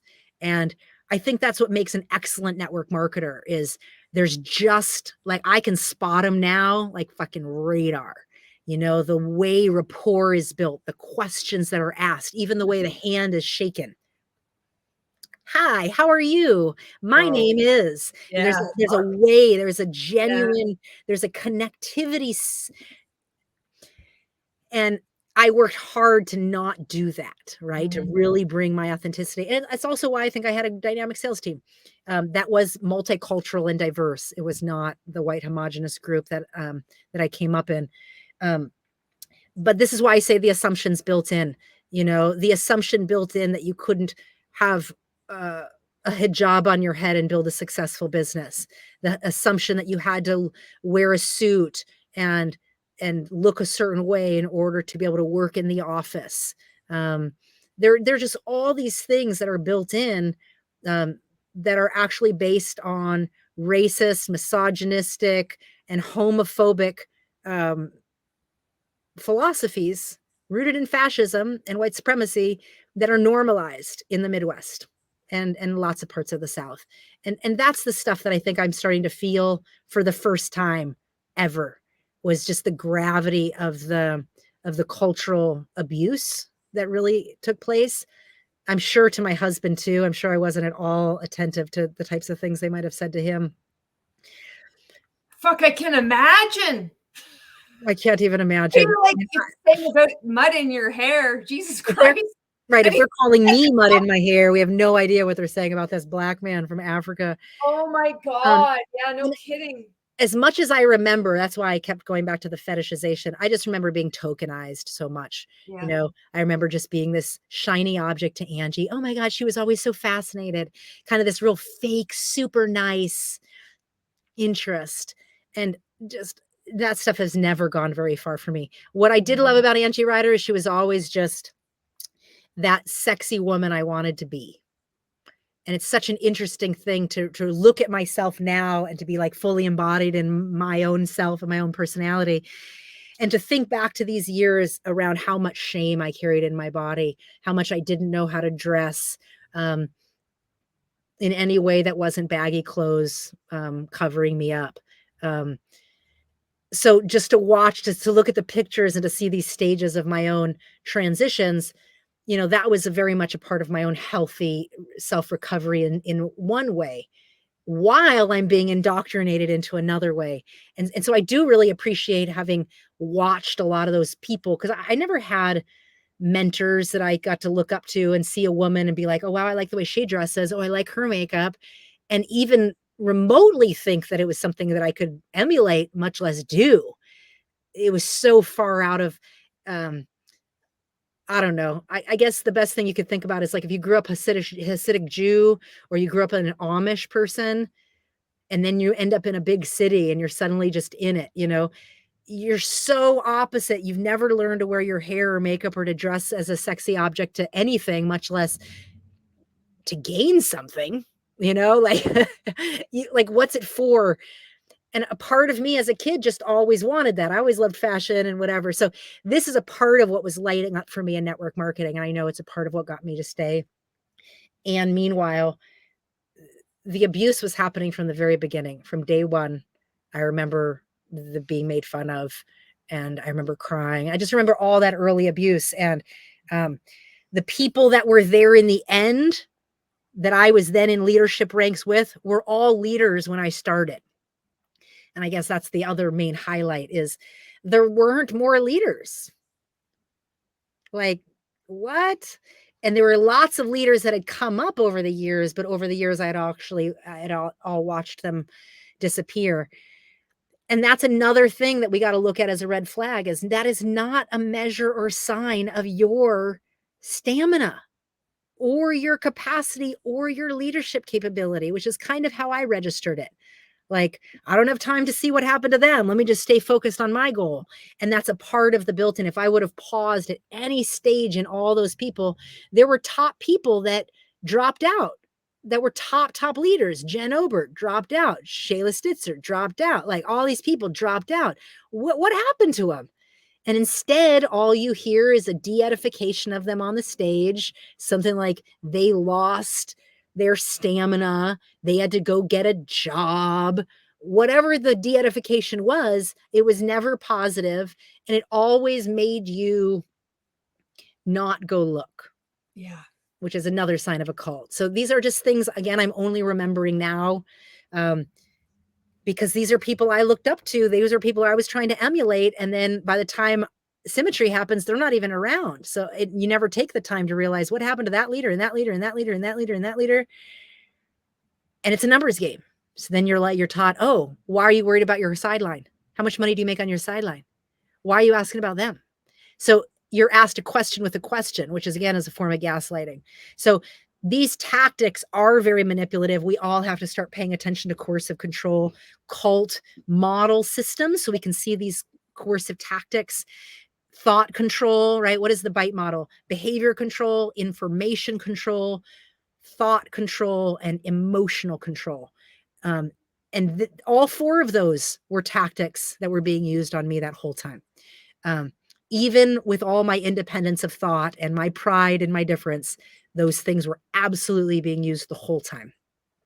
You watch somebody join a religious cult, but they're doing really wonderful life changes. And so they might not believe what you believe. And so you just kind of let them be. We have to be able to see things for what they are. And there can be really good positive changes. And there can also be a lot of manipulation happening. And we have to be able to see that so that we can help people we love before they invest 12 years of their life and their marriage and 50,000 plus and all the things. I mean, there are so many people that had to declare bankruptcy from this system that I'm just talking about with Joe, that are still silent, that haven't talked. And I know my story talking is going to draw some of them out, is my point. And there's far more that haven't talked than have. This is where it gets sticky. You don't know what happened to you. You don't know the gravity of psychological abuse. I wouldn't have called what I went through psychological abuse 10 years ago. I would have said it was definitely cult-like, but that was obvious.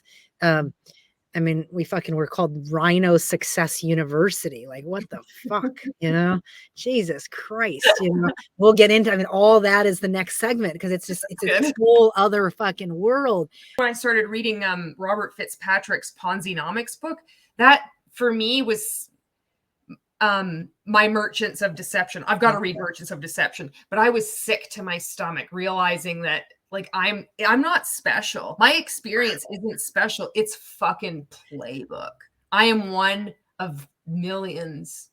Just nothing. It was so gross. I had to keep putting it down. I'm like, I can't even fucking handle it. Like, even still, as time goes by, I mean, I'm only a year and a half out, but I'm still surprised at how I'm gaining a better understanding without having this feeling of this needing it to have meaning.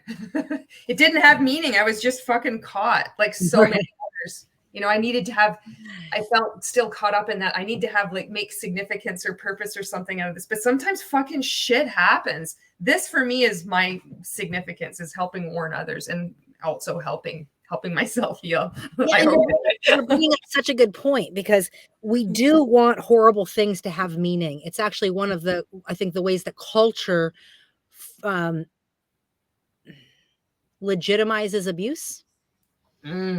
As a culture, if you just think about it like a society or a culture, is will normalize that kind of stuff by if you just get meaning from it, right? Yeah. So it's like, oh well, everything happens for a reason, right? Yeah, at least you know what to avoid. There's always like hard things, you know, it's like, no, it doesn't have to be. No, exactly. Yeah. You can just say no. It's called abuse. Yeah. And no, I didn't need to endure abuse to learn that lesson. Yeah. So it's the way that as culture we normalize abusive behavior. And it's not okay. And it's what we have to go through. Like you and I, moment by moment, it's a level of reclaiming that says, no, it was not a good experience. That was not actually business skills I was learning. No, that was absolutely not, because that's the way I've justified my identity as an entrepreneur. If I admit to what it is, then the lie of the illusion of my identity falls away too. So it goes back to you need to have it have meaning. Otherwise, the whole illusion falls away, including you. So it's why we right? And the duplicitous thing, I think what we learn most in cult recovery is you did that. Yeah. Whatever the fuck you did that. It doesn't matter if you were in that system. The system didn't do that. I kept giving the power to the system because that was a part of the training, you know? Well, at least I got business skills. No, I didn't. I didn't actually. I got partial business skills. I learned how to become a great marketer and salesperson. But I didn't actually become an entrepreneur. I was handicapped. So it's hard to see it for what it is. And that's what healing is. We see what we're ready for, and then we're going to we're going to propel, and then new layers get access. And you're like, fuck. Until more of you is disintegrated, right? And something else gets to emerge, because you were always more, you or me or anyone, right? I could have ended up in the Peace Corps and had similar manipulative experiences, right? It just, because you're going to go through what you're going to go through. But either way, manipulation's a manipulation, abuse is abuse. And that's what we have to get better at naming. And why multi-level is so hard is because it's gone on for so long, legitimizing itself under an illegitimate law. Like going back to self-flatulation, everybody's just jerking each other off. And that's what horrible edification sounds like. A bunch of people jerking each other off. And if you ever walk into a room full of bad network marketers that think they're excellent, that's what it sounds like. A bunch of people jerking each other off. Like, you wonder what the fuck, everybody's each other's fan. Have you seen any, like, because I don't know, because it was in a different time, but like for me, just looking back at different trainings, I see something different now. I literally didn't see it when I was in it. I thought I was seeing like really good, amazing stuff. And I'm looking at the same videos now when I look back and I'm like, what in the fuck? Like it's laughable. Like it's ridiculous how bad it is. I didn't see it. Like I was seeing a whole other reality. It's so weird. It is. And this is, I think, why, again, the cult recovery work, I've only started doing real deprogramming in 2020, because that's when all this stuff happened in my childhood culture. So that's when I started getting cult language, cult books, cult recovery specialists, cult recovery language experts. And this is what helped me see network marketing property. I was looking at that stuff because of my cult upbringing. And that's what brought me full circle to realizing, oh, this is called a commercial cult. but I still didn't feel my company fit fully into that, Right. And so we always have our uniqueness. It's a part of every cult, actually. It's part of the formula is you feel special, you feel unique, your unique story, and every company operates with their special uniqueness. And so once you can see these things for the playbook that they are, you aren't as unique. And so you can let parts of you die, because it's literally what's happening as you heal over the course of the next couple of years. Aspects of you that have had to be the forefront get to fall away, because it doesn't matter. That isn't the part that you have to keep creating a facade for. And each of our process is so different in that, but it is a level of self-examination that lets us say, how did I let myself, what was I seeing? What was I getting? What did I want? I've had I'm going to be interviewing another rank maker. So she left last year, and she kind of was, starting to wake up. She's going to be I actually did an interview, and it kind of her she was in and out of service, so we're going to redo it, but she's going to be like the next rank maker to speak out. And it's like, it's just so fucking weird, because we were in this fucking group together, and I'm speaking with another woman too, and she's like, I just can't believe I didn't fucking see it. She's like, I thought, like, he had produced this reality show, and we're watching it now, and we're just talking to each other, and I'm like, I'm like, how did we not see this abuse? And it's just fucking baffling, because it's like on television. It's not like we're in a actual physical community. Like, I'm still living my life. We're like, we haven't even met. We might have met in Florida at like Rank Makers Live, but this is all done fucking virtually. And even still, that's right, we still can't. Like, it's just, that's so nuts to me. And it speaks the same as what you're saying. Like, these concepts, the way these cults go, it's the same. In MLM, it's the same. It's wild, It's what blew my mind about interviewing you and Jennifer was, it felt like what had happened to me, but the super predator version, because when something goes online, it's that version, but hyper speed. Right. And so to hear that a decade later, this is what's happening, in the industry, but in an online version. Before, we were in the group that never transitioned online. Like, I barely remember using email, joining network marketing was the first time I got a cell phone, and it was because I was getting so busy. My husband and my dad couldn't reach me. And they bought me a cell phone for Christmas, that first 1999, because I was always around places. So it's so wild to hear how it's become and what you guys have faced. And that's all the more reason why we got to go back in history and read this stuff, because the tactics are the same. The manipulative moves are the same. The strategies are the same. There's nothing new. And this merchants of deception, Ponzi-nomics, we have to get people's real stories that were in the trenches and what happened to them. That's why merchants of deception is so helpful, because it's real people talking about their real downline and their real transition into dedicating their life to a company through the 70s and 80s and into the 90s, I guess. And same thing with me. If I never tell my story, nobody ever hears it. And we can all do that. I know so many people that have moved on and had not told their story and are living with that trauma in their body and can't acknowledge that those years were abusive. Yeah. And I hope that hearing my story, they get to pause and say, fuck, I was manipulated. And if you were in my sales team and I participated in manipulating you, I'm so sorry. And I'm going to tell more of that story this next round, because I have a lot to say to you personally, whether you're in my own sales team or not. It doesn't matter how genuine I was. It doesn't matter how well-intended I was. I was regurgitating manipulative information, even though I did it genuinely. And so I wanted to really set this foundation as a way to let people heal my heart, hear what I went through to stay, right? And I should have left. I should have left from so long ago, and my life would look entirely different. But I didn't. I stayed, and I became something entirely different.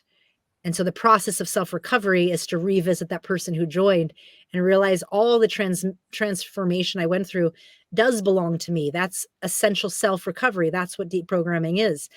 We're always there, the essence of us, but we take on cult roles and cult personas as a way to survive.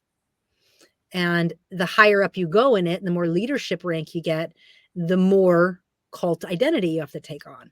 And so this process of letting that identity die isn't easy, because so much of our own personal becoming is enmeshed.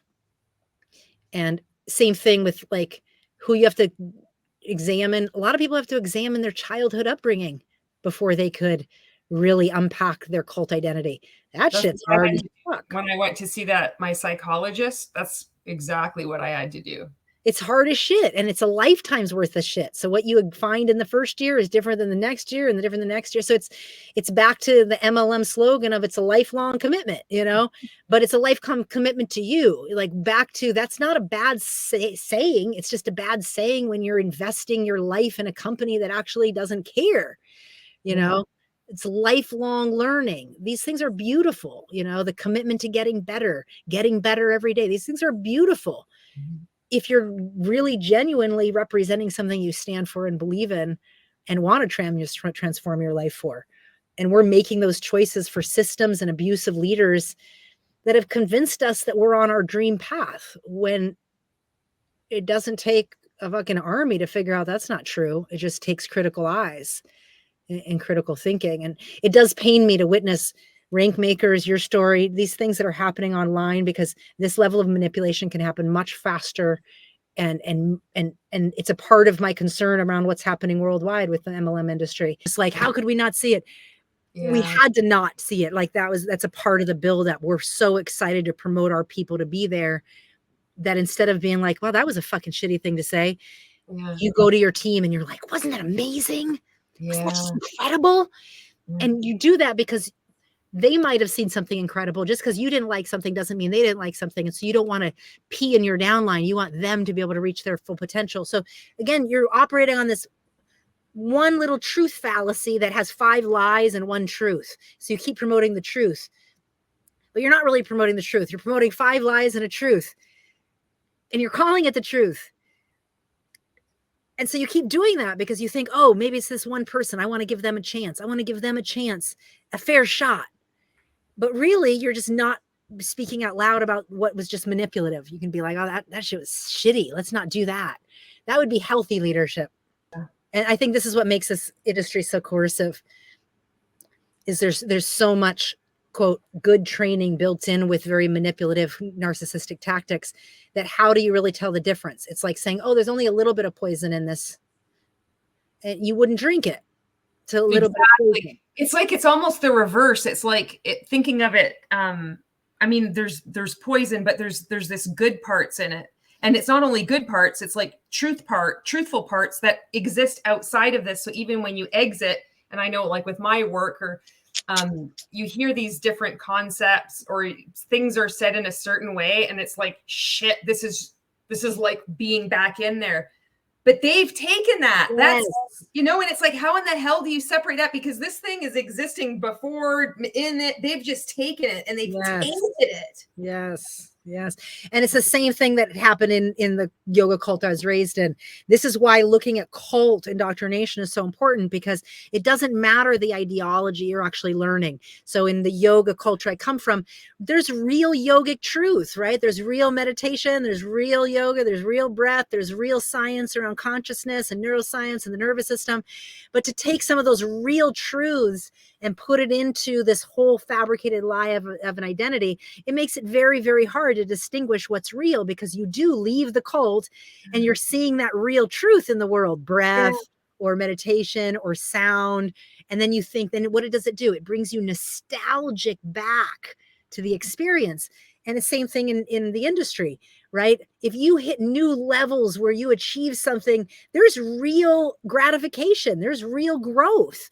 And these are real principles that are wrapped around very manipulative tactics.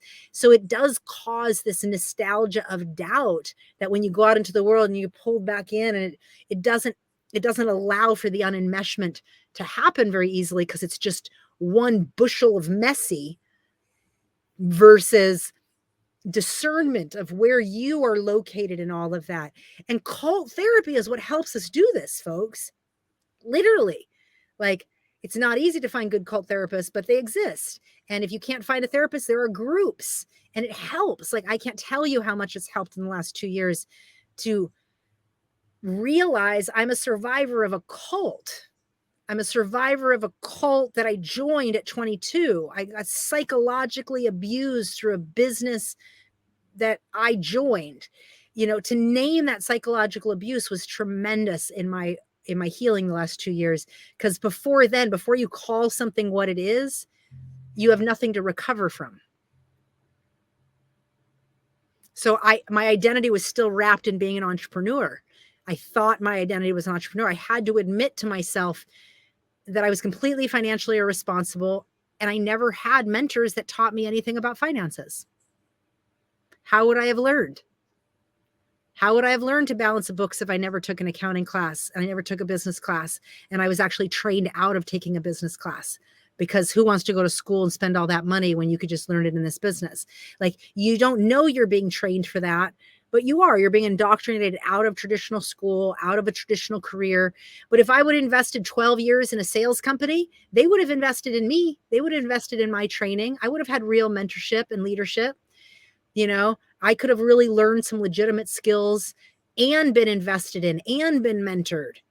So my skills are still my skills. They were mine since I was in second grade. You know, network marketing didn't make me a good salesperson. I came in with discernment, you know, but they did give me a system that I got to learn a lot of other things. And the system was riddled with all sorts of other abuses. I now see I could have gone to school. I could have worked in a company and grown through it, but I had to admit that that was a lie. I was not an entrepreneur. And I couldn't do that till 2 years ago because my whole sense of self was wrapped around the idea that I built a business for 12 years. What else was I doing for 12 years if I wasn't building a business? You know, a core part of me can't admit that I wasn't actually building a business. That's too much. You have to take it in whatever stages. And again, cult recovery is real. So you can think you were only in for a year and it didn't affect you much. No. 6 months, 6 days, 6 years, 60 years, born in, joined, it doesn't matter what the ideology, how great your upline, how great the company, how great the products, there's all the variables. What we have to start seeing is the systemic nature of this. And I can't encourage enough support. Get a therapist that knows something about cults and get into a group, support group from cults where there's cult support, because you'd be amazed at what other people go through that you're like, shit, me too. And just like in network marketing, what got us to buy into network marketing helps us buy ourselves out. It's the camaraderie, it's the connection, it's these stories, you know. And one book I'll throw out there, and it's not specific to MLM, but it is specific to cults, and it really is specific to what's actually happening in our brain when we're being taken over. And when we go back and we start looking at the trainings that you were involved in, you're like, how could I not see? It's so important for us to really understand what's happened in the brain, because it's not what happened to us personally. It's an actual neurobiological thing that's taking place. And it's really important that we get that, right? And it's why we all need help and support here, because time doesn't heal and deprogram you. I promise you. 12 years later, time does not do it. Okay. It's getting your veil pierced, right? It's having your bubble popped and getting the support you need through those next transitions of having false identity fade away. And so there's many books, as I said, different things have helped me all the time at different stages. But the one specific for cults that I think would really help a lot of people is called Love, Terror, and Brainwashing. And it's called Systems of Totalitarian Control, something like that. Love, Terror, and Brainwashing. And it's by Alexandra Stein. And she basically links attachment theory to cult theory. And so cultic studies and attachment theory studies about what's actually happening, that why healthy attached people that come from really good families can absolutely get pulled into a coercive cult, and why. And the more you can understand what happens to your brain when you're there, the more self-compassion we can have to fully allow ourselves out. Even if we're physically out, mentally and emotionally, we're not necessarily out for a long, long time. And that's just because that's the nature of survival. Survival patterns don't disappear. They stay to help us survive.